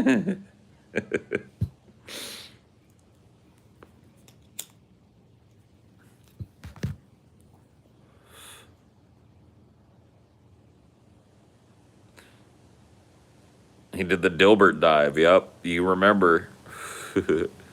He had a fucking dive that was undescribable, bro. He would go to the high dive at the fucking pool when we had PE swimming in the summer for summer school. And he'd do this fucking insane shit where it's like he would fucking put his arms out like he was going to dive, but he would fold over in half and go into the water feet and hands first. I've never seen anything like it in my life. We called it the Dilbert dive. You know what became of Dilbert? No, sure don't. Sure don't. I really am adverse to the idea of going to my fucking... I think I might go to one, though. If I have like a 98, 10 years was 2008, 20 years is 2018. My next big one will be a 30. Yeah. So it'll be 30 years in 2028. Or do you think they're going to do a 25? They might do a 25. If they do a 25, it'll be like next year or some shit. You'd have to probably ask them, because they've probably lost track of you now by how much you bounced around and shit. Yeah, I mean, I don't know. I could find out. I know enough people from back in high school days that would hear about it. And I'm thinking, like, maybe I will go. It'd be interesting to see some of the fucking people. Some of those old folks. See how they're doing. See if Dilbert's there. God. I'm creeping up there.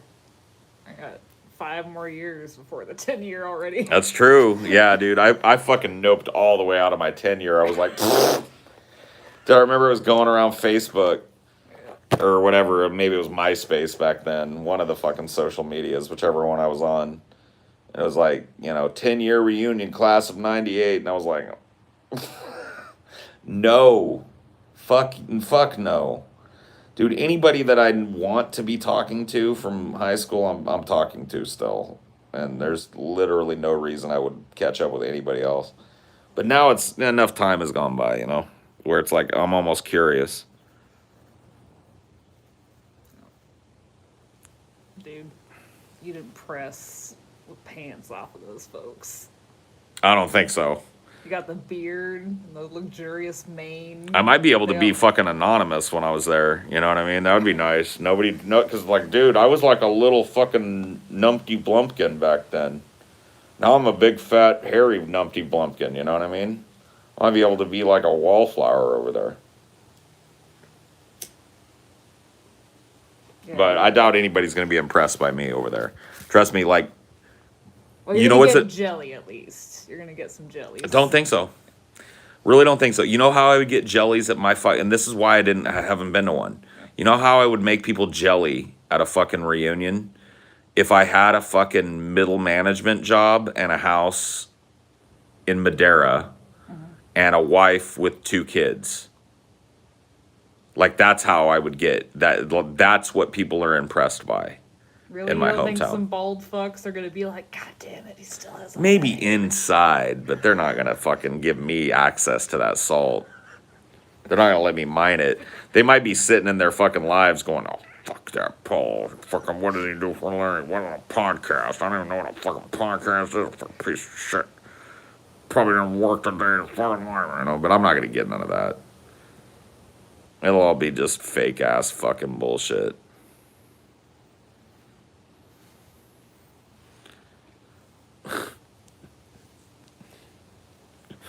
I don't know. I'm just kind of curious. Sometimes. I think you underestimate the jelly about hair. Oh, about the you're talking about the hair. Yeah. Oh, I wasn't even thinking about that. Yeah. I mean that is a flex to walk in there at fucking 40 some odd, because like what'll it be like 2 years from now? Be like 44 with a full head of hair. Like, what's up, y'all? Yeah. I knew some dudes that were going bald in high school. They were starting their road. Was the Pomegranate guy 98? Yep. Nope, he is my year. Class of 98, bro. Dude. Pomegranate. The comments on the fucking video. I know, dude. People have bombed the comment section. Like, Paul Parkey owns you. Paul Parkey fucking wins. You're a piece of shit. Fuck you for bullying Paul. I'm like, oh my God. What have I unleashed? I got that shit on the cloud. Yeah, dude. He can't. And the behind the scenes. He can't hide, dude. He can't hide. If he ever tries to run for any fucking national office, I'm gonna do everything in my power. Because I can't see him rise above what he's already risen to. Mayor / council member in Madeira. And as far as I know, by the way, dude is still on the fucking city council in Madeira. Pomegranate in the house tonight. That motherfucker ever tries to run for something on the state level, though. Pomegranate Rock. The pomegranate golfer, dude, yeah. I could see that going on like fucking John Oliver or something. I'm gonna cancel him. Get that shit to John Oliver. I'm gonna be like, Brett bullied me. All throughout fucking high school, he used to say, "No me importa," implying that I was supposed to give him a blowjob, sir. This man and his friends humiliated me. Were it not for the kindness of one of my other friends, they would have stuffed me in the trash can. This is not a man that you want in government, okay? Brett Frazier is an abuser. He mentally and physically abused me for years. As if that's not enough, he fucked my stepsister just to spite me. That's true, by the way. I don't know if just to spite me, but he did fuck my stepsister.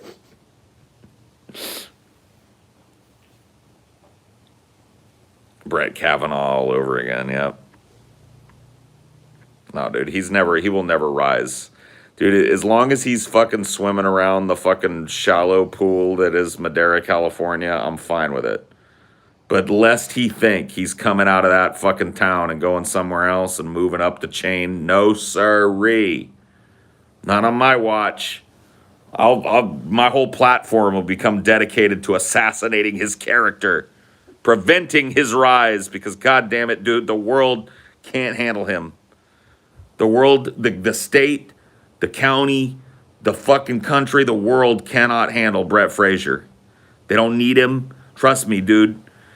He is literally, you know the kid from fucking A Christmas Story, the bully, the fucking redhead bully? He's that kid grown up.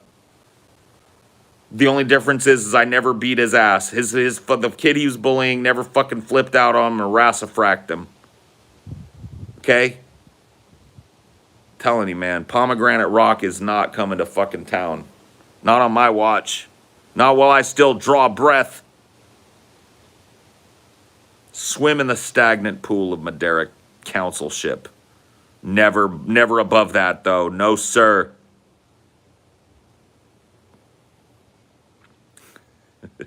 My mortal enemy, dude.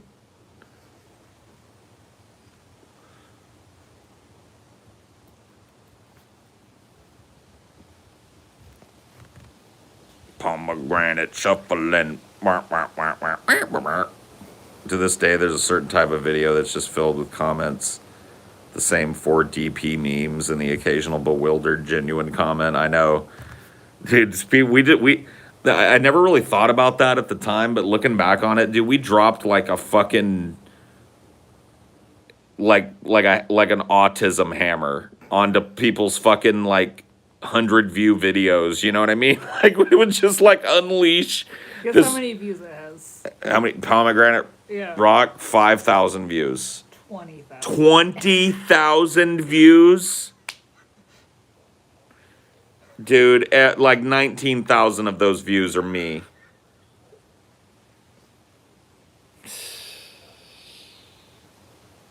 There's one from 3 weeks ago. What does it say? Average pomegranate fan versus average Paul enjoyer.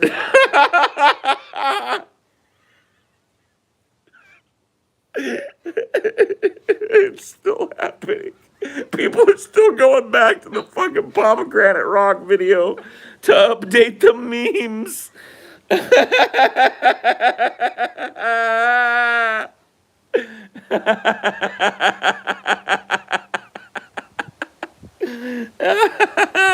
You fucking people are crazy. Oh shit. Yeah, I saw yours, yeah. Oh man. You will. Oh fuck, man, the gift that keeps on giving, man. Pomegranate Rock. When is he gonna pull it down? Out of embarrassment. You know he's read that shit. When is he gonna pull it down? When will you pull it down, sir? Because if you do, I have it saved.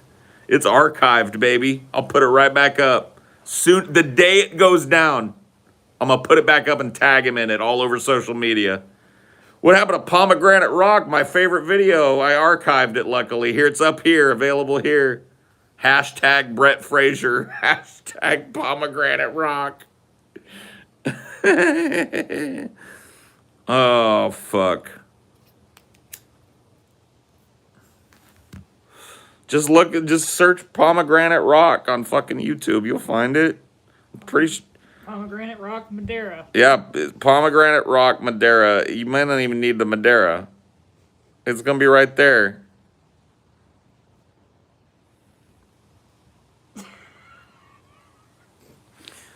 More people are doing it now, aren't they? More people are updating it now. I'll check it again.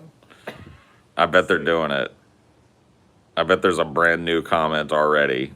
Not yet? All right, they're working on it. Unless they're going to the live one. Who the fuck knows, bro? Yeah. Yeah, dude. Brett Fraser, Pomegranate Rock. Mendacious C put one on the live one. I gotta check to make sure. I think I do have the live one still. I'll have to double check. Oh, man. If I don't have that live one, it will be saved shortly. Oh, man. An evening roasting is in order. Oh, boy. Pomegranate in the house tonight. Everybody just have a big bite. We gonna make you lose your mind. Pomegranate shuffling.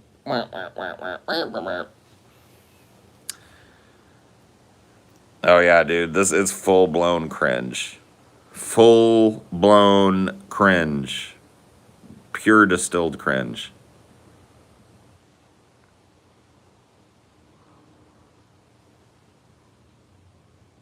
You have the best lore, I know. I know.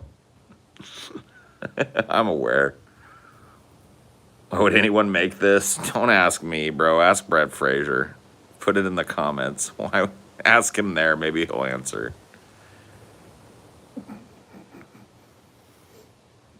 Yeah, unfortunately, it's not his personal channel, so just whoever the fuck runs Pomegranate Festival is stuck with Yep, this. the poor goddamn Pomegranate Festival people. I got nothing against them, but come on. That's what's gonna happen. If for whatever reason you wanted to go home and go to the Pomegranate Festival, you're gonna be on like a do not enter list. Yep. I'm gonna be ostracized from the Pom Festival back home. You bet your ass. Persona non grata. Do not allow this shaggy bastard into the Pomegranate Festival. He has besmirched the honor of the Pomegranate Festival. Someone spam his pages. Don't do it, dude. Don't go fucking... Let's not be weird stalkers about it, all right? Yeah. Trust me, his cringe is enough to bring him down. He doesn't need you bothering him on every goddamn social media shit. Yeah, he's not running for anything big yet. Like I said, as long as he stays in the stagnant pond that is Madeira-level politics, I'm fine with it. The instant... And I mean the instant this motherfucker tries to run for something county or state, it's on like Donkey Kong, man. No, no, no, no, no, no, no, no, no.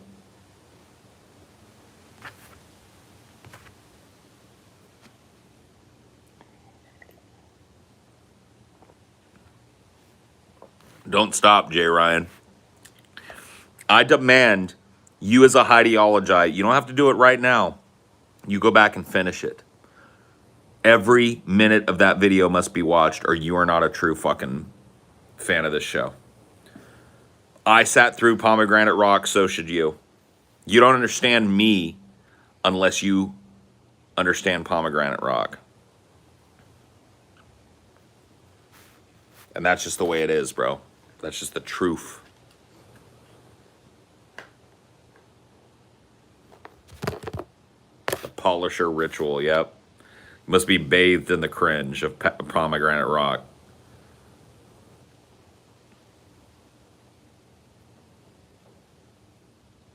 You must do it. You must face your fear. You must allow your fear to pass over you and through you. And when you turn to look back at the road that you traveled, only you will remain. What's more cringe, Pomegranate Rock or Hillary in the House? Hillary in the House, but that's only because Brett Fraser has never ascended to national politics. Trust me, you think that, like, dude, he managed to wring that much cringe out of a tiny little fucking shit farming town in the middle of California. Okay, so think about if he's in LA or on the national stage in DC or some shit. I don't even want to think about it, bro. The amount of cringe he will unleash will be fucking insane. Trust me. Trust me. Dude, I was recently back together with my friends. This is not for a great time. This is the funeral that I told you guys about. But I was talking to these guys, and a couple of them still know Brett Fraser. He's actually in one of their fantasy football groups. And I was like, I told them, we were talking about like people from back in high school and shit that we hadn't seen for a while. And I was like, you know whose ass I would like to beat one day? And I was like, Brett Fraser. And they all laughed. And one of the dudes that was there was like, dude, I could make that happen. He's in my fantasy football. And I was like, no, I don't actually want to beat up Brett Fraser. I was just saying, you know. I don't think I could beat up Brett Fraser. He's fucking big football playing yoked fucking ginger freak. Maybe I could distract him with a pomegranate. You know what I mean? They're like, hey, look over here.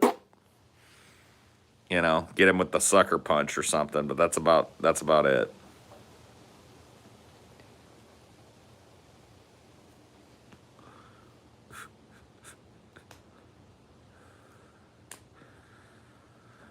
See, he's one of the dudes from my past. I don't feel bad about using his real name because he's a fucking public figure. He's a public servant. You know what I mean? He was the mayor of my hometown, so fuck him. Thank goodness he's not that anymore. That's too close to, like, county commissioner or some shit, or county water supervisor. Nuh-uh. Dog catcher, county dog. Nuh-uh. City fucking council. That's it. He is a county county supervisor, though. Is he? Yeah. Like from 2015.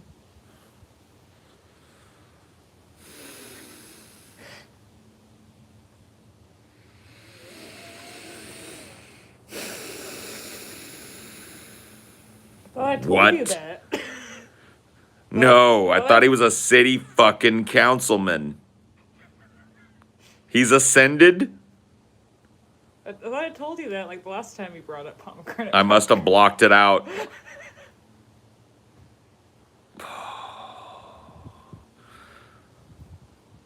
Cry havoc and let slip the dogs of war. Everything I said about not giving him shit just went out the window. Go fucking to his county commissioner's seat. Tell him he's a fucking asshole for bullying Paul's ego. And that he will never ascend. He will never, ever ascend. Beyond county supervisor. Beyond county supervisor. And if he tries, Pomegranate Rock shall be there. I'm just letting you know, man, this is a politician that I will work against because, man, I know the heart of this motherfucker. There's nothing in there but memes and horrible, horrible, horrible things. Spiders. He's like the Grinch, bro.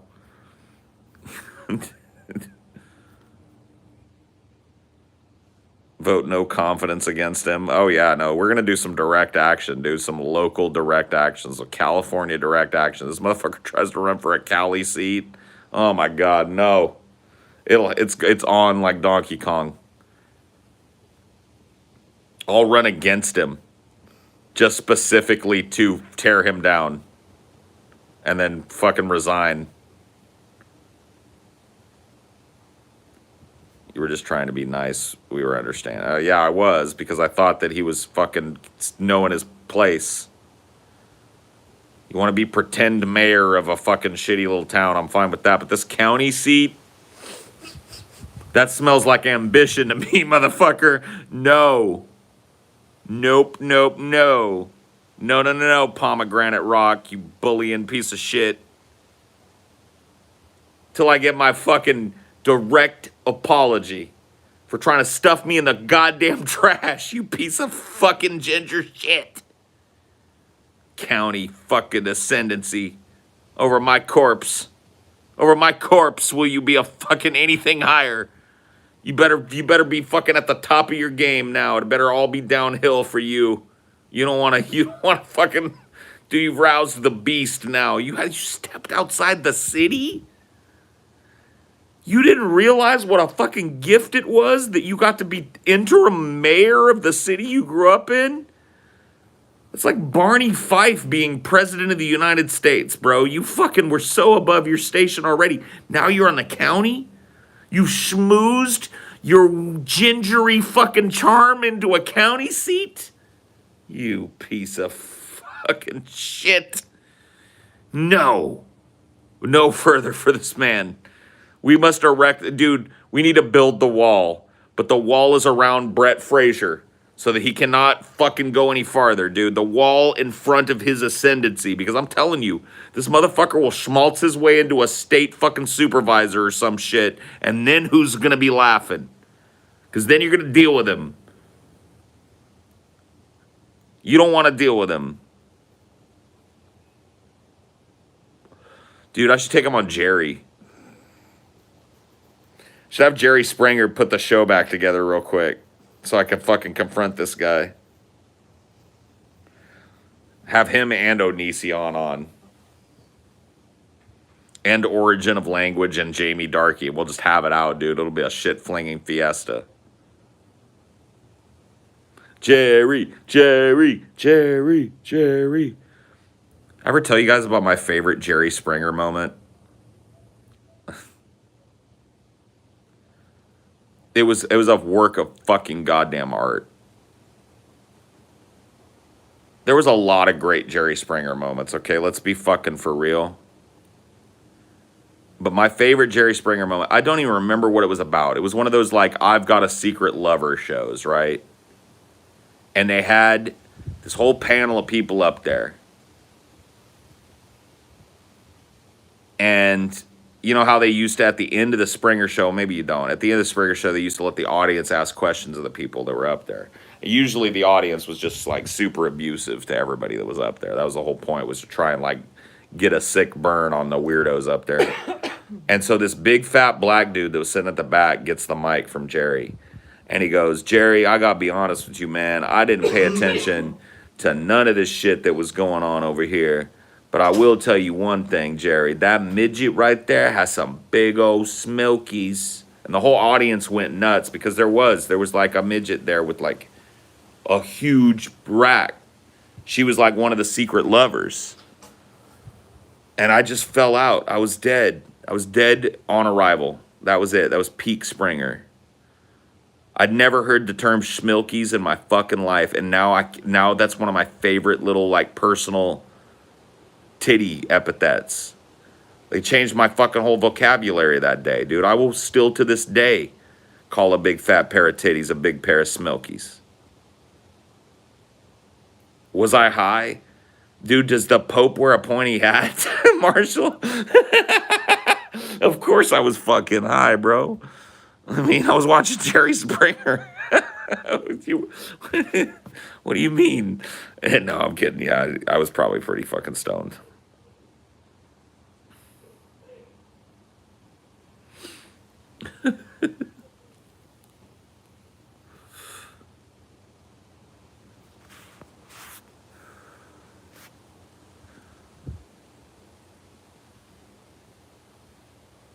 Smilkies, dude. Big old Smilkies.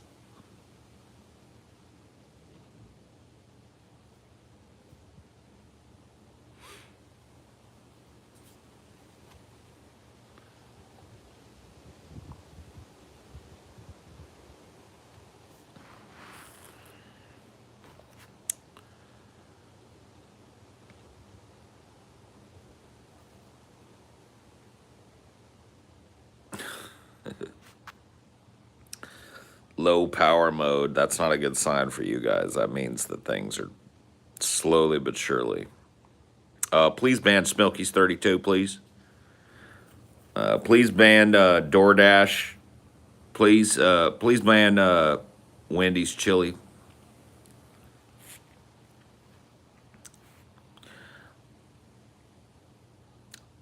Please ban a fucked brandy. My battery's low and it's getting dark. Yeah, mine too, man. I just had to do the low power mode. 20% battery. That doesn't bode well for the continuation of this stream, but that's okay. It's been a long one. God damn, I've been rambling on. I've gotten incredibly high sitting out here. I don't know what I've been talking about for the last hour, but thank you for sticking with me, I suppose. We can do a little bit of rapid fire here while I maybe light a farewell joint for the night. How about that? We'll do a little rapid fire question and answer session. I've been doing this at the end. Rapid fire Q&A. These are questions that I can answer quickly, but that are of interest of you. Or of interest. You know what I meant. Of interest to you.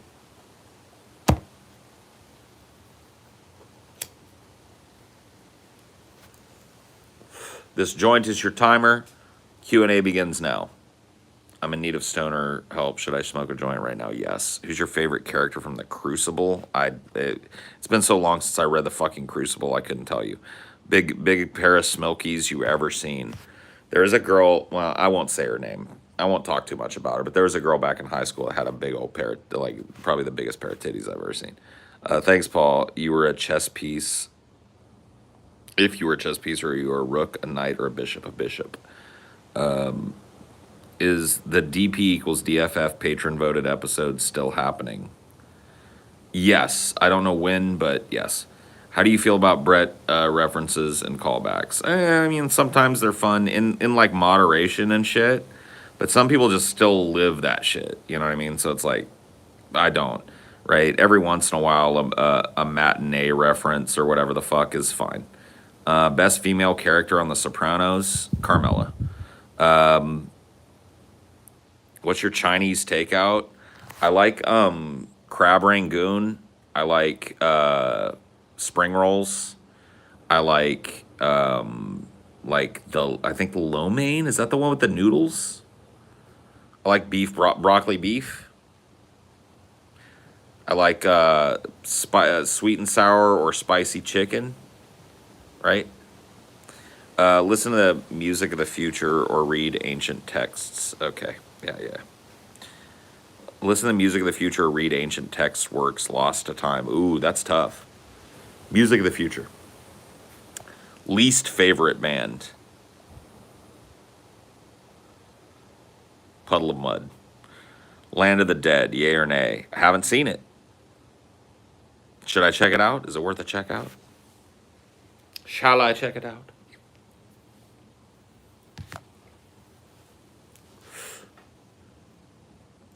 Thoughts on the Evil Dead video game? I haven't played it.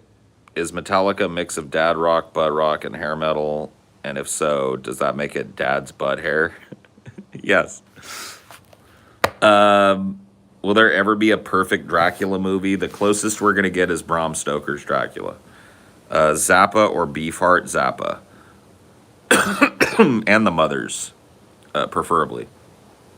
Live show, Puddle of Mud covering Nirvana or Drunk Limp Bizkit. Anything. I would literally watch Yoko Ono screech into the mic for fucking 16 hours straight, then go watch a Puddle of Mud Nirvana cover concert. I couldn't get through it. There's not enough Rotten Tomatoes. Thanks for this stream. You're welcome. Ever played Evil Dead Fistful of Broomstick game on PS back in the day? Nope. You playing Horizon Dawn sequel? No. Favorite Johnny Cash song? I like When the Man Comes Around.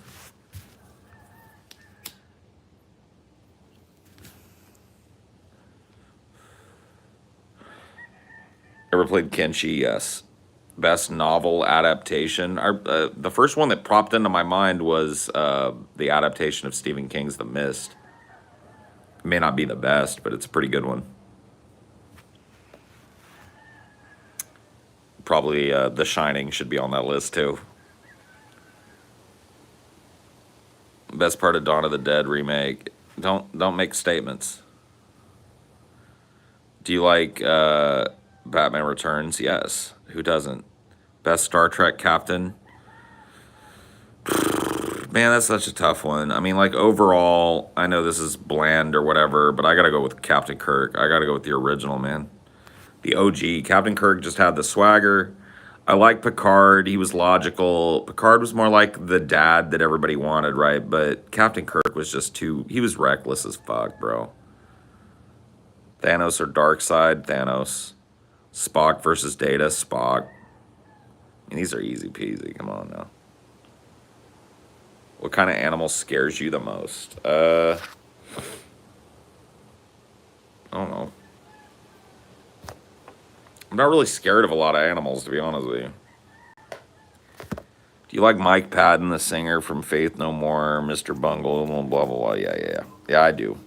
I'm not a huge fan, but yeah. Worst Lynch film? I don't know. I tend to like most Lynch films, so.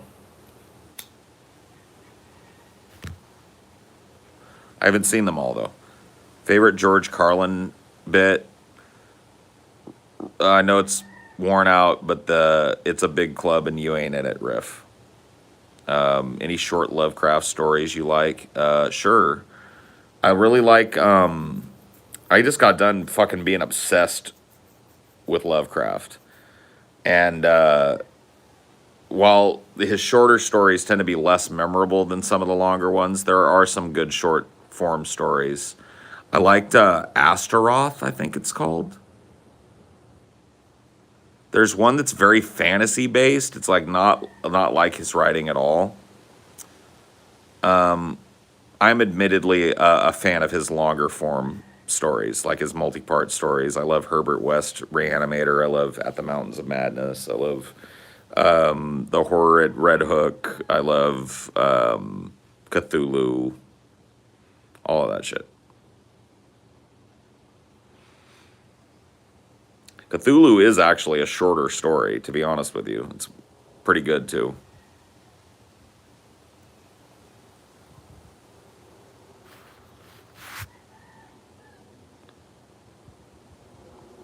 If I haven't eaten my meat, can I still have pudding? No. If you don't eat your meat, you can't have any pudding. How can you have your pudding if you don't eat your meat? Nickelodeon, the Cartoon Network came like after I was already kind of aging out of cartoons. Nickelodeon all the way.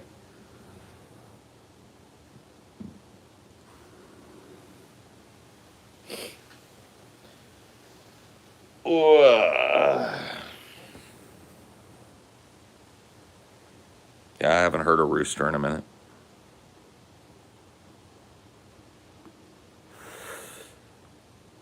You play any instruments? Not with proficiency, no.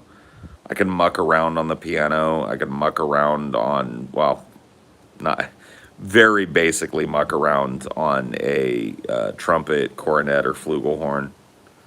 But I don't play anything with any proficiency. I can pluck around on a guitar. Do you like surrealist or representational art more typically? It depends on the work of art, but I tend towards surrealism.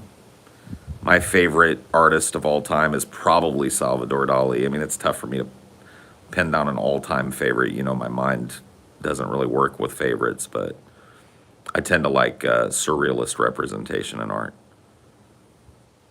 I liked Aqua Teen, Hunger Force, yeah. Make the homies say ho and the girlies want to scream.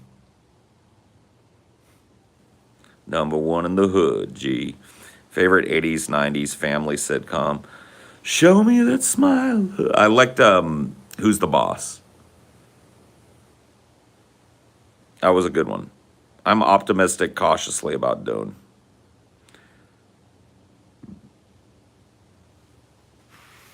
Just because I never heard it before, what's your thought on Rob Zombie's movies, especially The Devil's Rejects? Love it. I love Rob Zombie's movies up till The Devil's Rejects. So I loved House of a Thousand Corpses, you know, all the shit leading up to fucking Devil's Rejects, and then it just kind of goes off the cliff after that. Like Alf, yeah. I remember Alf from back in the day. It was pretty fun. Anyway, I gotta go. I'm fading fast. I'm fading. Thank you guys for chilling. It's been fun, right? We'll see you next time. Bye.